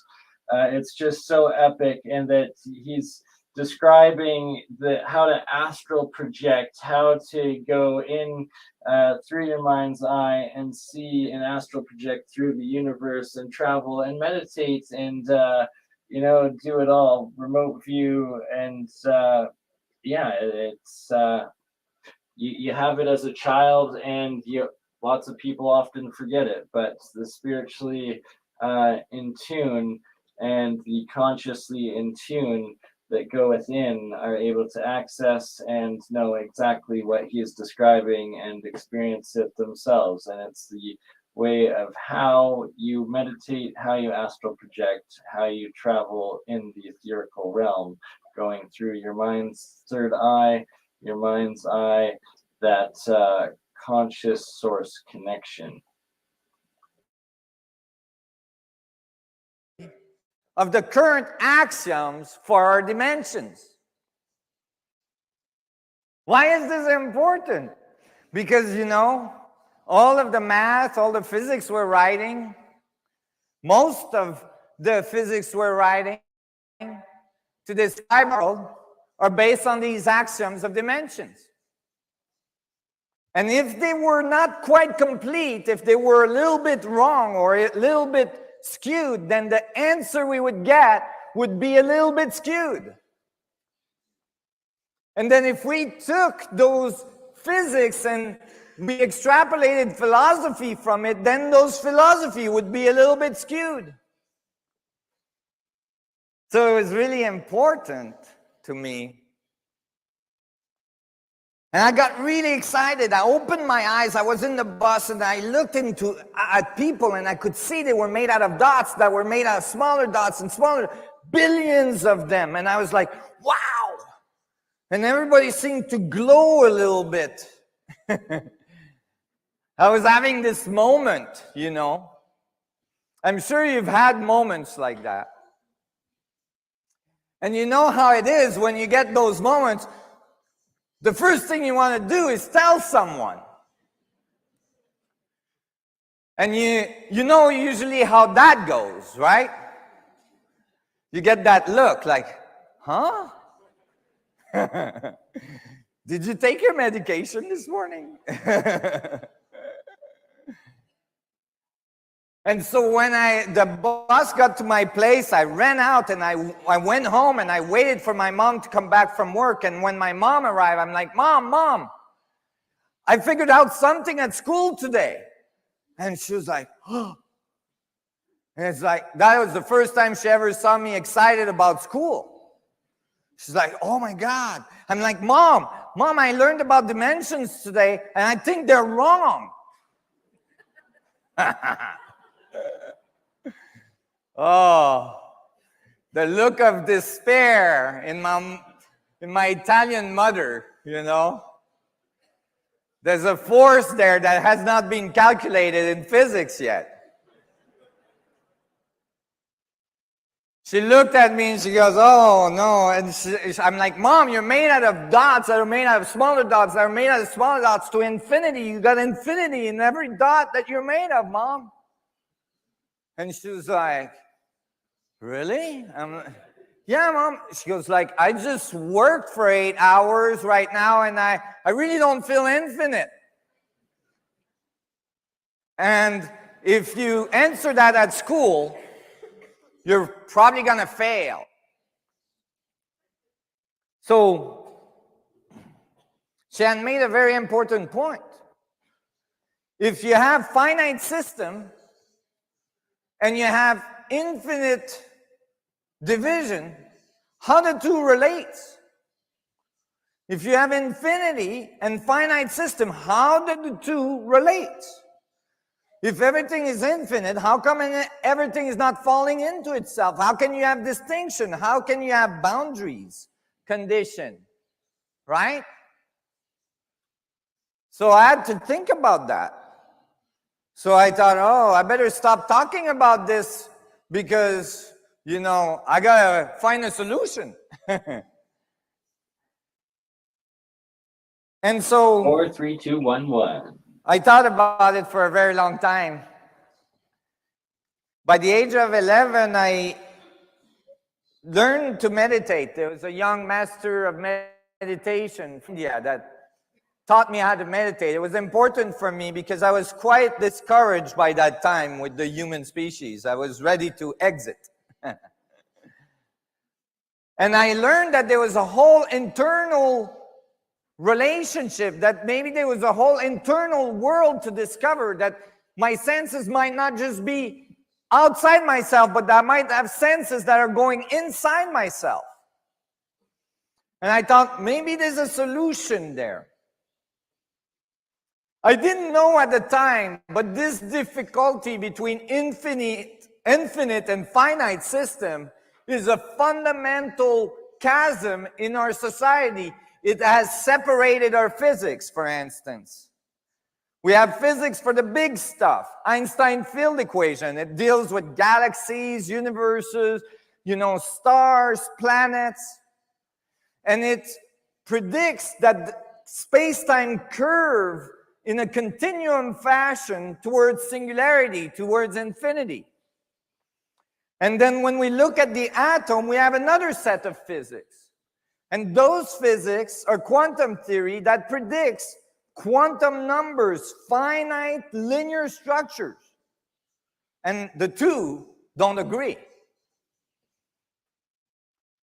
But you know, this chasm between infinity and finite system is even bigger, much bigger. You can see it, for instance, between the spiritual people and the scientific people.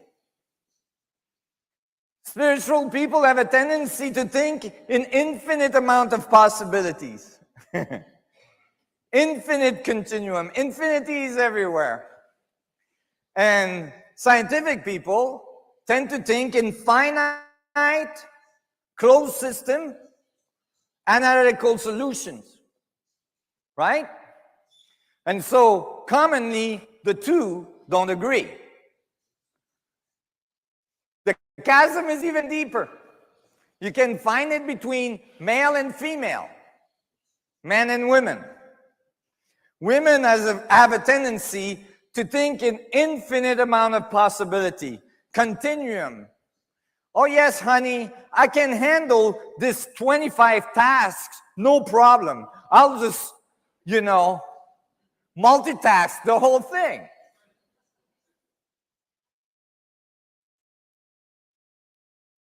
And males typically are trying to analyze a closed system and then, you know, fundamental, you know, pieces at the time, and actually, honey, I'm busy with one thing. Don't disturb me. Right? And so one has infinity continuums in mind, the other one has quantum functions and it can happen that the two don't agree. Thus the rate of divorce, you know. And so how do we reconcile the two? How do we put the two together? So I'm going to show you in very simple geometry that the two agree with each other. That actually the two are complementary, that you can't have infinities without finite boundaries, and you can't have finite boundaries without infinities. We'll start with a circle, and we'll say that this circle defines a space, a finite space. And remember here, that circle could be a sphere, right? It could be a sphere that defines a space. And inside it, I'm going to put an equilateral triangle. Now, that triangle in a sphere could be a tetrahedron, right? So a tetrahedron is the fundamental geometry, Platonic geometry, three faces with a triangle base. And we could say that the universe has spin, right? Everything we see seems to have spin and is polarized. So if it's polarized, then there should be a reverse triangle. Now, you know, interestingly, for the people that are interested in that section of the lecture, right away we have a symbol that's found in many, many different ancient cultures all around the world. Now, notice when I polarized the triangle, what happened? Right away, I defined a new set of boundary that's exactly the same geometry I started with, but at the next scale, at the next iteration. I can polarize that, and now I've done it again in the next scale over.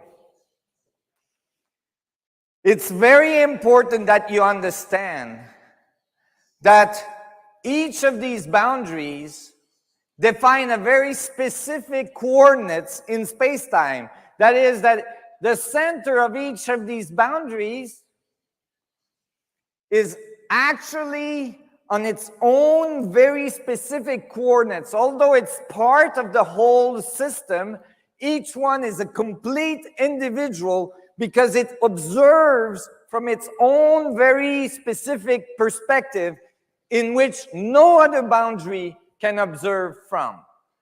You all following this? So, I polarize that. And now I get even smaller boundaries. And I could continue to do this and get smaller and smaller and smaller and smaller and smaller and smaller boundaries.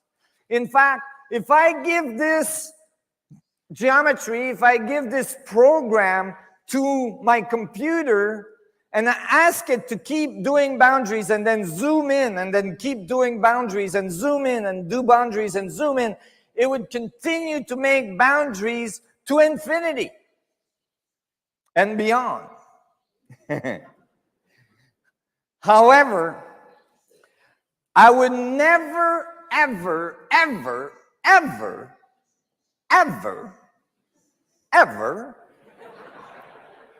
exceed that first boundary that I started with. I would never come out of it. I would continue to divide within the context of what appears to be a finite space. Now, remember, each boundary defines a very specific set of coordinates from which it observes the universe from, right? So each boundary represents a very specific set of information. Each boundary thus represents a very specific set of energy. And so, if I can divide to infinity within the context of a finite space, that means I could have infinite amount of information inside the boundary of a finite space. Infinite amount of information. Why is this important? It's important in many different ways. It's important in philosophy, it's important in spirituality, it's important in physics. Why is it important in physics? Because if the mainstream scientific community understood this, we would stop building accelerators. Right? Not so long ago, the scientific community got their first microscope and they saw the cells at the biological level and they said, oh my God, cells are so small. They must be the smallest thing the universe does. And then we had atoms. We realized that cells are made out of billions of atoms, and we went, oh my God, atoms are so teeny. They must be the smallest thing the universe does. And then we discovered that in the middle of atoms, there's a teeny weeny little beady little dot. Protons and neutrons, and we said, oh my God, those are so teeny. They must be the smallest thing the universe does. And then we start to scatter, with building accelerators, colliding atoms and getting smaller chunks and smaller chunks, a zoo of smaller chunks, and every time we thought, oh, this has got to be the God particle, it must be the smallest thing.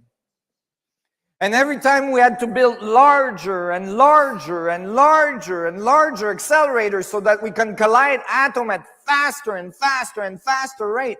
Now we've built the largest accelerator ever built, and we've reached practical limits. The Hadron Collider. 17-mile long, Every time they turn it on, things go wrong because it's You know, one time the corals ripped off the anchor, you know, and went flying 17 miles and embedded themselves in the detectors. And then the whole thing flooded with liquid helium. And they had to evacuate all of CERN. And, you know, I mean, the thing is huge. I'm amazed when they turned this thing on. I thought that like all of Europe was going to dim, you know, like.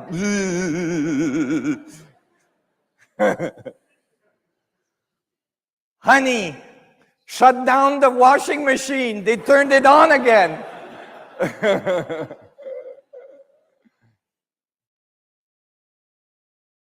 So we've reached practical limit. But if this was understood, then we would understand that we can keep colliding atoms into smaller and smaller pieces. We're not going to get to the end of it. That there's infinite amount of division possible, so that what is important is may not be if there's a fundamental particle, but if there is a fundamental pattern of division. Maybe there's some fundamental geometry that divides the space. Maybe that is what we should be looking for.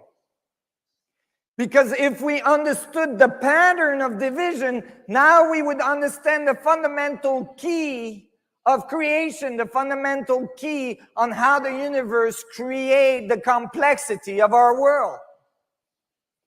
And that could be useful. So, I was thinking about this. But you gotta think about it as well in terms of philosophy.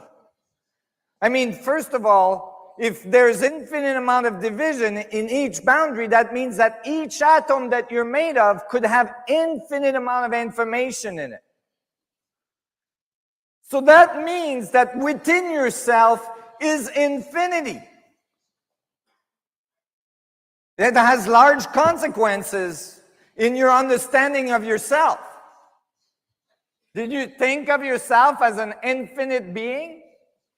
I mean, not in a spiritual way, in your material world.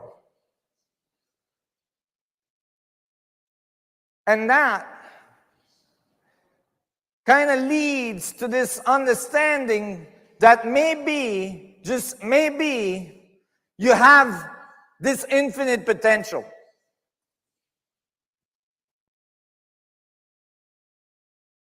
But when you think about it, if you can be divided to infinity, what are you dividing? Maybe you're dividing the space. So let's do a little mental experiment. I'm going to ask you a question. If you wanted to find something that connects all things, what would that be? If I give you the whole universe and I say to you, find me something that connects all things. You know, because a lot of spiritual people nowadays, they say, oh, don't worry, we're all one. Oh, it doesn't matter, we're all one, right? Well, how? How are we all one? It's not apparent. You seem to be over there and I seem to be over here. How are we all one? So if we wanted to say, okay, if we're all one, there must be something that connects everything, what would it be? If we had to think about it, what would we find? The only answer you could come up with, the only thing you could point to me and say, that is what connects all things, is space. Why? Because space is everywhere. It's between galaxies, between quasars, between stars, between, planets. It's between atoms, it's between cells, it's between atoms. In fact, if you take the densest atom, the densest molecule, like diamond, and you grew one of the atoms in the diamond molecule so that it becomes an orange size, then the other orange, the other atom would be 2 football fields away. That is how much space there is between things. Atoms don't touch. Do you realize you have never touched anything? Nothing. Nothing touches. If things started to touch, if the nuclei of atoms started to touch, you would have fusion. It would be a problem. In fact, when you so-called touch something, there's a lot of space. All there is interaction between electromagnetic fields bouncing off each other. Nothing is actually touching anywhere, at any point, at any time. And then when you look inside the atom, what you find? The atom is 99.9999999% space. All of the material world you see around you, everything you're looking at, your body, everything is 99.9999999% space. It's mostly space. With a little teeny little wiggle we call magnetic component, magnetic moment, a little wiggle, 0.0000001%. This is what we pay a lot of attention to, the wiggle.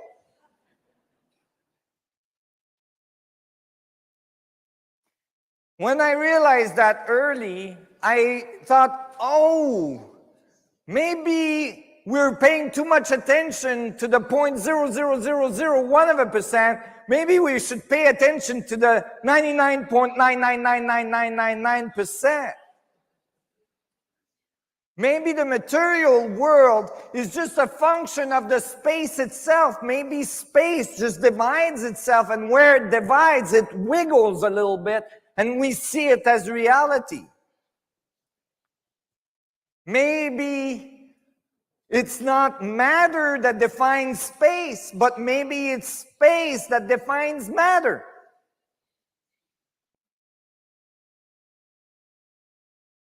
So, can you experience right now your spatial self? All that space that you are you aware of it? Or are you only aware of the 0.0001%? So, it started to make sense to me that maybe space is the function, is the source of all the material world. It's everywhere. It would be able to connect all things. It would be connecting everything. Everything radiates into the space. So the space would know what everything is doing. It could be the organizing agent.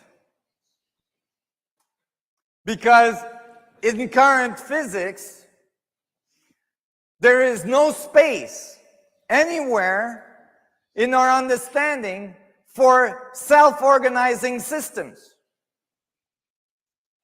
Meaning, general relativity or special relativity or quantum theory does not predict biology.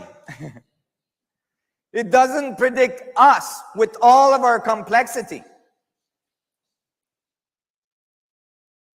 It doesn't even come close because it actually says that it's all random. But if it was random, would it be possible? The complexity of one human being, if I took all the DNA in you right now and I put it end to end, I can wrap it around the world 5 million times. That's compactified inside of you right now, making sure that everything is working properly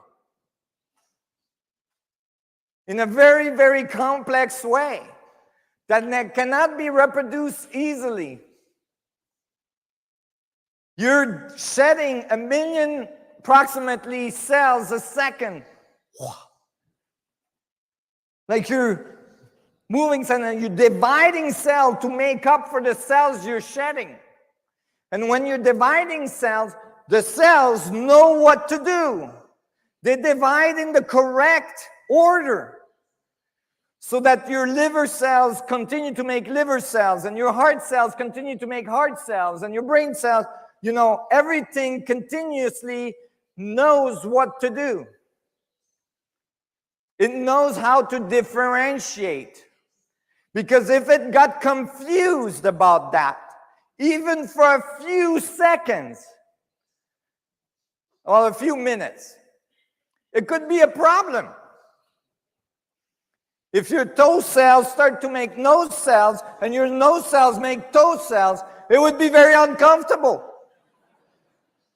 In your shoes, I mean, you know. So this system is self-organizing, and there's nothing in biology, there is nothing in physics, there is nothing in chemistry, there's nothing in our science that explains how. And in general, scientists try to avoid this issue. Why? Because when you start talking like this, the tendency is that religious beliefs come in. You know, somebody says, oh, it's God. It's God that's doing it, organizing everything. But what is God?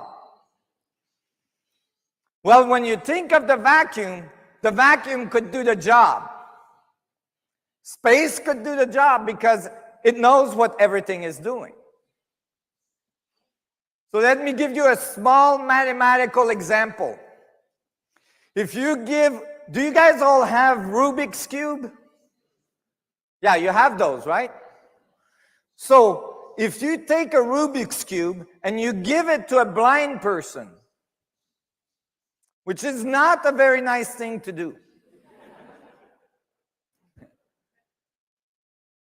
but you ask him to order it, and the person is able to move a move every second. You can calculate in probabilities how many moves the blind person has to do to go through the probability of ordering the Rubik's Cube. And if this blind person is like Superman, you know, and he can continue to move the cube, one move every second, you can calculate, and the answer would be past 14 or 13.7 billion years since the Big Bang. Actually, it exceeds the Big Bang by billions of years. Because the blind person doesn't know if they're getting closer or if they're going further from the solution. But if you tell that blind person one simple piece of feedback, yes or no, every time they move, yes, you're getting closer, no, you're getting farther, then the blind person will order the cube within 2.5 minutes. Billions of years are 2.5 minutes. And biology is much more complex than a Rubik's Cube. Much more complex. So there must be an organizing agent. Is there a possibility that this organizing agent is actually a function of the space itself? Not some god sitting on a throne with a pair of binoculars. If you're a Christian, it would be, he would have a baseball bat, you know, in case you sin. Now, is that the case? Maybe the vacuum can do the job. Maybe the vacuum is not empty, but maybe the vacuum is full. This is something I concluded to very early. Is there any evidence that it's full, though? You know, I did a lot of this research living in a camper van because I was independently studying that allowed me to have my own thoughts. And so I had to self-finance. I was a professional skier for many, many years, professional climber. And I had to finance my own research. My budget was $2,500 a year. And most of it went to gas, so I didn't eat much. And, you know, eventually I got my first sponsors. And my first sponsors said, well, we'll help you. We'll pay rent and give you a little food. But you have to go to physics conference, the one we picked. So I went for it. I wasn't so happy because I already had some difficulty with the physics community. But I went to this conference in Georgia Tech in Atlanta, and you know, I brought this book. It's called Gravitation. It's kind of the Bible of relativistic equation. It's written by Wheeler, Thorne, and Mesner. It's the foundation of general relativity. And you can see it's quite a thick book, so you know everything you need to know about gravity when you try to pick it up.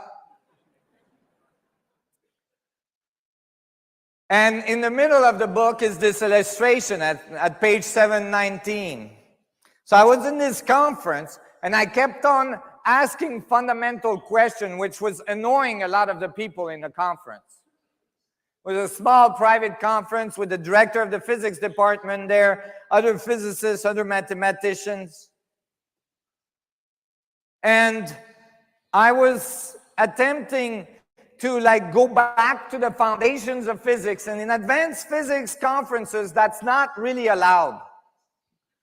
You know, everybody there has accepted the fundamental of physics, and you're not supposed to be you know, rehashing it. You're supposed to be going into for 240 dimension of Calabi-Yall and superstrings and, you know, very complex math, and you're not supposed to go back to the basics. So I kept on asking basic questions, and that was annoying everybody. I can have that tendency. But, you know, at one point I said, you know, you guys, I need to stop everybody because I have this question. And they said, okay, what's your question? And then I said, well, you know, I opened the book on this page, and I said, if I understand our universe as we describe it today with our equations, the example we give is a balloon. The universe is expanding, and we have little pennies glued to it. The pennies represent galaxies moving away from each other as the balloon expands. Well, I am a little confused because I said to them, you know, I've been looking in all these physics books. I've been studying physics for a while now. I look everywhere. I can't find the equation. Can you guys show me where the equation is? Because, you know, I might have missed it. I'm sure I missed it. Then I'll shut up if you can show me where the equation is. And they said, what equation? I said, I want to understand who's this guy?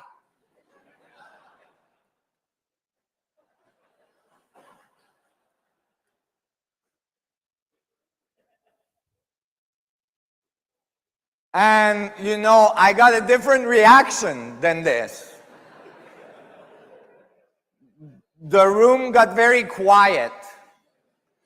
There was one of the students, PhD students, in the end of the table. He was drinking coffee and went. I could see the director of the physics department started to have a little sweat on his forehead because I think he thought I was going to say God, you know. And he was like, oh no, don't say the word God in the physics department in front of my students. Oh. And I said, listen, let's draw the rest of the guy. If we draw the rest of the guy, notice that when the balloon expands, then the lungs must contract. For every action, there's an equal and opposite reaction. One of the first laws of physics you learn when you're a kid, right? Conservation law. Recently, I had an argument. Well, it's not really an argument because I didn't even bother answering it. Blog on the net. Saying, oh, he's confused about that. Let me give you another analogy. They said, the universe is like raisin bread. I was like, really? Raisin bread? And it's and the raisins are the galaxy, and as the bread expands, the galaxy move away from each other. I'm like, oh. And then he said, you see, no need for conservation law. I'm like, really? It is the nature of the bread to expand. Wow. This guy needs cooking lessons. I hope he's not doing the cooking at home. Because if you just put flour and raisin and water together, you know, it's just going to sit there. You need an agent to make it grow. You need, yeast to make it grow. Yeast is a chemical reaction, is thermodynamic as well. It produces energy. You need energy for that thing to expand. Plus, you got to put it in, you got to put it in an oven, and never mind that you need a cook to make the bread. So, what am I talking about here? What I'm saying is that in the balloon is pressure pushing the balloon open. There's compression of air in order for the balloon to expand. There is an energy potential inside the balloon that's making the effect occur. And that part is not being understood. And the reason,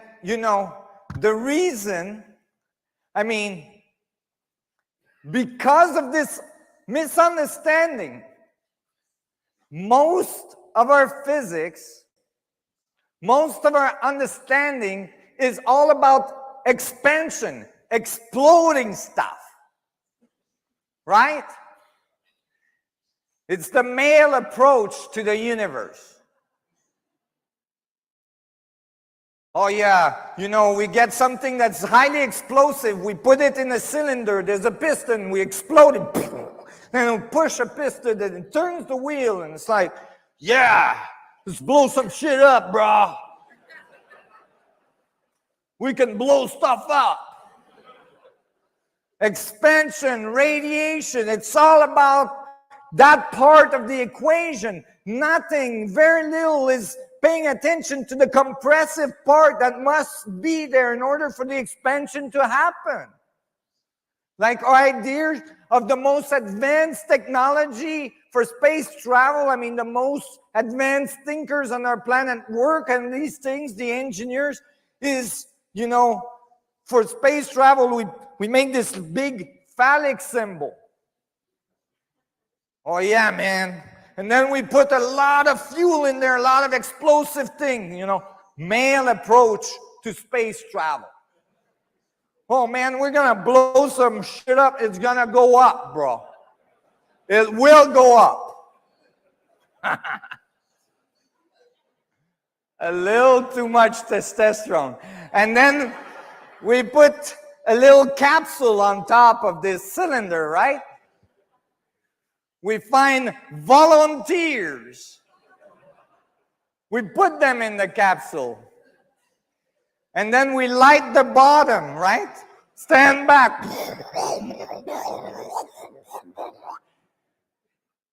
And then a few miles up, a little ejaculation. Poof.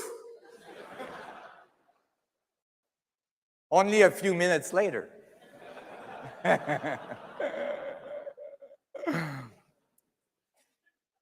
The male approach to the universe. But in order for that fuel to be so reactive, in order for that fuel to be so powerful, it must have had compression of energy into it. It was in the earth, compressed. It was being energized. Where did the initial power come from?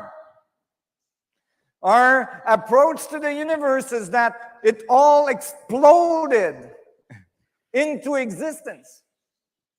But nowhere in our physics do we say where the energy came from to produce the explosion.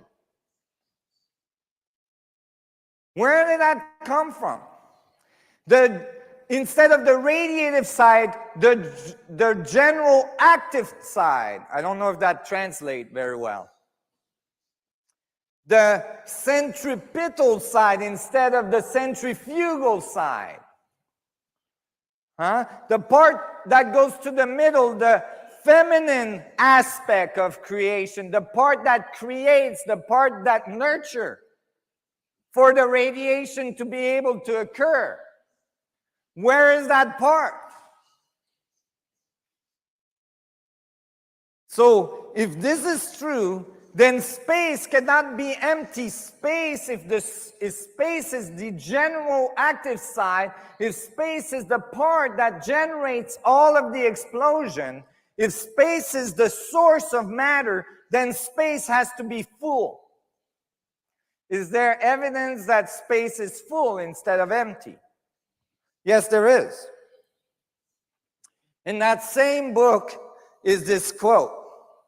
When we look at the quantum level, present-day quantum field theory gets rid by renormalization process of an energy density in the vacuum that would formerly be infinite, if not removed by renormalization.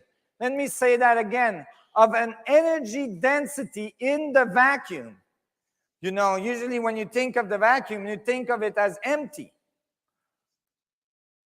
That would formerly be infinite if not removed by renormalization. Removed, the key word. Why is this? It's because when you look at the atom, it looks like a little oscillator.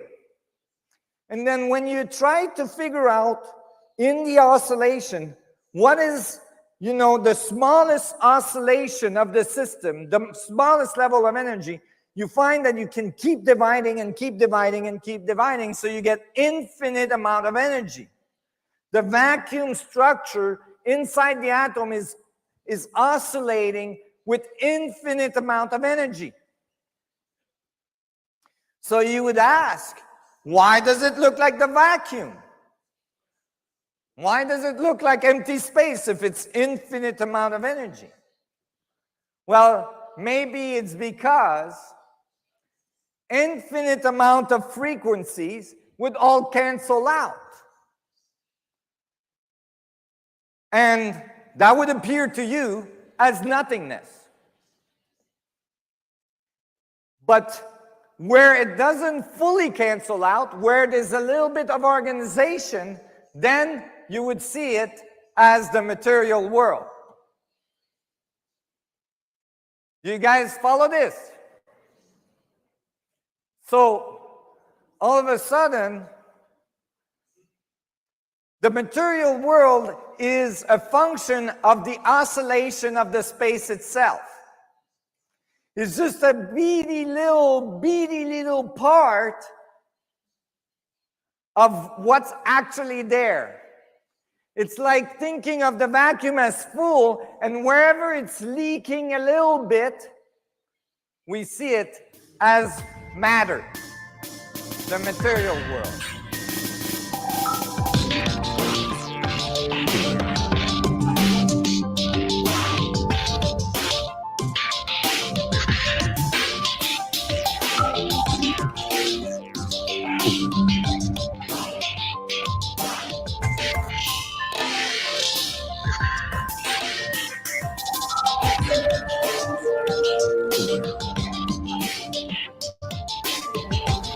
Oh, well, that is the end of part 1 of the Cognos presentation. It's 6 hours in total. I'm not going to do the full 6 hours right now, but we will continue this epic, now 5 hour and 14 long live stream fundraising stream right now. I am going to play a little bit more Nassim Haramein. This is one of his older presentations, that one being a decade old. We just watched this one, I believe, being about 2 decades now, but it also includes more of, is it popping up? Of the alternative history, his pyramid research, as well as into the elongated skull folk, and so much more. Nassim covers so much, and also the geometry. This is a 4-hour presentation. I'm not sure we'll get through all of it, but so I'm gonna kind of walk you through. We will see how long we go. I love you all. Thank you, everybody who has donated so far today, as well as in the past, and that helps this work continue. Bless all of you. 46 beautiful souls still watching today. Hope you're all having a wonderful Friday.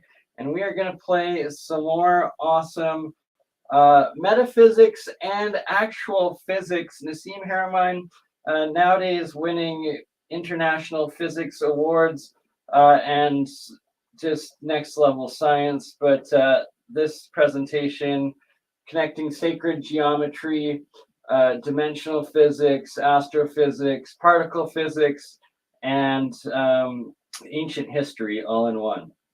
And we are over halfway, just over halfway, $110 so far Canadian raised in this stream. On the PayPal, needing a minimum of $200 to cover my basic overdue for my storage units as well. Hopefully $400 by the time it's all said and done, so I can completely square up with the guy.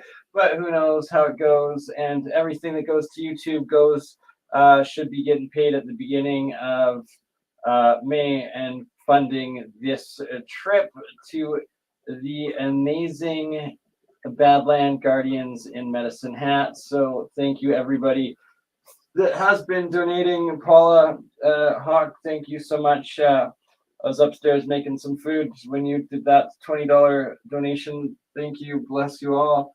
And we shall continue now with some more Nassim Haramein. And if you haven't seen before, I do have pictures with Nassim. I met him in person. Absolutely next level guy. I'm going to try to do get him on a stream now that I do podcasting, as I've talked to him on Zoom before a few times. And like I said, met him in person at a few of his lectures in the past. So without further ado, more of Nassim, and bless all of you. Hope you're having a good weekend. Spending it weekend with Bernie. Little bit of the way I discovered this information and the way I came across it, my logic through it, and the path I took. And if I walk you through the same path I took, you'll see that it actually is a very simple path. It's a very simple way of thinking. It's very fundamental and very simple axioms that just needs very little adjustments in our current physics and science and so on to generate just a little bit of a different picture that opens doors to a whole new way of being. I'll give you an example. Spiritual people tend to think in terms of infinity, that like this infinite potential, you know, that all things have infinity within them and all this. And the scientific community tends to think in bounded, closed systems of finite, you know, rational concepts. And so the two don't agree, typically.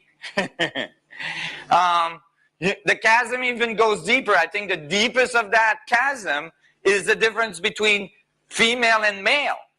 Because it's flipping back between women typically think in terms of continuum, in terms of curvature to infinity, like infinite possibility. Everything is okay, honey, right? And man thinks, in general, have a tendency to think in bounded state, you know, finite, highly logical systems. Here lies the problem. The idea that things can be isolated, that you can, you know, put something in a box and assume that you can analyze that thing, ignoring everything else that's going on in the universe, as if you've isolated that box from the rest of existence.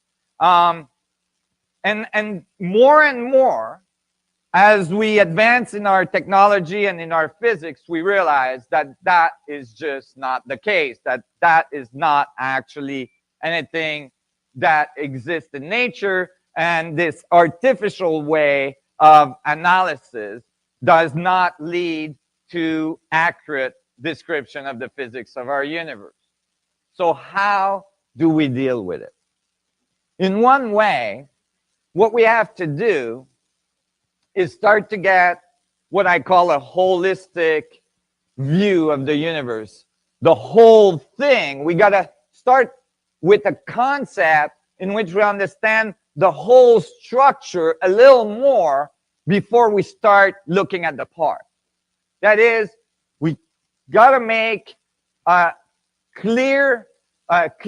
got to have a clearer picture on how the structure of embedded system exists in our universe before we try to identify what the part may look like.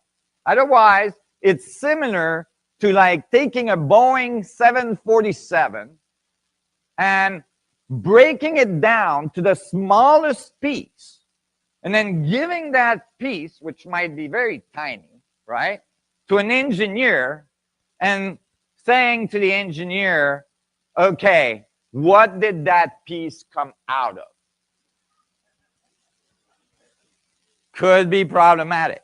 It really started when I was approximately 9 years old. I could have been 10 or 9, but I remember very distinctly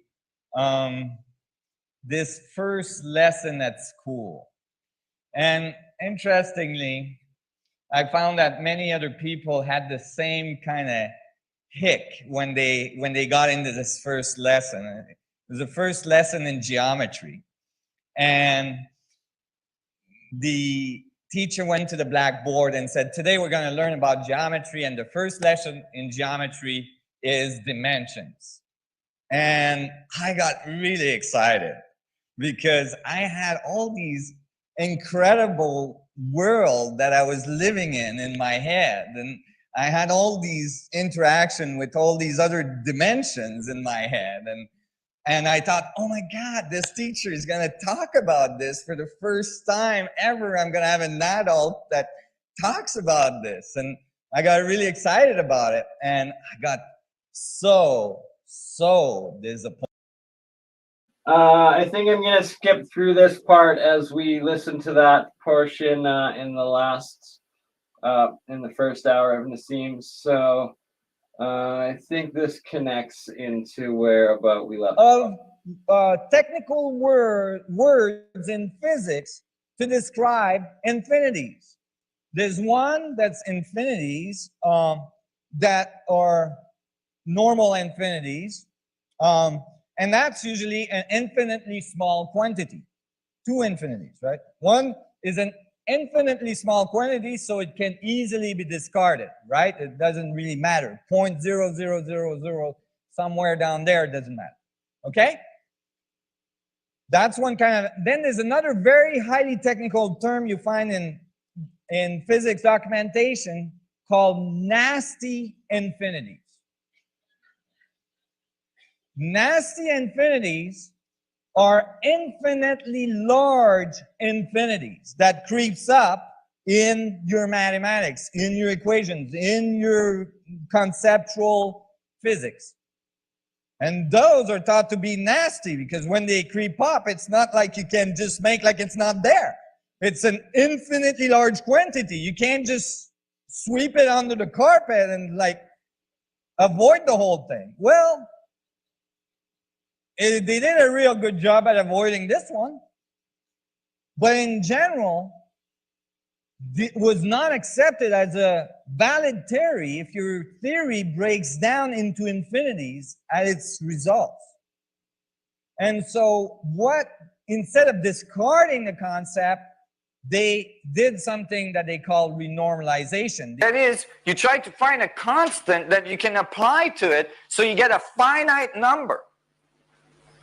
So in this case, and they did that to quantum theory in another way as well, they use this constant. It's called a Planck's distance.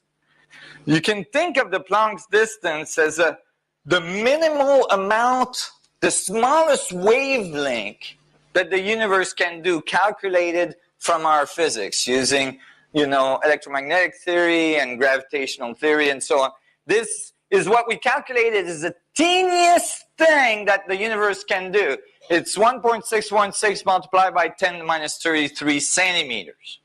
So it's very, very small. Extremely small. Billions of times smaller than an atom. So, do I believe this is the smallest thing the universe does? Absolutely not. However, I believe that this is the fundamental boundary condition that defines our relationship to the universe.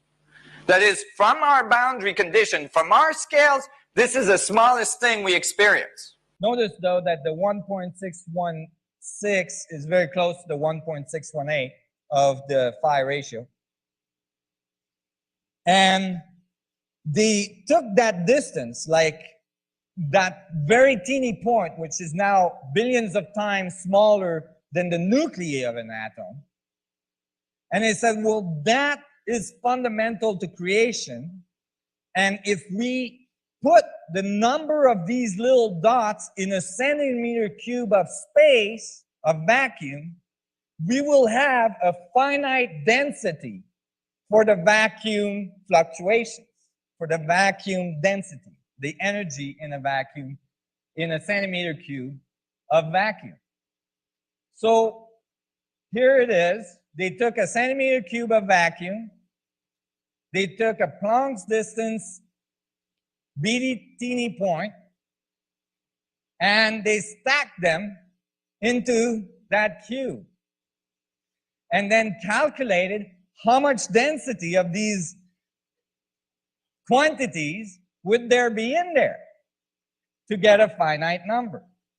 The result is 10 to the 94 grams per centimeter cube. 10 to the 94 grams of centimeter cube. That's 10 to, with 93 zeros, following it. It's an extremely large number. When I'm dealing with a number that large and it came from a renormalization, my tendency is to think that we're talking about infinities.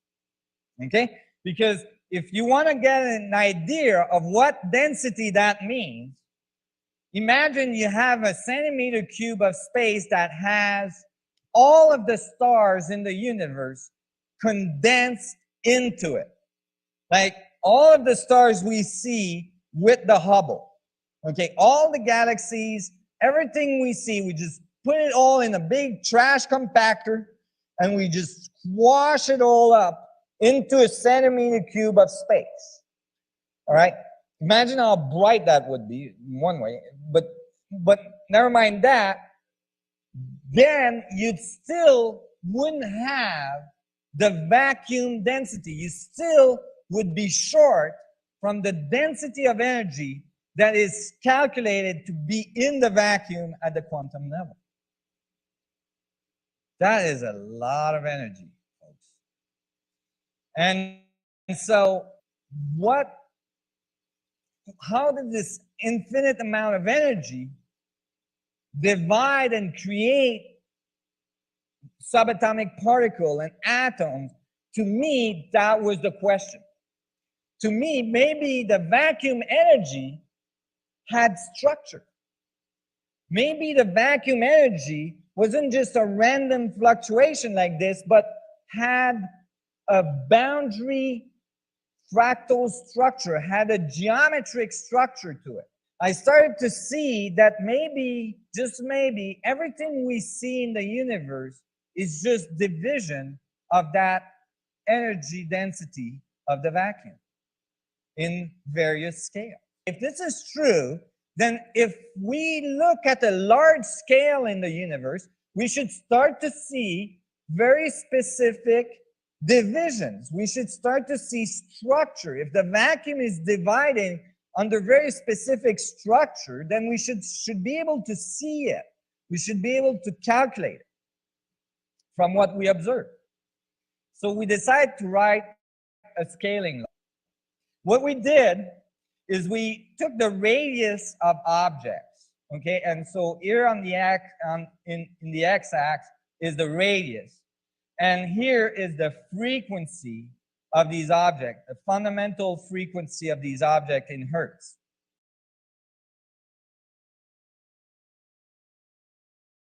Okay, I'm pausing it here. This one's kind of annoying. It's chopped up a couple of his different presentations, so it's kind of jumping all over the map and isn't as coherent. So instead, I'm going to switch from Nassim Haramein over to one last episode of Parts to end it off with Megaliths, Monaliths, Megalith Mania. We're going to do some Klaus Donna and his presentation to Megalith Mania a couple years ago.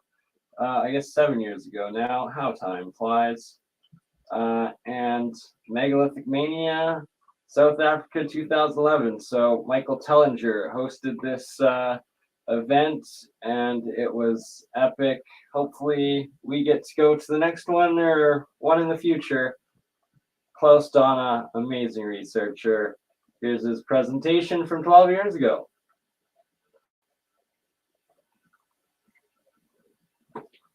Please donate if you can support me. Thank you.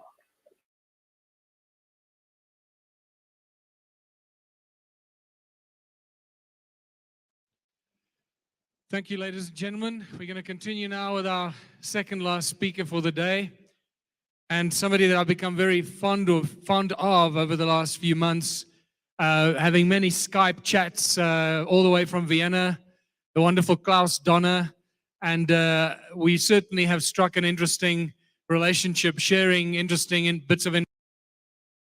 I do apologize for switching it up like that, but I promise I'm going to do a full 6 hour, the full 6 segments of the original Nassim Haramein 1 hour lecture that I started with. I'll do another stream another time that's all 6 hours of the Cognos lecture. And for now here, though, here's this epic Megalithic Mania. Hugh and Tellinger hosted Klaus Donna Parts. Just next level work. Information about different artifacts and tools and things that we find in our respective little jobs that we do, roles that we fulfill. So Klaus is going to continue now with his part 2 of Unsolved Mysteries and take you on a continued journey of discovery with some of the phenomenal artifacts that he's been collecting for a long time now that really defy any kind of logic and force us to reconsider our human origins and our human history. So let's give a round of warm applause for Mr. Klaus Donner.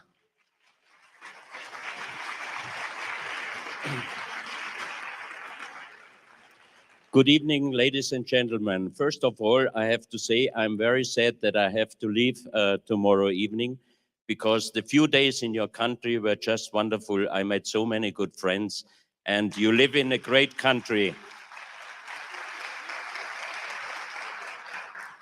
Yesterday, I was talking about giants, little people, human with elongated skulls, human and dinosaurs. Today, I show you many so-called O parts, like the out-of-place artifacts.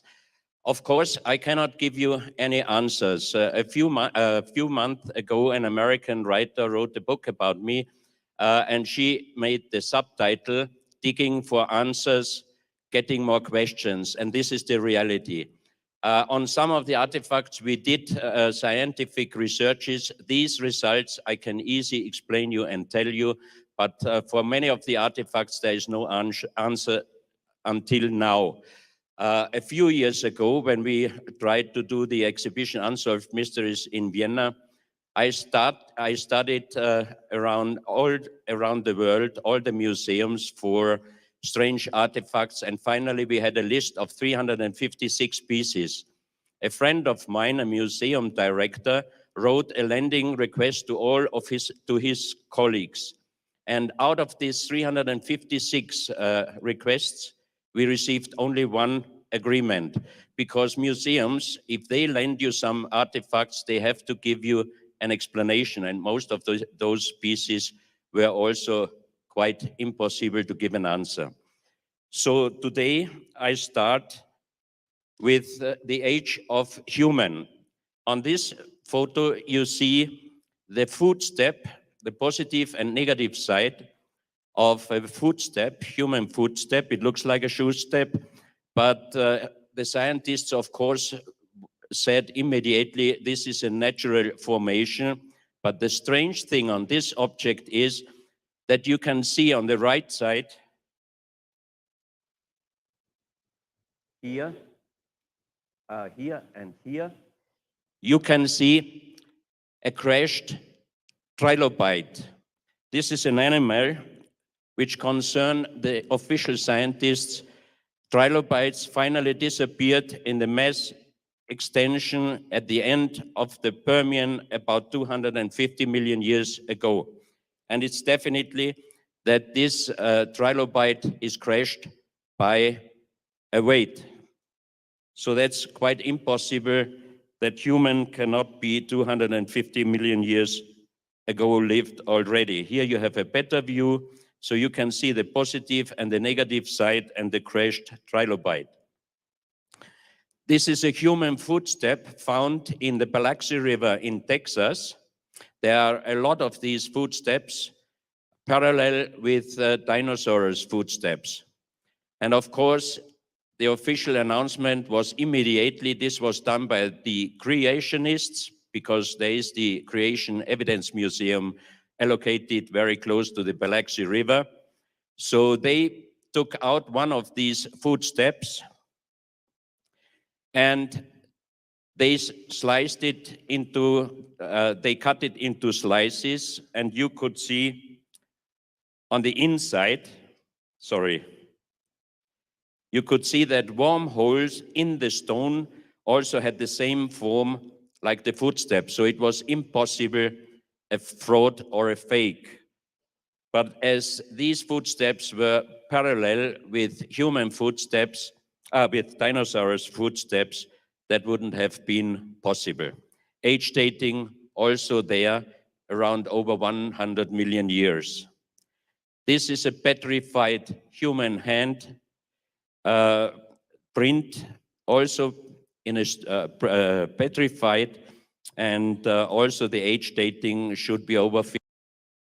So just pausing it to point out these are OOPArts, out of place artifacts, and that this is, he's showing evidence, several fossil evidences of human footprints fossilized alongside dinosaur footprints and dinosaur bones, fossils along humans, and in hundreds of millions of years. It's just epic stuff, so I love it. I know you love it.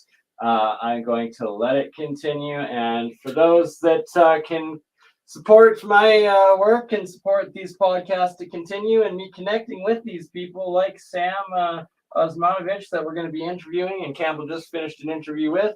Hopefully Mike Tellinger, I reached out to him. He did give me an email and said he will get back to me. I did email him, but still waiting back from him. And Klaus Donna, just excellent researcher along the lines of Michael Cremo sort of stuff, just next level. And let's continue listening to this next level disclosure and real human history. 50, 60 million years. So is it reality that we human only are until now over 1 million year old, or did human live already long time ago? This iron cup was found in United States in a coal mine, and it was enclosed in a big stone brick. And when they broke this piece of coal, inside was this metal, this iron cup. And you can see that the pressure of the petrification of the coal put some part of the coal directly into the iron and deformed it. The age dating of the coal in the area where it was found, geological age, is 65 million years. This is a petrified human finger, and they cut it also into pieces before they did some X-rays, and you could see that the inside, where the bone is much stronger than the area where the meat was, and you can see even the fingernail. These pieces are presented in Glen Rose at the Creation Evidence Museum. Here you see a monastery in Colombia. The Santo Ecce Homo Monastery was built 1620.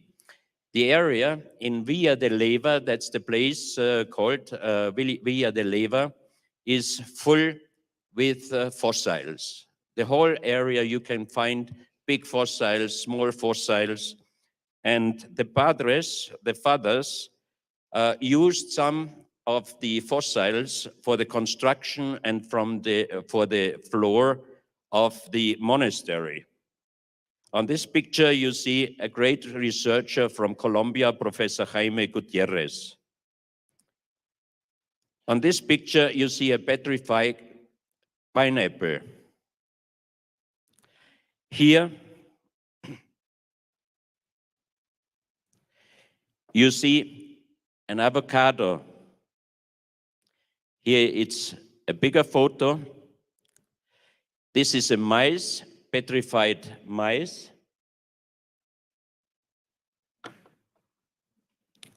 And this is Father Huerta. He is triple professor, professor for archaeological plants, professor for plants, and anthropologist. He found in the area of Villa de Leyva many petrified, cultivated fruits and vegetables. In his hand, he is holding a cocoa and a petrified banana. That means there must have lived human, because animals, or if there are so many fossils, dinosaurs wouldn't have been able to cultivate fruits and vegetables. Here you see a close-up of the cocoa and the banana. This is a pinus, And they built up a small museum close to Via de Leyva showing all these petrified cultivated fruits and vegetables. Here is Padre Huertas with human, sorry, I cannot read it on the picture. I forgot the name of this bone. You can see that this one is much bigger. It's about 20 centimeters.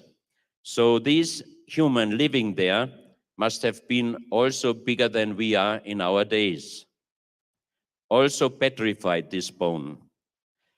On this picture, on the left side, you can see a human hand, and on the right side, a human foot. We did a lot of researches on this piece. Also in the United States was done a lot of researches, and the result was that this is a human hand and a human foot, fossiled in a stone plate, and geological dating of this stone from the area of Via de Leyva is about 120 to 140 million years. This is a close-up of the petrified hand. Close to this area of Via de Leyva, they found petrified bones with end carvings of strange animals. On this close-up photo, you can see that on the right feet, there is a kind of a ring, arm ring. So that's very strange because those pieces are definitely bone. It was researched, it was checked in Bogota at the university, petrified bone, but it takes a long, long time that bone really petrifies. But the strange thing is that even this animal has a decoration on the feet. And here you see also 3 bones decorated with ink carvings. And all these 3 animals do not live in our days in South America. They don't know what kind of animals these were. And all 3 pieces are petrified. You can see the wonderful end carvings in the big skull plate of an unknown animal. This is the front view, and definitely these 3 animals, they do not live in our days, and they are unknown in South America, especially in Colombia, where the pieces were found. Yesterday, I showed photos from the collection of Dr. Cabrera, the so-called Ica stone collection, but they found also some end-carved stones in Colombia. And on that photo, you can see a bat with a tail. And at the end of the tail, there is a kind of leaf, which we found also on many of the stones of Dr. Cabrera in Peru, Ica. A bat with a tail is also unknown in the scientific world in South America. This piece I wanted to show you because it's a wonderful done piece. It shows 4 faces on the front side, left side, right side, and on the back side. And on top, you can see a snake. And this is also very interesting because all over the world on unexplainable or strange artifacts, we always can find a snake. This is El Invernito. It's concerning the archaeologists, 1,000 years old Muisca observatory. The Muiscas were the indigenous in the old time in Colombia. All these pieces were cut down by the conquistadors, so it was definitely an archaeological and astronomical site. And I personally think this place, the stone monuments are much, much older. It's the same with your stone circles here in South Africa. How is it possible to say that those pieces or these monuments are 1,500 years old? Because it's impossible to make an age dating on stones. So it's a big question mark. There is also inside this area a very big cave. And on top of the cave is a huge stone plate, very, very heavy. And the material of these stones and also of big phalluses up to 8 meters is about 65 kilometers far from the place where they are now. And they had to transport them over several mountains without streets, without anything. So it's a big question, how could they do these transportations? In Colombia, there is a place where they found many stone caves, stone monuments, huge ones. And this is one of these pieces. It's about 1 meter in size. And it doesn't look really like any known South American pre-Columbian culture. At the area, I saw personally several huge statues with long teeth, 2 long teeth on the left side and right side. And one day I received from Chinese archaeologists from southern Mongolia some photos with very strange round pyramids. And also they found in this area the same size stone monuments with exactly the same faces and also exactly the 2 teeth. So that means, was it just a coincidence that they had the same idea, or was there in the long, long past a connection between southern Mongolia and even Colombia? But we found many, many pieces you will see further on, which gives us the idea, we cannot prove it of course, that once there existed a global civilization on our Earth. This is a close-up. They found also in this area these kind of pyramids. On one side on this piece you can see a monkey, and on the other side, as I said before, a snake. So the snake for our ancestors must have had a very important role. This is in this area, and the face, as you can see, does not look like a South American Indian. And especially this one, it's a very strange one. The whole piece, the mask is about this size, and it's a very heavy stone, but it's a perfect work. The question is, which civilization existed in Colombia a long time ago? And it's strange because, as I showed you before, in this area they found petrified cultivated fruits, vegetables, and even human petrified bones. This is one of the most interesting pieces I ever saw, and I could present those pieces also found in Colombia, close to Bogota, in the area where the Muiscas lived. And the Colombian archaeologists did research on the pieces, and they pointed all these pieces out as new done artifacts. And for me, the most interesting and funny story is when we got these pieces to Vienna, I had the allowance from Professor Gutierrez, and he was with me. We went to the Natural Historical Museum in Vienna, to the Mineralogical Institution, and they did a perfect result on the material. And the material of this one and the following artifacts is lyddite. Lyddite is a very hard stone. It has the hardness nearly like granite, but the problem is that this stone structure is like leaves. So we did a material check first, and then I asked Dr. Distelberger, who is known in the world of museums worldwide as the expert on stone and precious stone work. And he checked those pieces, especially this one, we call it genetical disc. And after checking all the pieces, he told me, I cannot tell you how they did these pieces. I cannot tell you when they made these pieces. And of course, I cannot tell you who made those pieces. But the only thing I can tell you, we are not able today to make the same pieces from the same material.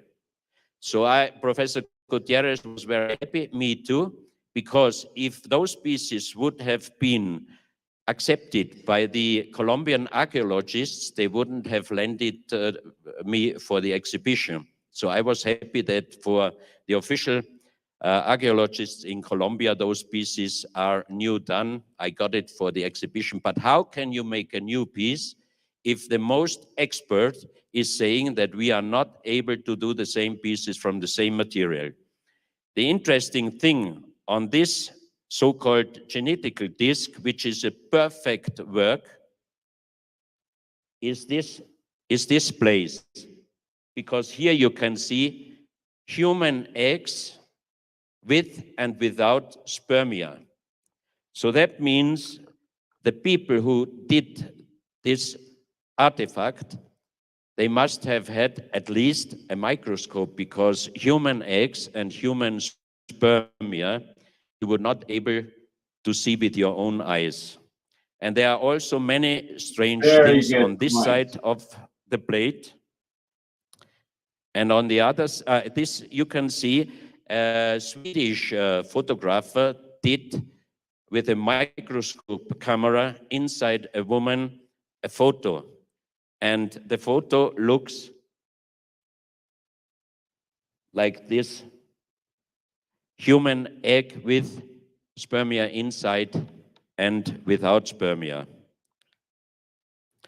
On the back side of the plate, you see man, woman, and child on the right side here. And this is very strange. And Professor Gutierrez's idea is, or his thinking, I personally do not agree with, but his meaning is that this is the presentation, the evolution from frog to human. And we found even very old library material from China that some of the researchers in long time ago, they also were writing about the evolution from, not evolution, sorry, the Darwinism, the changement from animal to human. I do not agree, but the only strange thing for me is, if people are able to do such a wonderful work, showing also on this side of the plate the fetus in different stage of growing, why did they not show a real human face? Why did they show white skull with round eyes? We found also many pieces in southern Mongolia, age dating by the geologists there is between 6,000 and 8,000 years, jade figurines, and they also are presented with very big round eyes. We do not have any answer for these questions. This is a tile. Professor Gutierrez thinks it was a kind of weapon because it fits exactly your hand and you can hit something with a button. This is a bat with a tail. And you saw before the hand-carved stone also showing a bat with a tail. This is also made out of the same material, lyddite. And Dr. Distelberger said, lyddite would break immediately, even with the finest technology, if you try to carve it or form it. So it's quite impossible. And he said, we would not be able to do the same piece from the same material. And wondering is, look how precise and how perfect these pieces were done. And it's so great that anybody can hold it in his hand if it's a child, if it's a woman or a big man, it would fit definitely every size of hand. So Professor Gutierrez is Colombia's most famous industrial designer and architect, and he said he is taking many ideas of those old artifacts. And once when he made a presentation and he showed these pictures in United States at the university, one student asked him, Professor Gutierrez, as I know you are the most famous industrial designer and architect, couldn't it be that you did these artifacts? And he was laughing and he said, young man, if I would be able to do these artifacts, this perfect design out of stone, I wouldn't be only the most famous industrial designer in Colombia, but I would be the most famous worldwide. This is another piece from the same collection. And also here you can see it fits exactly your hand. That's another one. This is the front side and back side. It shows a woman with a child, and on the right side, a hunter, the man. You can see this piece in original, it is this size. And you could put this piece, you see the form, you can put it exactly on your thumb, and you put your finger on it, and it is exactly like your own finger. So that means you could find any point. It's like you put your finger on something. Professor Gutierrez thinks that these tiles were used for modeling of gold pieces. I think more these pieces were used for medical things. All those pieces are very small, and they have even curves, which definitely would be impossible to do with the same material, because as I said, its form is like, Lydite form is like leaves, and it would break even with the finest smoothest machine, it would immediately break. And even the small pieces are precisely and perfect in design.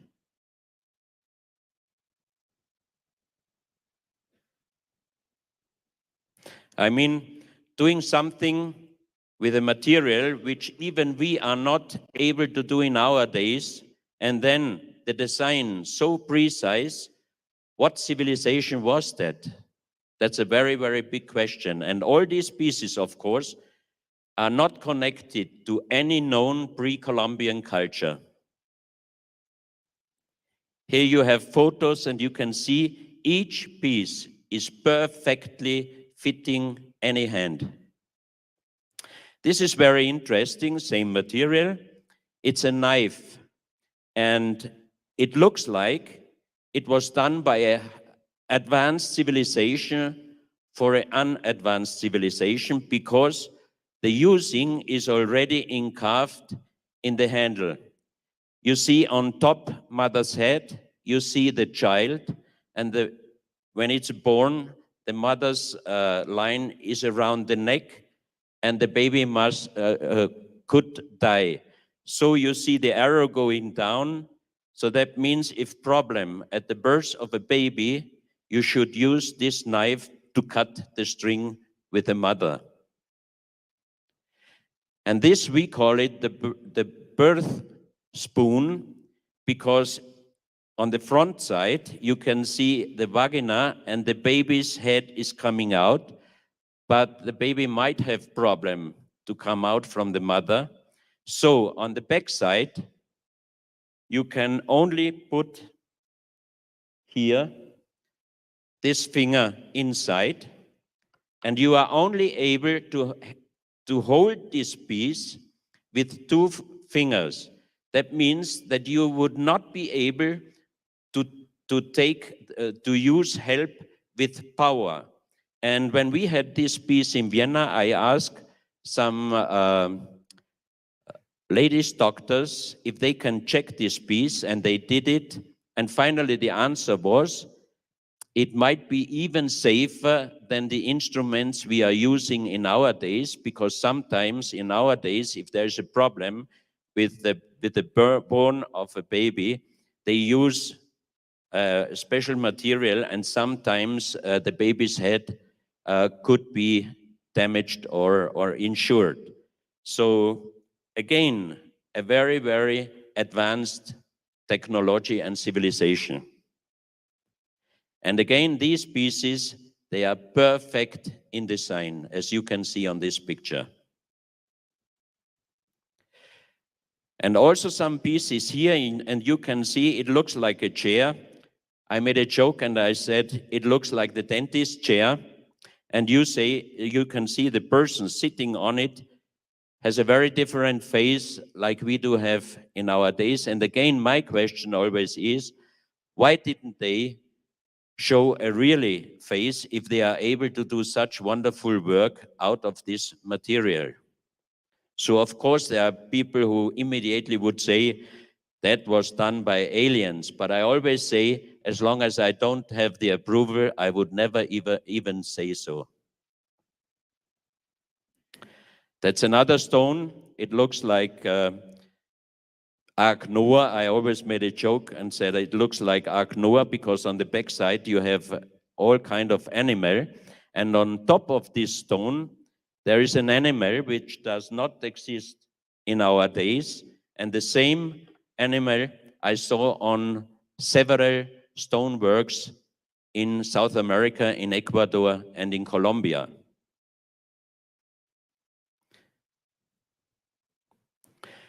This is another stone found also in Colombia. You can see on top a smiling face with a bird.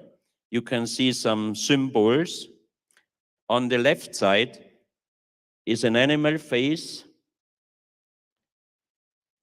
On the other side, you have also a kind of symbols. And on the bottom, sorry, I forgot to include the photos. On the bottom was a kind of crocodile, but with a very different tail, like a crocodile in our days. Here you have on the left side, my thinking is it's showing the duality and two pyramids, one on top and down.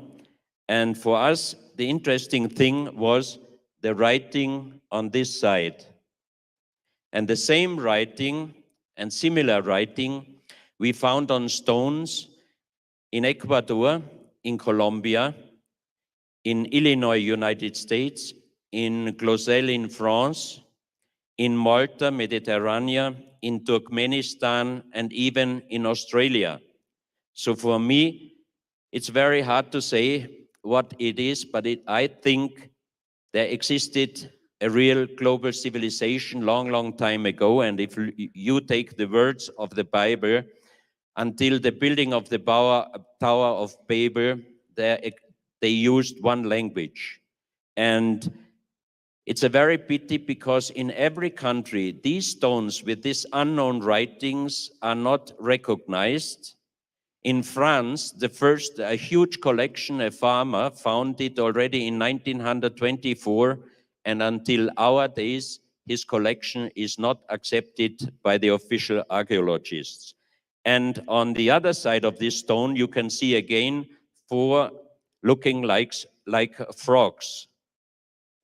And also the frog played a very important role in the past, in South America, in China, in Asia. So we are still trying to find information about the importance of the frog in the past. It's also very strange. The body itself is an animal, and on top you have the face with long ear and horns.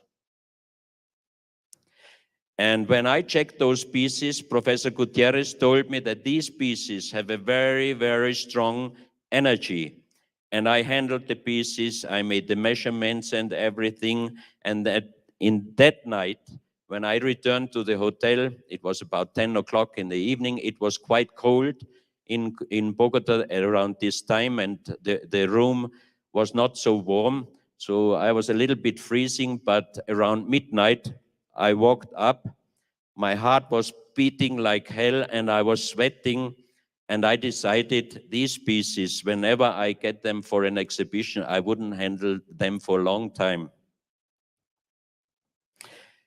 This is one of the stones found in Colombia. Professor Gutierrez made a check, and he said that left side, right side, and in the mouth, they had in the past precious stones, but the grave robbers, they took them surely out. The return side, again, this unknown writing. That's another stone. This is completely different. It's again made out of lyddite, and you can see that the left side and the right side is different. Here you have the moon and the sun on it, and again the unknown writing. And that's again an important and interesting stone, because on the front side you have a man and a bird, and again this writing. And on the here you see it in a close-up. Oh, sorry. And on the return side you have again this animal which does not exist in our days. This is one of the most beautiful pieces. It's also made out of lyddite, and I think on this stone are presented two different writings. The left side, as you can see, is completely different with the left side, and the one with the red inlays, these are corals. So it would be interesting, of course, if someone would be able one day to decipher this writing. Here you can see a deer and symbols, and on top again you see this strange animal. So this animal must have been very important for this civilization in the past. Here again a man, and again this strange animal.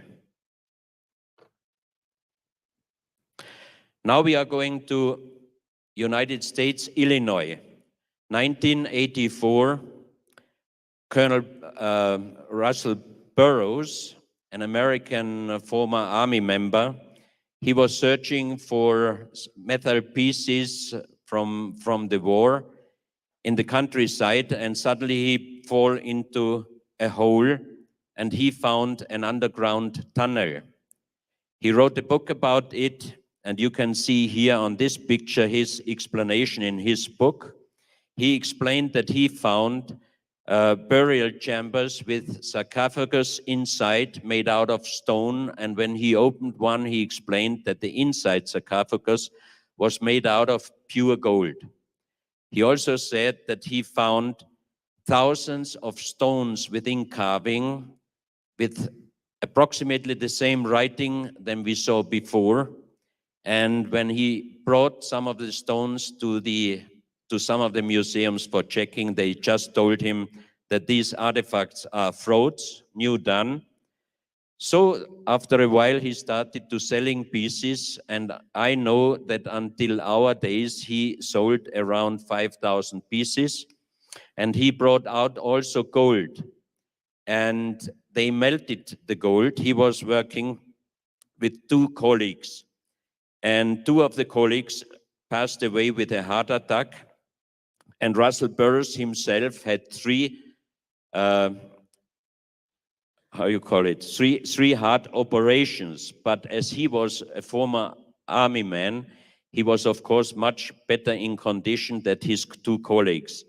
And Dr. Distelberger, the expert, told me without knowing about history when I asked him what happens if you melt old gold. He said this is very dangerous because melting old gold makes a toxin which can attack your heart.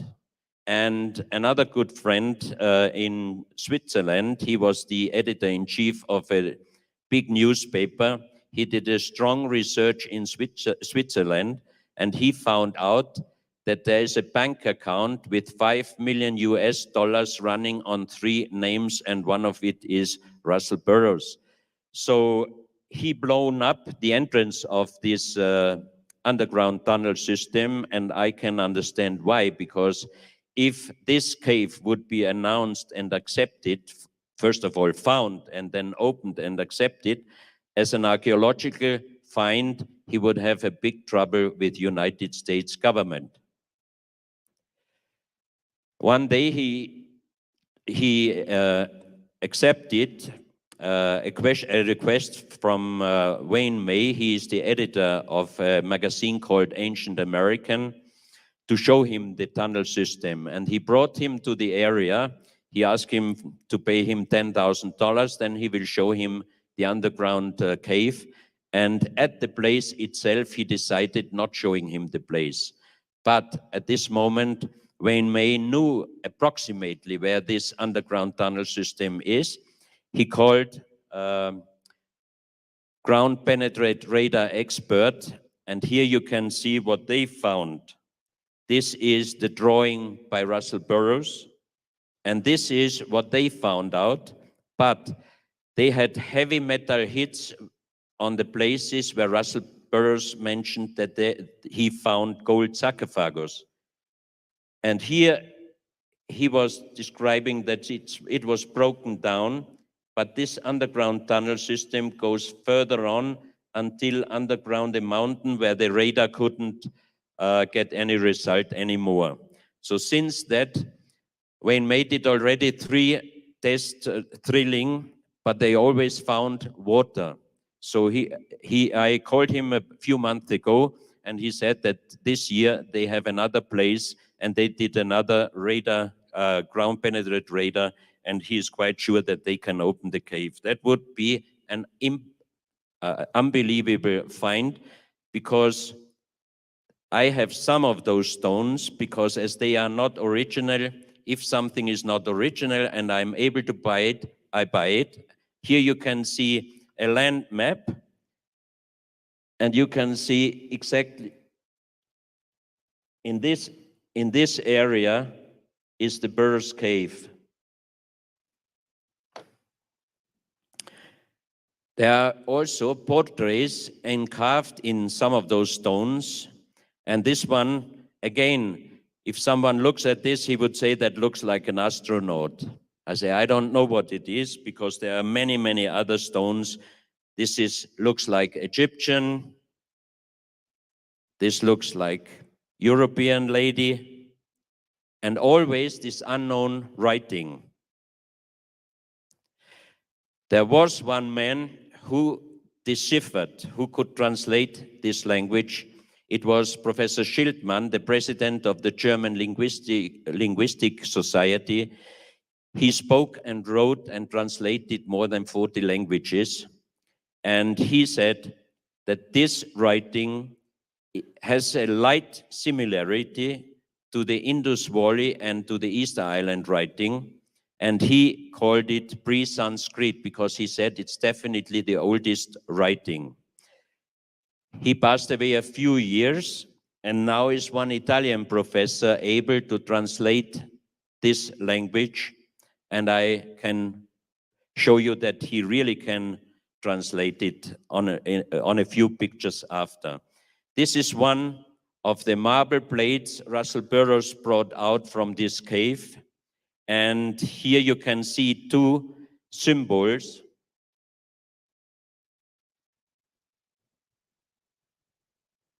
Here and here.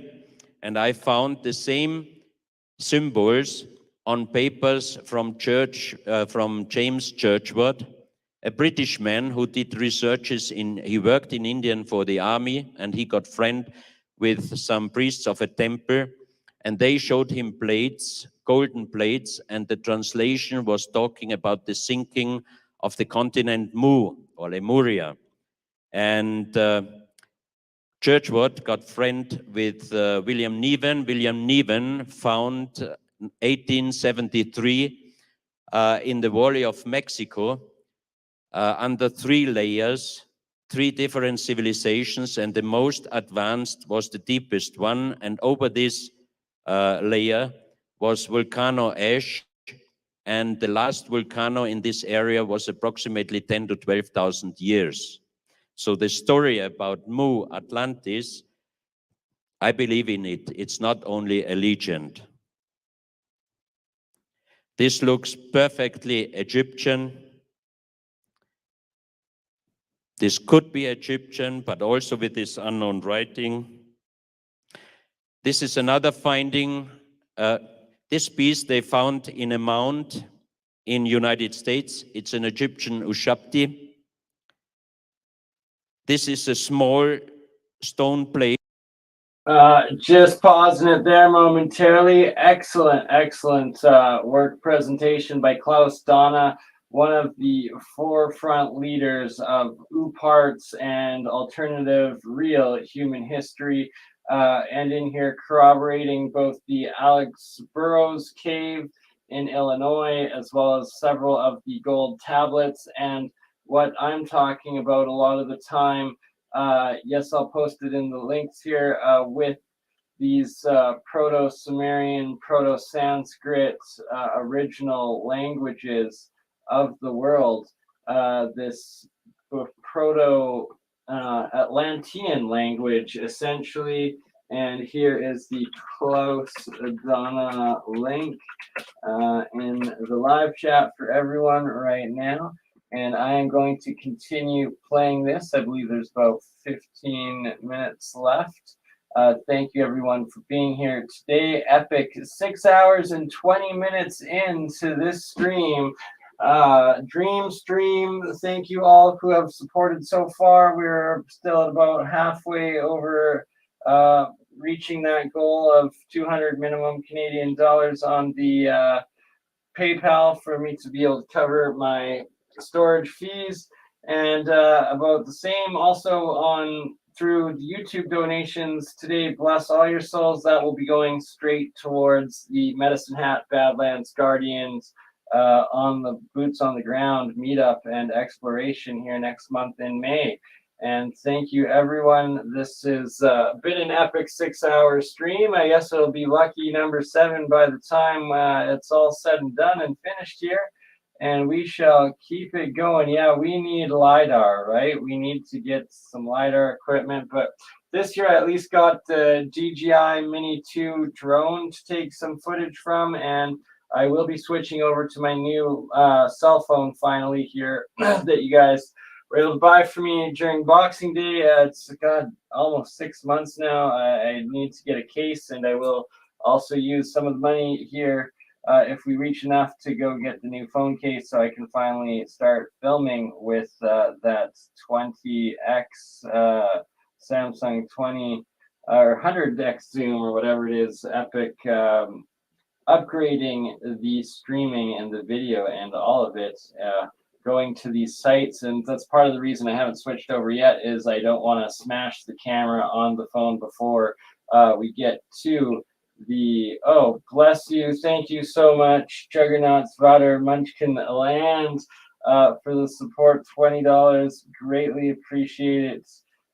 Thank you, bless your soul, goods, my friend. And it's making this happen, and it's continuing the knowledge, the learning, the sharing, the truth coming out, the narrative being destroyed, and us just coming together in this community and each doing what we can to continue the betterment of all and the truth coming out. So here's some more of Klaus Donna showing the Egyptian and Sumerian artifacts in North America, South America, and everywhere around the world that it is. And thank you everyone who's donated today.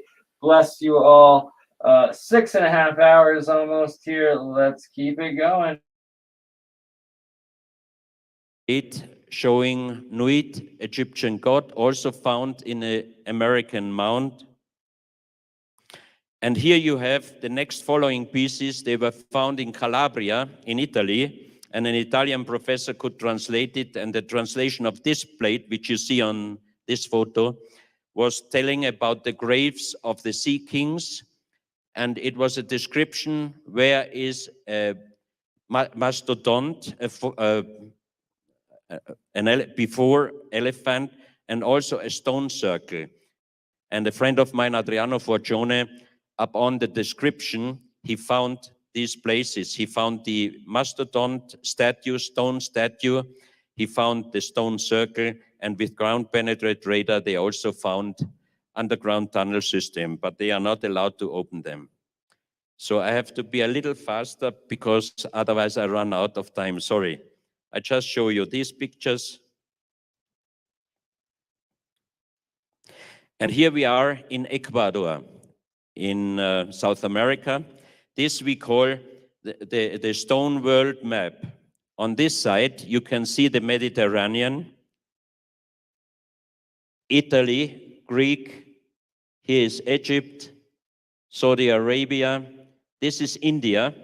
And as you heard yesterday from Mr. Graham Hancock, he was showing on the map India, and he was talking that they found underground monuments, and he wrote it also in his book, Sunken Cities After the Last Tsunami. And on this so-called world map, you can see that on this incarving, India is bigger than in our days, and also here, Thailand is also much bigger in our days. Also here, where Japan Islands and Taiwan is, Professor Kimura, who does the researches on the stone monument, which was presented wonderful yesterday by Mr. Graham Hancock, he explained to me that he found out upon his researches that there was a long continent existing from the northern Japanese islands, now Russia, the Sakhalin Islands, until far down Taiwan. So this would be exactly like shown here on this map. And around the location of Israel or Middle East here, there is an inlay of an eye. And this is a natural quartz line going around the stone. The stone is 350 kilos heavy, and it's quartz granite. This is a close-up of the eye inlay. And on the other side, the quartz line passes the Atlantic, and here you have a continent which does not exist in our days. And on the Piri Reis map, which was also presented yesterday by Mr. Graham Hancock, you can see around the same place, around marking on the Piri Reis map. And that marking, I hope Mr. Hancock can agree with me, is around the location where this round mark is on the Piri Reis map. So for me, this incarving would show Atlantis.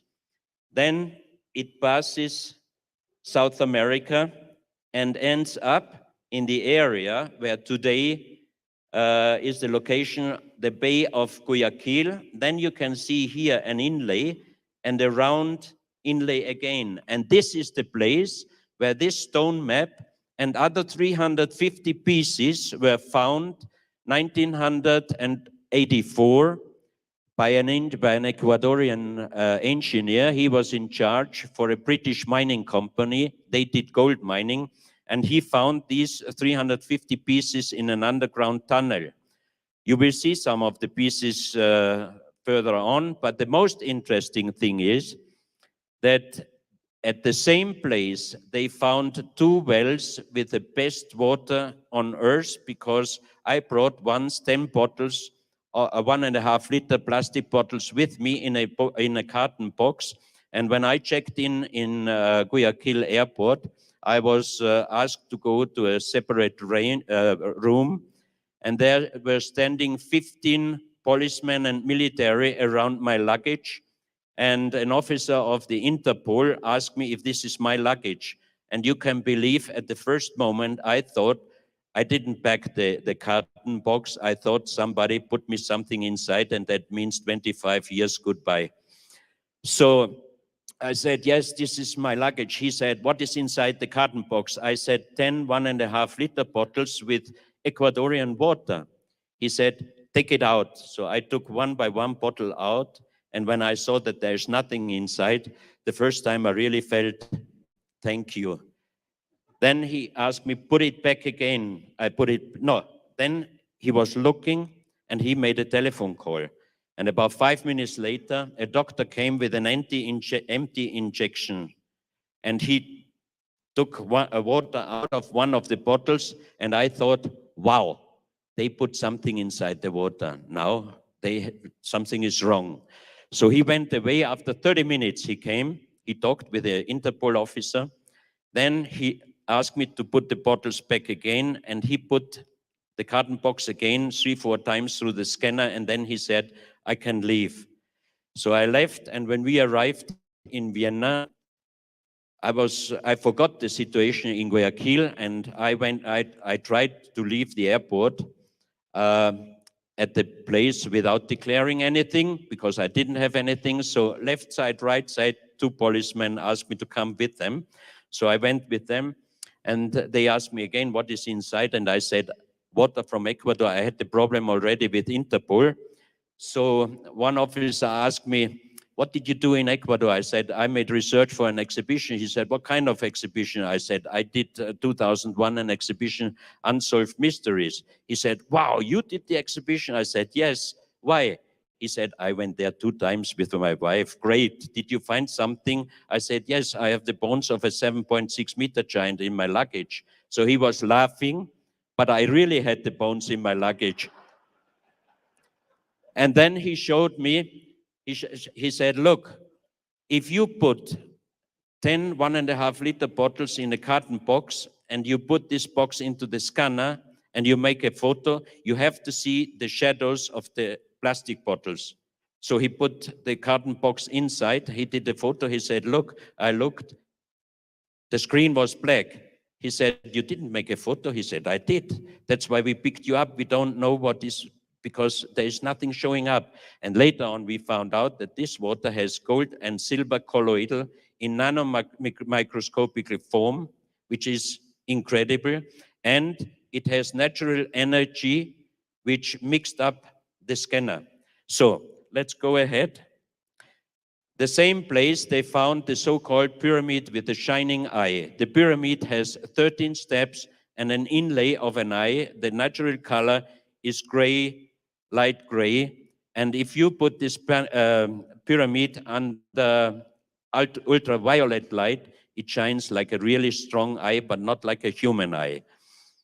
This symbol you saw this morning already, it's on the $1 note, it's connected with Illuminati, it's connected with Freemasons, but I personally think, first of all, who was able to do such land map into a stone showing 2 continents not existing in our days?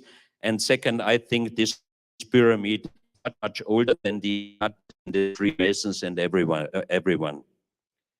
This is a picture. It's not so good because it's quite difficult to do a perfect picture with the shining of the eye, but it really looks very strange.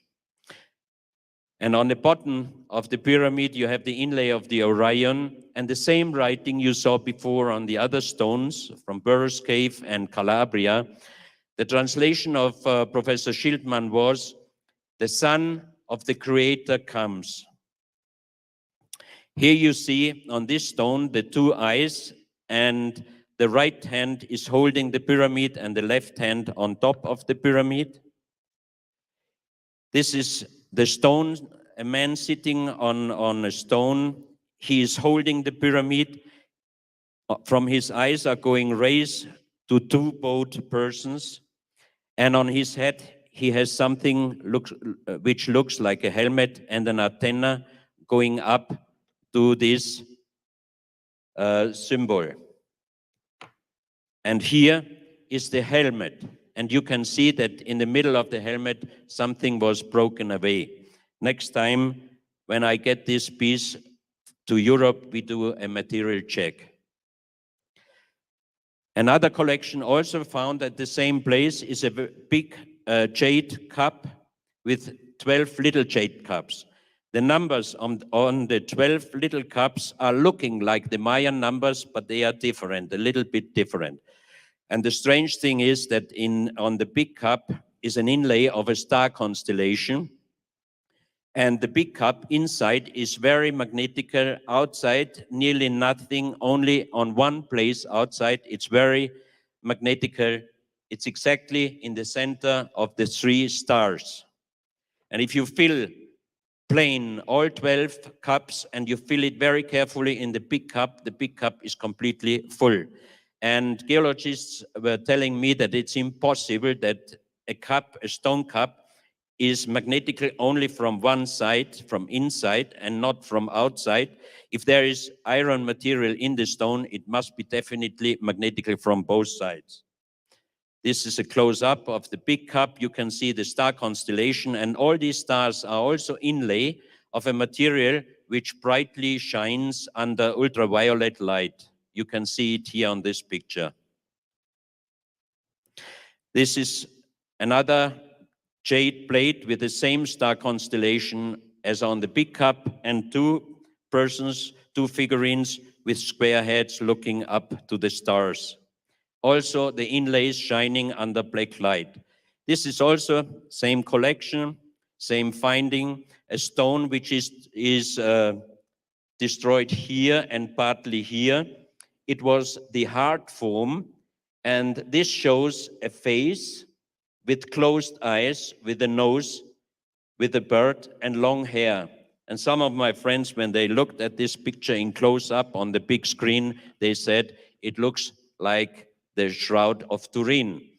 So you have now one big cup, you have 12 small cups, you have a heart form stone showing a face which could look like the Shroud of Turin. You have the writing in an unknown writing, the Son of the Creator come. So I could make a very hot story saying this is the Grail because this is connected with Israel. I would never do so because I'm sure it is not so. This is the reverse side of the same stone. Also same finding, a cobra head. Cobra never existed in South America. And on the backside of the cobra head, you have 33 inlays, and left side, right side, 7 inlays. Also, the inlays are shining very strong under ultraviolet light. This shows the Kundalini, the sexual energy is going up on the back of the man to the 3rd eye. Kundalini doesn't exist in the past in South American culture, pre-Columbian culture. This is a kind of helmet. You can put it on your shoulders or you can lay your head inside. And the inlays here also shining under ultraviolet light.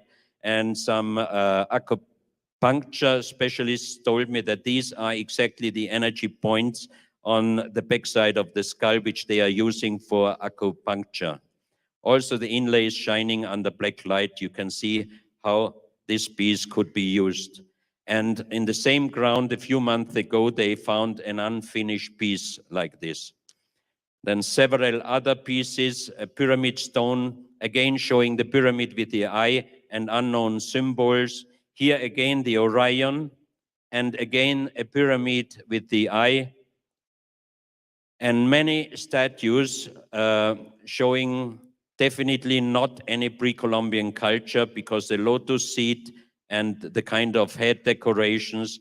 And an Indian professor sent me an information. She wrote, this position is called as Padma Asana in yoga in India. The Lord Shiva is a Hindu god, and he has a snake around his neck.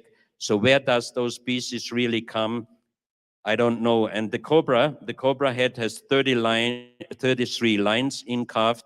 In the Hindu mythology, there are 33 gods and goddess. The 7 circles represent 7 chakras in yoga. I have to finish because I do not want to make Mr. Graham Hancock wait, because I'm myself am waiting for his speech. I thank you very much, and maybe one day I come again to here. All right. Well, I guess that presentation is over now. It is 7:11 a.m. in Calgary, Alberta now. 7:11 a.m. and we have been going for 6 hours, 37 minutes so far in this epic marathon. Thank you, everybody who has donated today and in the past. Bless you all. It is crucially needed, and we raised 110 so far on PayPal today, so we are halfway there. Thank you, everyone that was a part of this and making that happen. I guess I will be back hopefully tonight with a real science episode. And we will be going into some more electroculture and free energy with Mike Faraday Research, Gerald WPG Enlightened for Truth, and Jeremiah joined the technicians, of course. And well, I'm gonna try to get up to 7 hours here, so and beg for some more last donations for the last 15 minutes here while we're live, or maybe why not even we'll Dutch Sense, my man, he's premiering his latest update right now. I was over there watching some of it, so why don't I just share it momentarily so we can kill two birds with one stone and end this stream on, I think, a good note. It is good. Raised some money today, and I'm halfway to covering my costs. Maybe we won't do the Dutch. I don't know. It depends if it loads. But look at this giant guy. That's not pareidolia. That's a giant. And there's one, there's two. Or, you know, megalithic walls, these statues. Oh, look at him wearing this, the eagle head. The Egyptian runes in Australia. That's what these are. Yeah, the hyperglyphs. Another dolmen. These polygonal walls. Polygonal, that's the term. A Buddha somewhere in Asia. More of these. They look melted megalithic walls. Look at these two carved Elephantos. Actually, there's four. Two in the background, two in the front. Crazy. Ancient pictures. These carvings everywhere. These monolithic stones. The dolmens. The astrological calendars. We love Dutch. Yes, actually, we love Dutch. Yay, Dutch. Let's do a little bit of live Dutch premiere. Why not? Let's get a little Dutch forecast. Two birds with one stone. Just waiting for the stupid ads to finish because it's live on YouTube and I didn't share it through Twitter. But here we go. He got his 7.0 once again. Dutch with an accurate forecast. Oh, is it over? Oh no. Is it over? Oh, is it over? What's going on? It's all over. Oh, it's over. Dutchy Potter under the stairs. Expecto Petroleum. Oil comes out of the ground. Go to work for Halliburton. Is it sharing the Dutch? I don't know. I'm going to stop. Too much of a mess. All right. Back to what I was showing for the last 10 minutes. The megaliths. The megaliths. They're everywhere. And so are the carvings on mountain faces, just like what we're going to see at the Medicine Hat Badlands. This one is in Africa, I believe. They're literally everywhere. And, oh, another monolithic carving dude somewhere around the world. They're all over these guys. They sure are. Megaliths, pyramids, giants, dudes, dolmens, glacial erratics, everything in between. Uh-oh, Did it freeze? Oh, and then there's these guys. Oh, are they interdimensional? Maybe. These guys, gonna do a whole podcast episode on them, but Nassim Haramein and Klaus Donna actually did a presentation together in 2012 on these alien Mayan artifacts, and they actually declared them real. The U parts are all over the world. They are legitimate. They tell of a completely different history. Look at that DNA and everything in these Mayan artifacts. Here we got some of those giant quote-unquote sarcophagus from under the Giza plateau there. Just the four corners, and it's insane craftsmanship. We could barely make that today, if at all. Some hieroglyphics, and it's these Azit land, Star Azit land, is what I really want to get into. How many of them are real of these carvings, and that this one right here, 100% Nassim Haramein holds up with Klaus Donna and goes over it in a lecture verifying its authenticity. There's a few of them, and you know, when you're seeing them coming out of underneath places like this, is it alien, or is it a different type of human, or different humanoid species, giants, and so much more? Who knows? It's crazy. Tell the overview of making colloidal gold, monoatomic gold and silver, and colloidal gold and silver. Yes, that is part of my alchemy lessons, right? And between Bert and Ernie here, we can show the monoatomic gold right over, right there, right? That's what you're asking for, how to make this right here. Well, it's too much of a lesson to go into right now as we approach 7 hours into this stream, but I have no problemo showing you where I have gone into it before in detail, and that is can be found in my live section of my channel on BurnEye or Crypto Alchemist. And you go into the live section and scroll down a couple months back, and where, oh no, yeah, healing in the times. Did I pass it? Excuse me. Where back further we must go is with Paul Cook and Campbell. No, it's long after that one. Here we go. This one right here.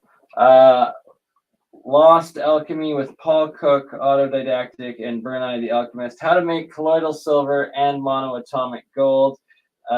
It's a 2-hour how to do episode where I show it all. These stupid ads, but here's the episode: how to make monoatomics and colloidal waters. Kaboom! There it is, and you can see it right here. Like this was Canadian Olympic silver coins I'm using in these, or pure gold bars if you're going to be making monoatomic gold or colloidal gold. You want to use, once again, a pure 100% pure gold or silver. This one is already broken down. So this was a 10-gram bar of gold, pure gold, and it was on the anode side, and that's what erodes down off the anode side of this electrolysis reaction and directly deposits and turns into this pure white fluffy ormus or monoatomic matter at the bottom that is collected and harvested.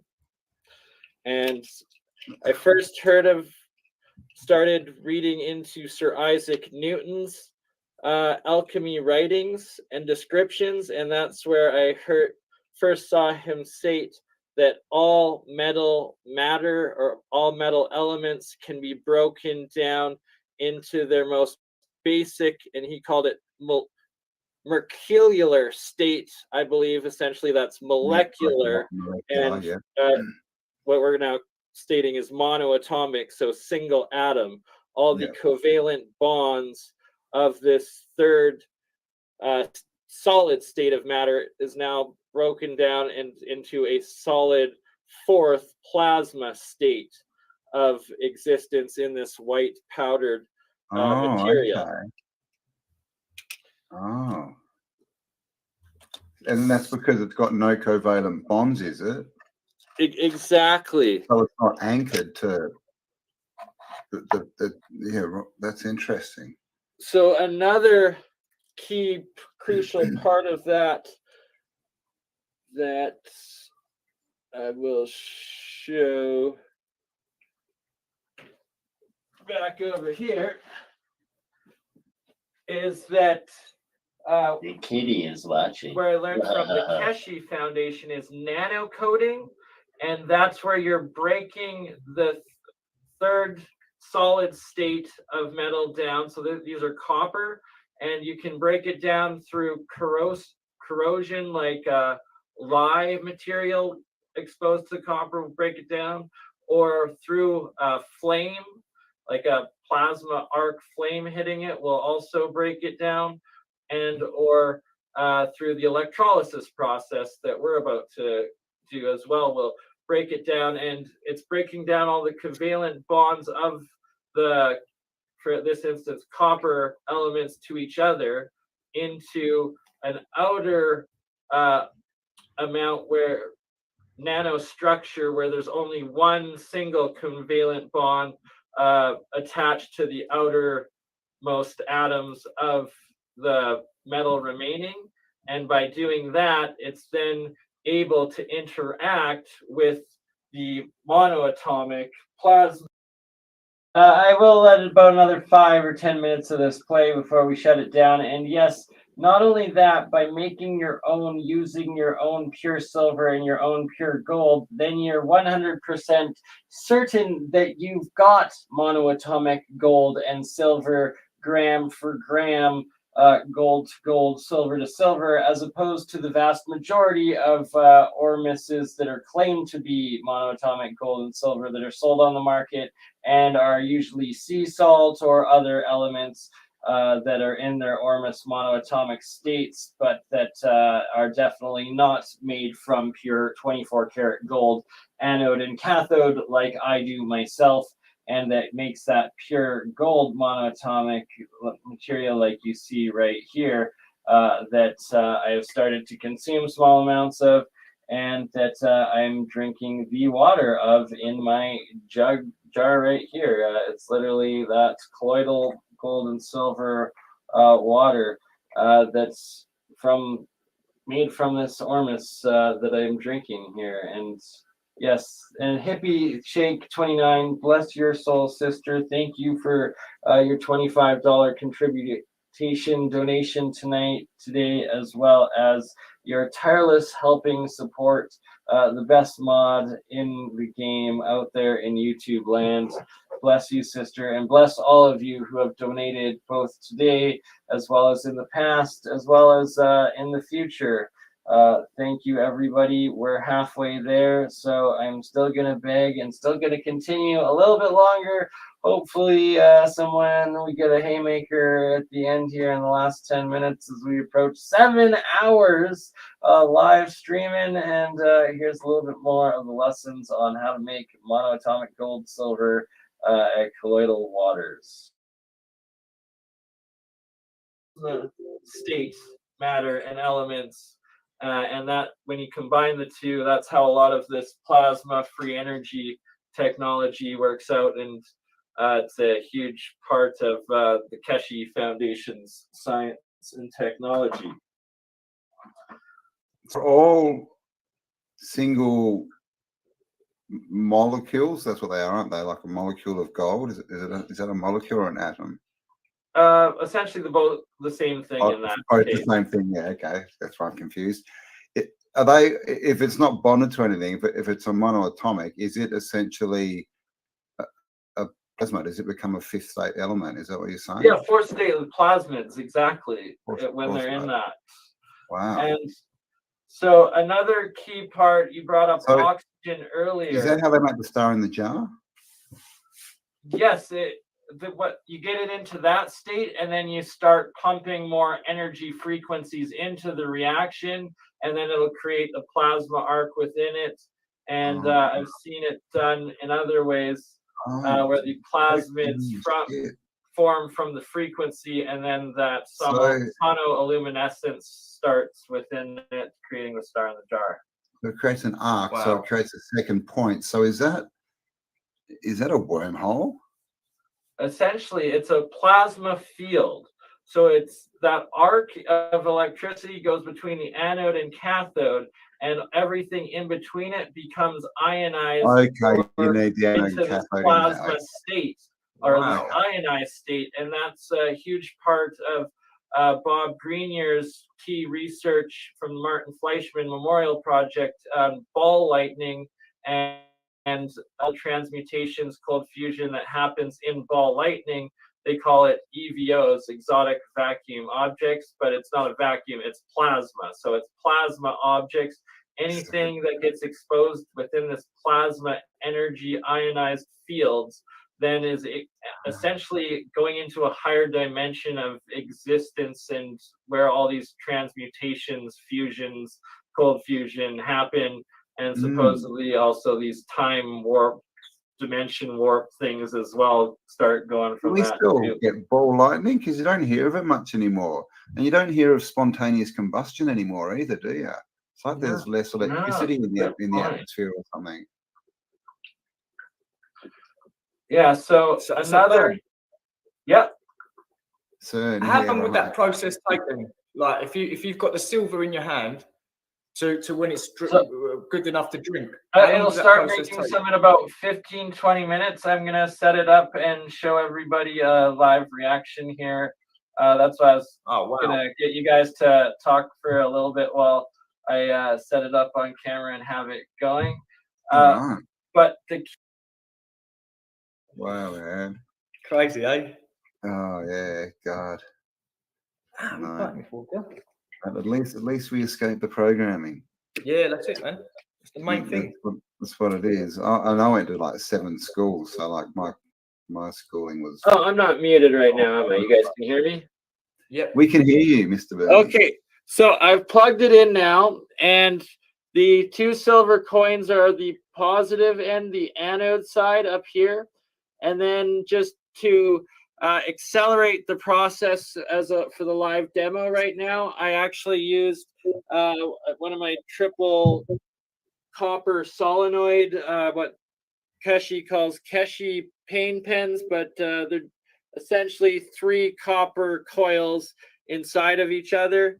And I've got that connected as the cathode side, which then creates a much larger electromagnetic field and accelerates the process. And you can see all the bubbling coming up off of that cathode side. That's the hydrogen being produced through the electrolysis process. And there's both big bubbles of collected hydrogen as well as very tiny small ones that keep flying up nonstop off of it all.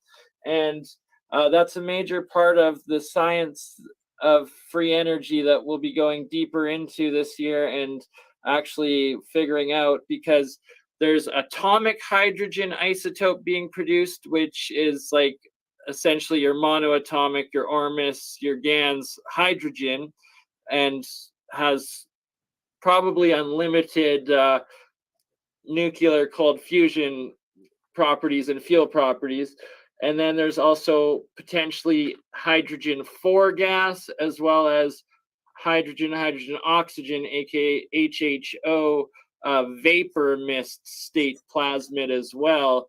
And essentially one of those three or a combination of those three is what is referred to as Brown's gas, or what Stanley Meyer was able to create and harness and use for the water-powered cars, or what's called hydrogen-powered cars, but Brown's gas energy. Which of course are And fake news, but it can literally be made out of salt water as your fuel tank, the liquid you're carrying as a fuel, that then has this reaction happen right before the gas then gets pumped into the chambers of the combustion engine.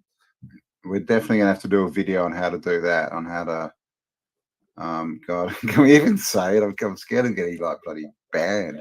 On how to have an alternative source of power for the hydrogen fuel. No, hydrogen fuel is the around. future, and it's a deep dive into hydrogen fuel, which even the European Union and Canada acknowledge is the fuel source of the future. It. And it stops global warming, right? So there you go. Save the planet by watching that's what we're doing. We're saving the planet, global warming. So you can see right up top here, right by the coin floating, is starting to accumulate this white cloud of material.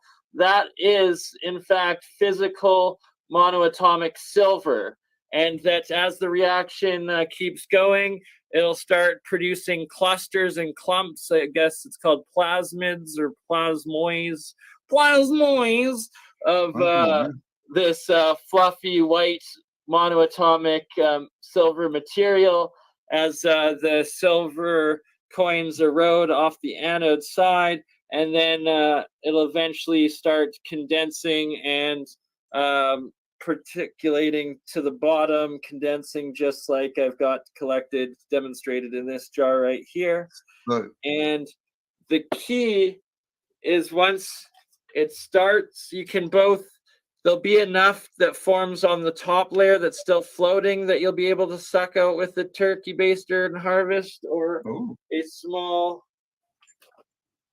syringe sort of thing, and you harvest it both from the top as well as what collects at the bottom.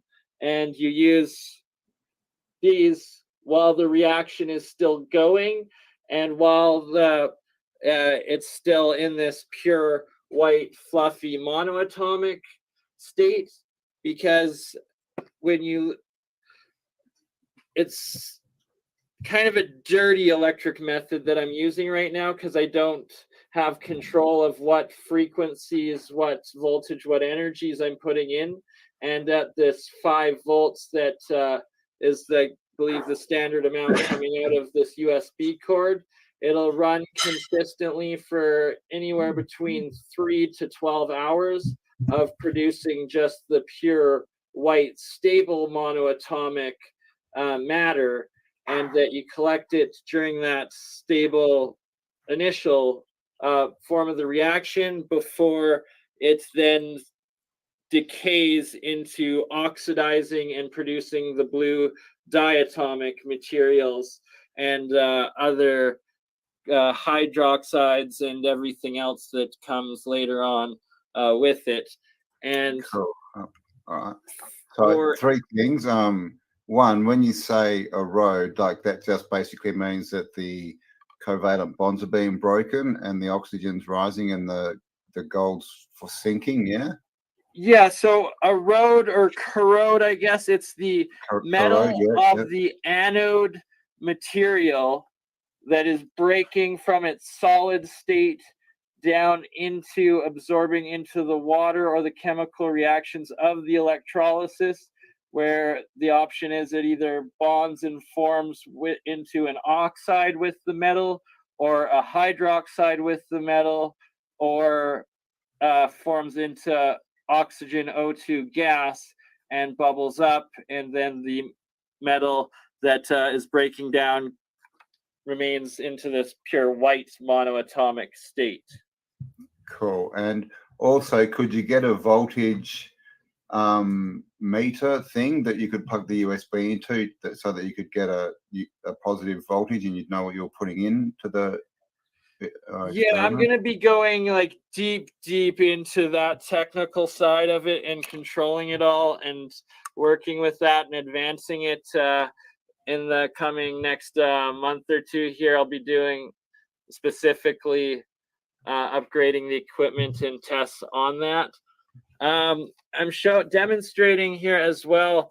So this was the pure monoatomic gold. It was white when I made it, and that is directly what corroded or eroded off of this 10-gram gold anode bar.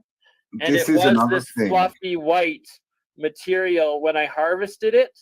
But I also left the full water from that reaction in it instead of flushing it out. So this is a crucial step that I forgot to say. So when you first harvest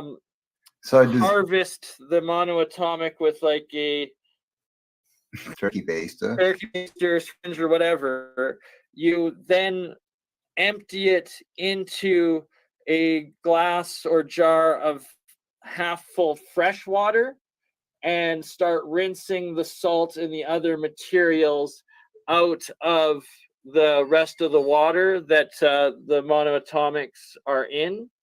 And this is key because there's still pure metal. So for instance, pure gold that's dissolved into the water from that reaction.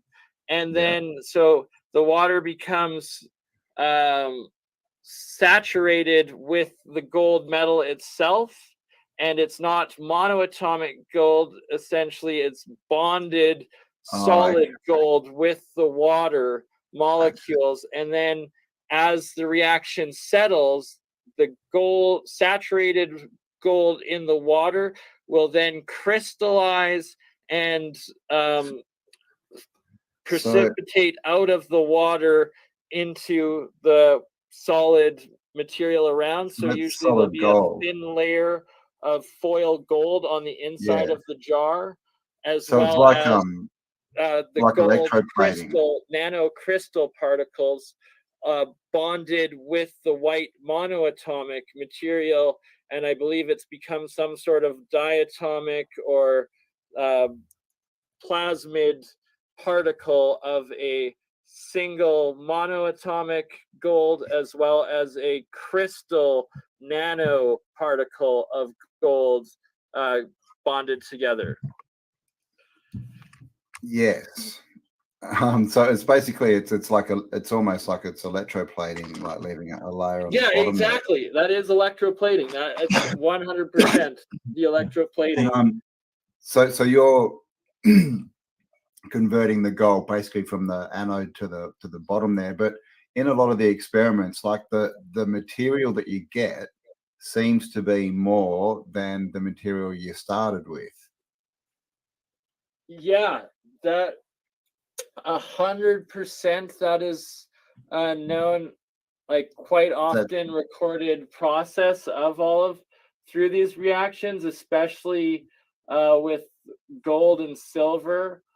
They get it, and the mass, the volume is often exponentially more, like just the amount of powder that comes out of just a small little chunk of dense metal is like exponentially more. But that, like you said, sometimes it doesn't even fully,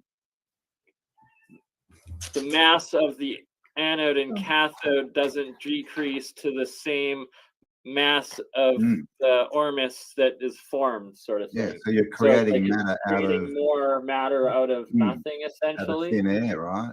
Because when I was talking to Benjamin Balderson the other day, he said that there's people out there, and he said they're actually showing it as the way to make colloidal silver is using 2 silver coins on like the one on the anode and one on the cathode.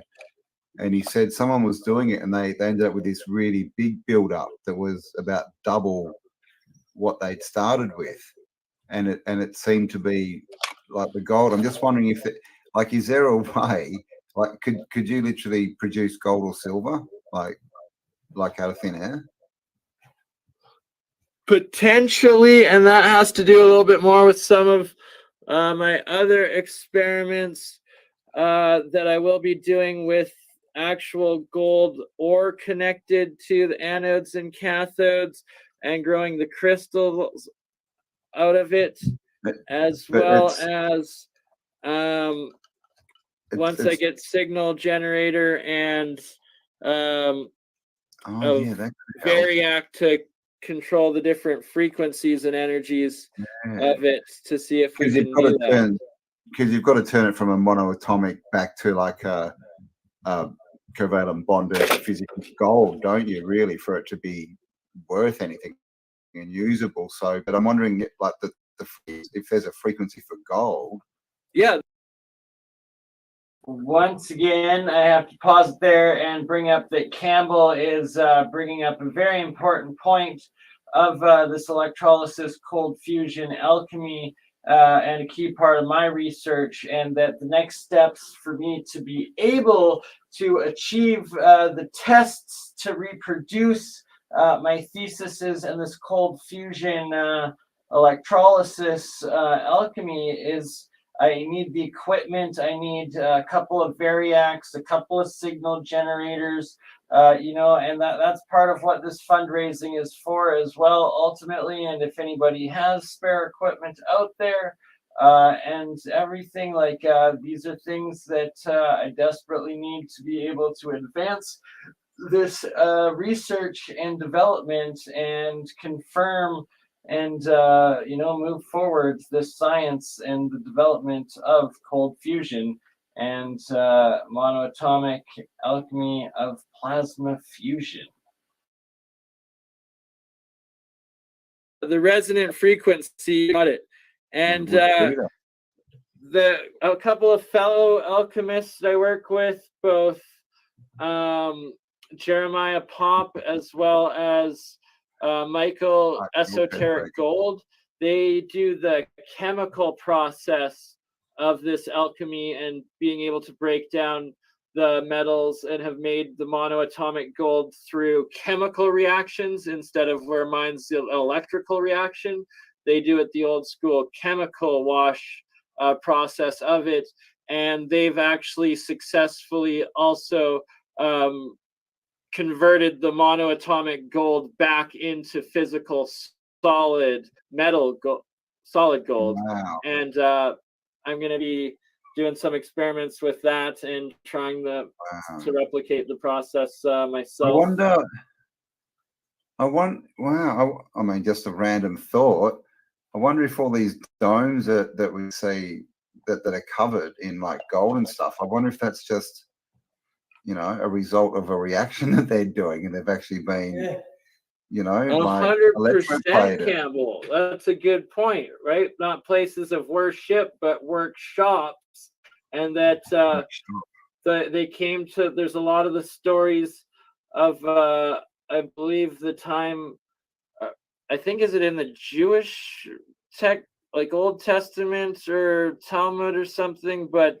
Where Moses, Akhenaten there, when they left Egypt and went in with the Ark of the Covenant, built their Holy of Holy spots, that there was the Machda or the manna, and could have been a process of it, as well as actually before that, all of dynastic Egypt, where their temples, there's lots of records and stories of the white powder that came from there, and that the white powder was this manna energy source of the gods or of creation. They're literally eating it because and then that's represented by the Christian little white cakes, and other religions have like bread and stuff that's white that they sort of. So I wonder if it used to be originally cooked into some kind of bake it into the food, but did they put that into the holy water? Was the holy water the colloidal water that forms from these monoatomics? Yep, exactly right. I mean, because this is the thing. Like, I wonder if is that what the origin of bread is, and because like wheat's, it's not that good for us. And when you look into the history of the plant of wheat, it seems to be a genetically modified plant that was introduced in the 1600s sometime. Right? Like, It's very weird. It truly is. And the more I was so skeptical of all of this stuff and like the ancient legends that when I first got into all of this and studying all of this, but the more I read of actual alchemists, like science books and like experiments, processes and everything, the more I'm convinced they constantly spoke in a knowledge of fact that there was this palpable, aka edible gold that was in white powder, and it was the palpable gold of the ancients before them and their high technology, and that some of them, they would always talk about how they weren't allowed to talk about the process of making it, but then some of them like would anonymously publish different ways of making palpable gold and this white powder. And then there was many published warnings on processes not to do that seemed like it created this white powdered metal, but in fact it was like a poisonous type of the white metal. And when I read it now, it's like explaining that it's like the calcified state of the metal. So it's a different chemical compound. It's not a monoatomic, it's a diatomic particle, most likely a calcium compound, as opposed to just a pure metal element.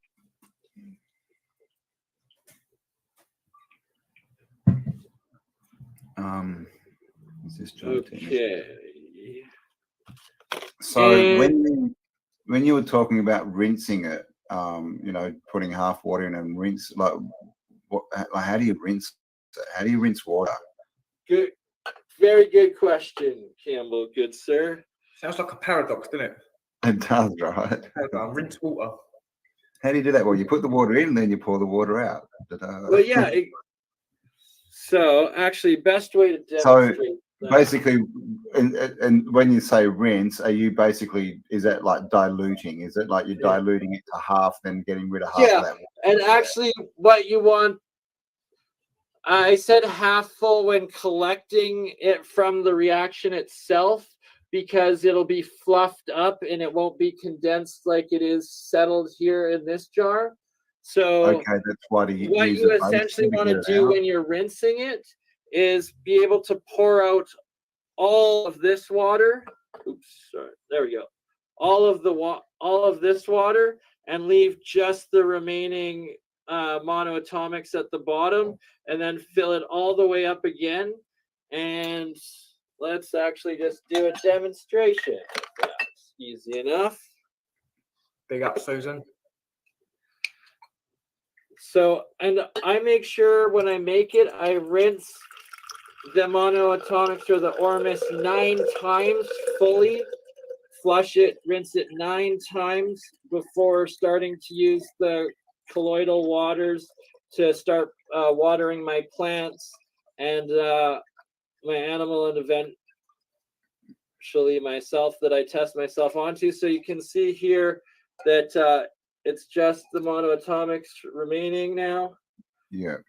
And you have the pure water right here. So this pure water is what is now referred to colloidal water. So when you rinse it, do you keep both parts? Because you'd essentially be making double the amount, right? Sorry, say that again? When you rinse the clean water, you're adding like the same amount of water again, and then mixing it and then splitting it. So do you keep both parts? Or are you literally doubling every time you do it? You're doubling your amount of what you've got. 1 second. So if you wanted, if sorry, you know you have clean water, tap water, I just use my clean Canadian tap water. Preferably you want spring water and or distilled water if you want to do it from a scientific method or purest method.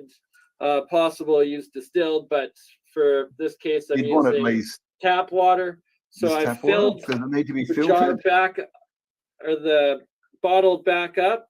So now the monoatomics, the Ormus, is Oh, you're filling that mixed bottle up back up. Okay, I've got you. through it I was all. thinking And you it fill will up the other eventually one. settle back down to the bottom again.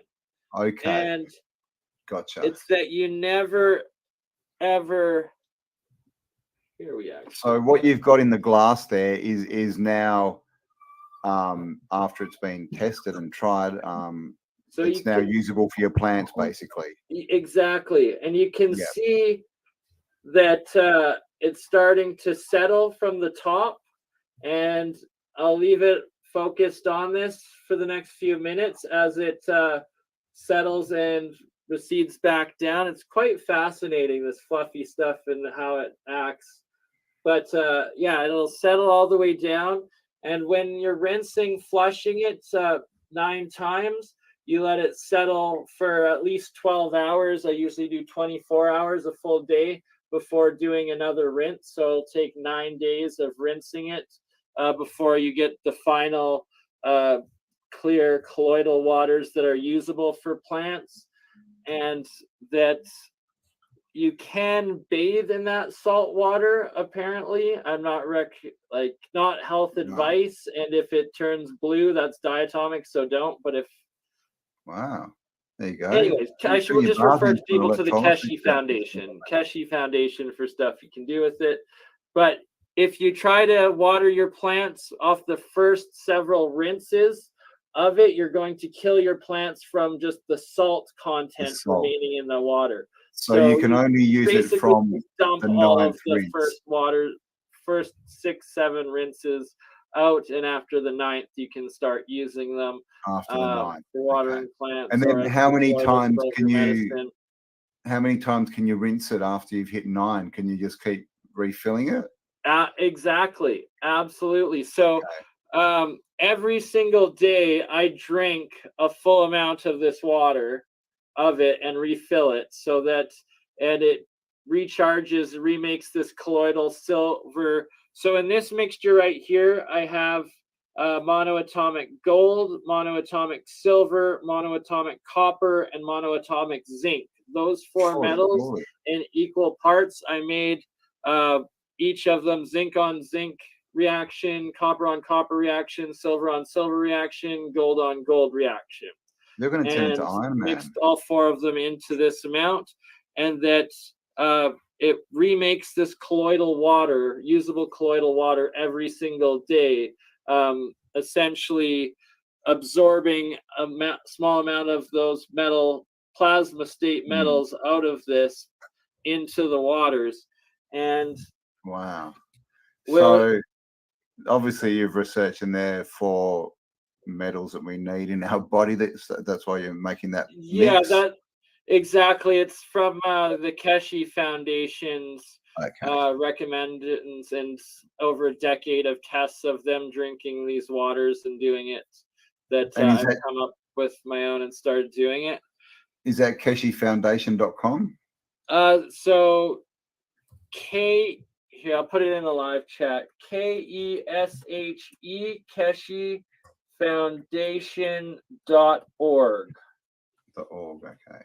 But they also have KFSSI.org as well. Keshi Foundation Spaceship Institute.org is their second site. And what's hilarious, I'm not actually part of their inner work groups, but from what they've disclosed to the public, their spaceship space pods are actually these field machines that you go into, and then it projects your consciousness around the universe or something. Wow. Is that old world tech? Is that what those weird photos are when you see faces in the psychic machines? Did you finally name your cat Paul, and now it's called Girl and instead of Cat? Now what was it called?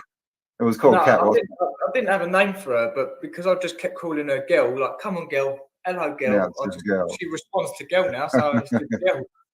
So There you go. girl. She's over there, look.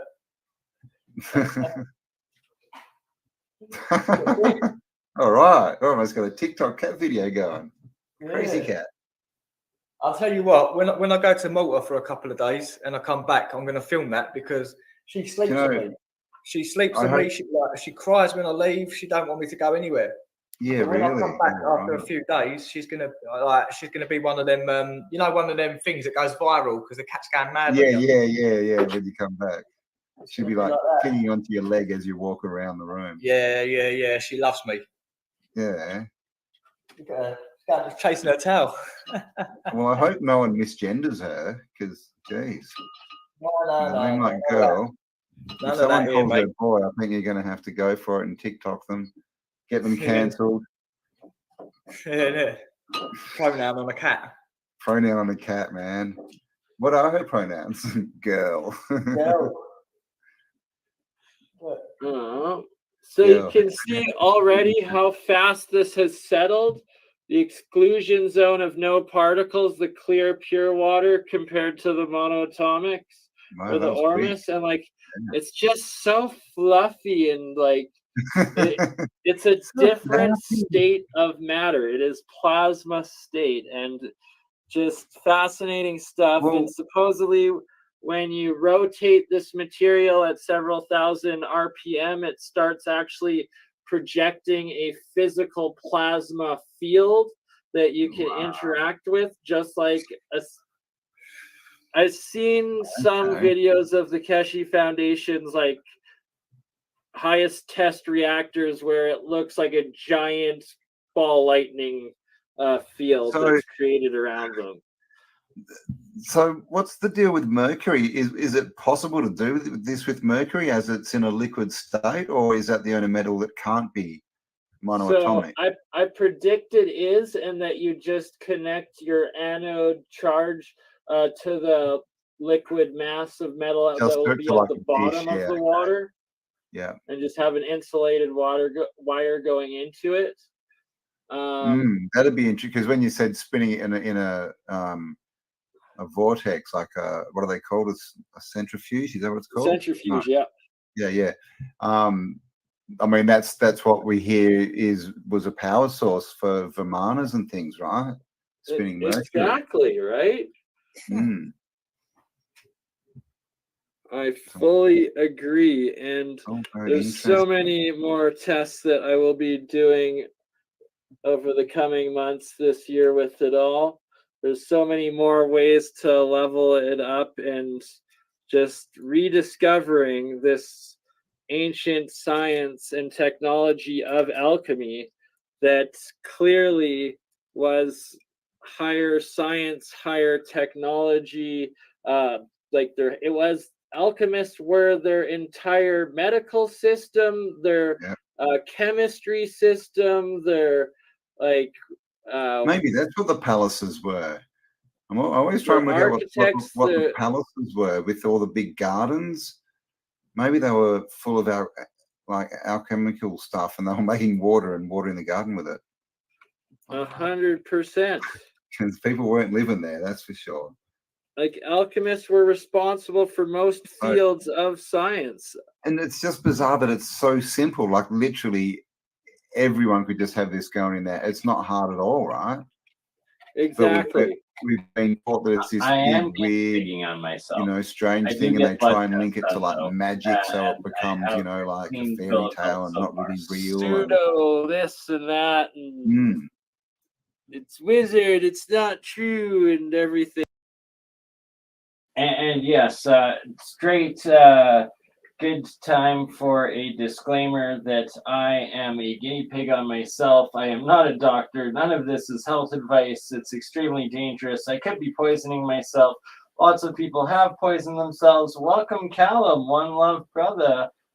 Good day, my Australian brother, and shout out to all the Australians like Campbell in Lisbon right now, about underway to start their live in-hall presentations and function, which is epic awesome. And I look forward to seeing Campbell's and Sam Osmanovich's pyramids interview and the opportunity to talk to Sam with Campbell coming up. This is 7 hours, 27 minutes, and 29 seconds into this epic fundraising live stream extravaganza of megaliths, pyramids, alchemy, weekend at BurnEye's. You know what to expect when you come here. Your mind is going to be blown. We're going interdimensional. We're going to the past. We're going to the future. It's all right here, right now. All 38 beautiful souls of you here. And thank you, everyone who has donated so far and halfway to that fundraising goal. Bless you all. I sadly apparently can't get Cash App in Canada. It's blocked. It's not on the app stores. That's why it sends me to scam sites every time I try to find it. So currently only PayPal I'm able to directly connect to a bank account and then pay my landlord for the overdue storage fees that I am currently raising money for, and then everything on YouTube going forward for next month, the May meetup in the Medicine Hat Badlands Guardians. Yes, we're going here. We're going to explore. We're going to find these guys. I'm going to take my drone up. I'm going to have my new cell phone up with the 100x optical zoom. We're going to find these geoglyphs, the earthworks, and we're going to drive right up to this oil well and lift off that DJI Mini 2 and check it out. And we should be getting footage like this on the left side right there. That's what it'll probably look like from the drone. We're going to find all 5 of these geoglyph sites, and you better gonna believe it's gonna be an epic time in this valley right here. And that is what it's all about. That's what your donations on YouTube are going towards. It's gonna be one groundbreaking, pardon that pun, no, maybe not, maybe we are. Private land, hopefully, if it's on an oil well, maybe, who knows, we'll see what we can do, see if we can camp out there. But we're going to be in Medicine Hat for 3 days. We're going to rent out some motel in Medicine Hat, and then we're going to do the day trips out here, and possibly other people coming to the meetup might camp out there the whole time. We'll see how it goes. Like, it's an entire valley, so made different pieces of land, some public, some private, some crown land probably. It is the Badlands, and it's the Medicine Hat Badland Guardians that we are going to explore, and that your YouTube donations are going towards. And anything on PayPal is helping me cover my costs, so I don't have to go work hard labor for the next week. I got 2 weeks left before the end of the month now, and I've got shows to do, but I've also got expenses to cover. And on the 21st, 1 week from today, is my next interview with Leak Project, Rex Bear, my brother of another bear mother down in Colorado, another brother in the Rockies, nonetheless, too, and the Megaliths throughout Montana and Alberta and Colorado. They're everywhere. The dolmens, the geoglyphs, and what we're going to be finding. So on that note, 7.5 hours in, I think I'm probably going to wind this up if we don't get any more donations soon. Rex will be going through with, of course, the Grand Canyon pyramid complexes, their alignments to the Orion constellations in these topographical maps. The Isis pyramid temple, pyramid complex, underground cities in the Grand Canyon. And then, of course, my wire wraps, right? My actual electrolysis, Keshi compounds, my outside electrolysis experiments, saltwater batteries here, hydrogen reactors, and, the cold fusion star in a jar, Jeremiah Pop's replication of this experiment. I need the variacs to be able to replicate this, as well as signal generators to start transmuting the metals on the electrodes on the anode cathode sides when I get them in that pink metal state. Also, we're going to be building the crystal battery cells of the Hutchinsons and going into the metals of battery making, some more of that free energy battery cells. All of you better be doing it with me as we make our own free green energy and develop this technology, the hydrogen production, hydrogen fuel powering itself. Look at this thing, all that hydrogen coming off of that anode there. And the monoatomics, the electroculture, the agriculture, the experiments we're doing with that this year, all the different real science, including the Science of Sound series, the Year of the Coil series, the autodidactic Alchemist series that you're watching right now, and still many more. Literally, I am consumed with streams. I have a different weekly stream every day of the week, plus filling in another 30 different streams and guests and shows that we have to do. So it is your funding that makes these happen. Your donations, your generosity makes this happen. Oops, I was trying to show the paper, but I didn't even realize I had it covered. Yes, there we go. The names of all the guests up and coming. There's so many different episodes. It's ridiculous. Yeah, it never ends. So anybody that is in the position, the ability to donate, it is appreciated. Thank you, everybody who has contributed.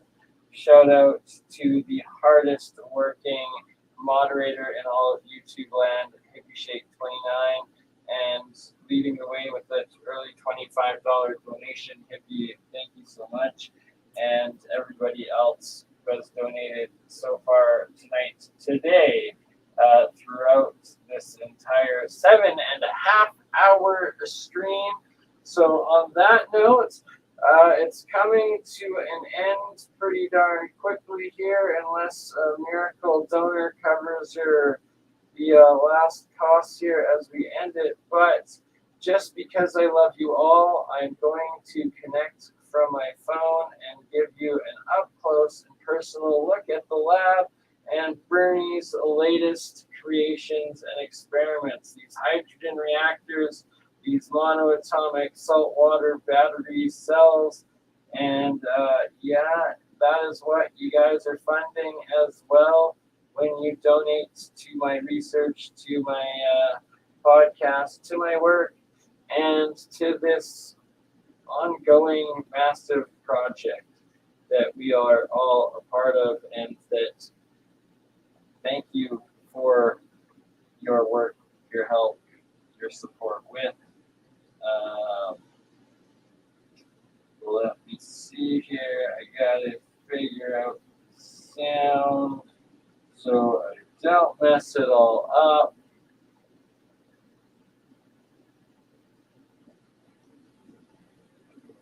And I guess, do I leave it like that? If the sound is still good.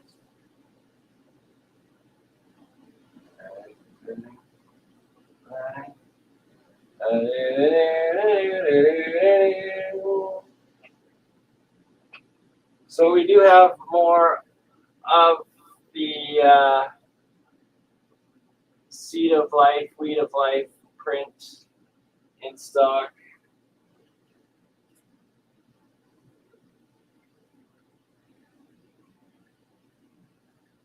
And bless all of you. I hope everybody has the most blessed weekend and Friday together. So here we have zinc and aluminum monoatomics with the hydrogen being reactor going off.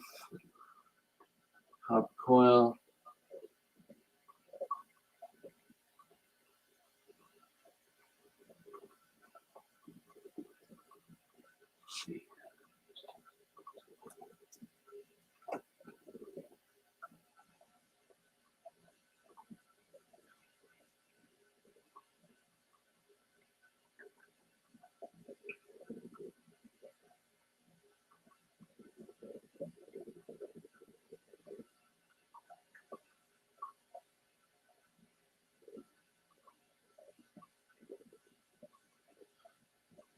What's fascinating is the red blue.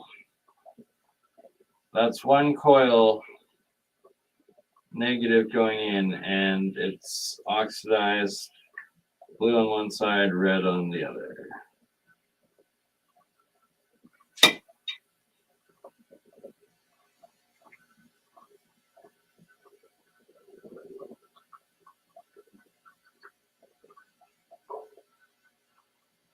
Some say a homunculus, but I don't jack into my jars, so that's not going to happen.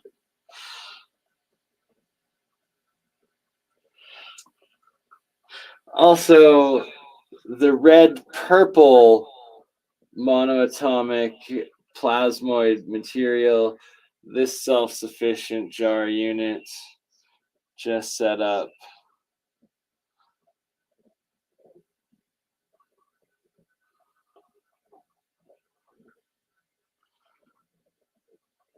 Silver, but it's oxidized with the blue copper. Right? That's where the homunculus have come from.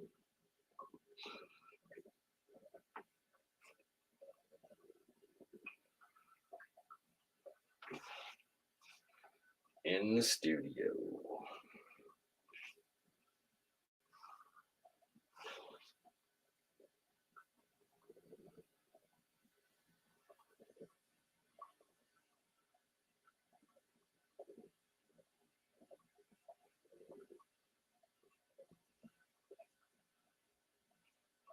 Some more of these saltwater jars with the different anode, cathode, electrode creations.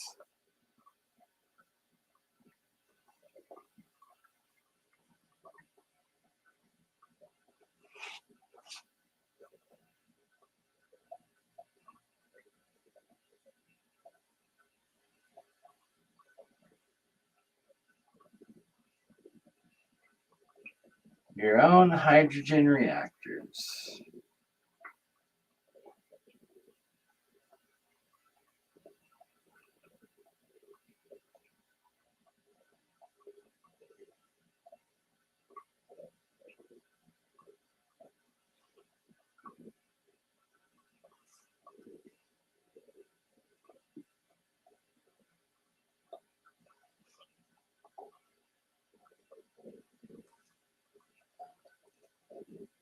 Even my zombies have 3 eyes.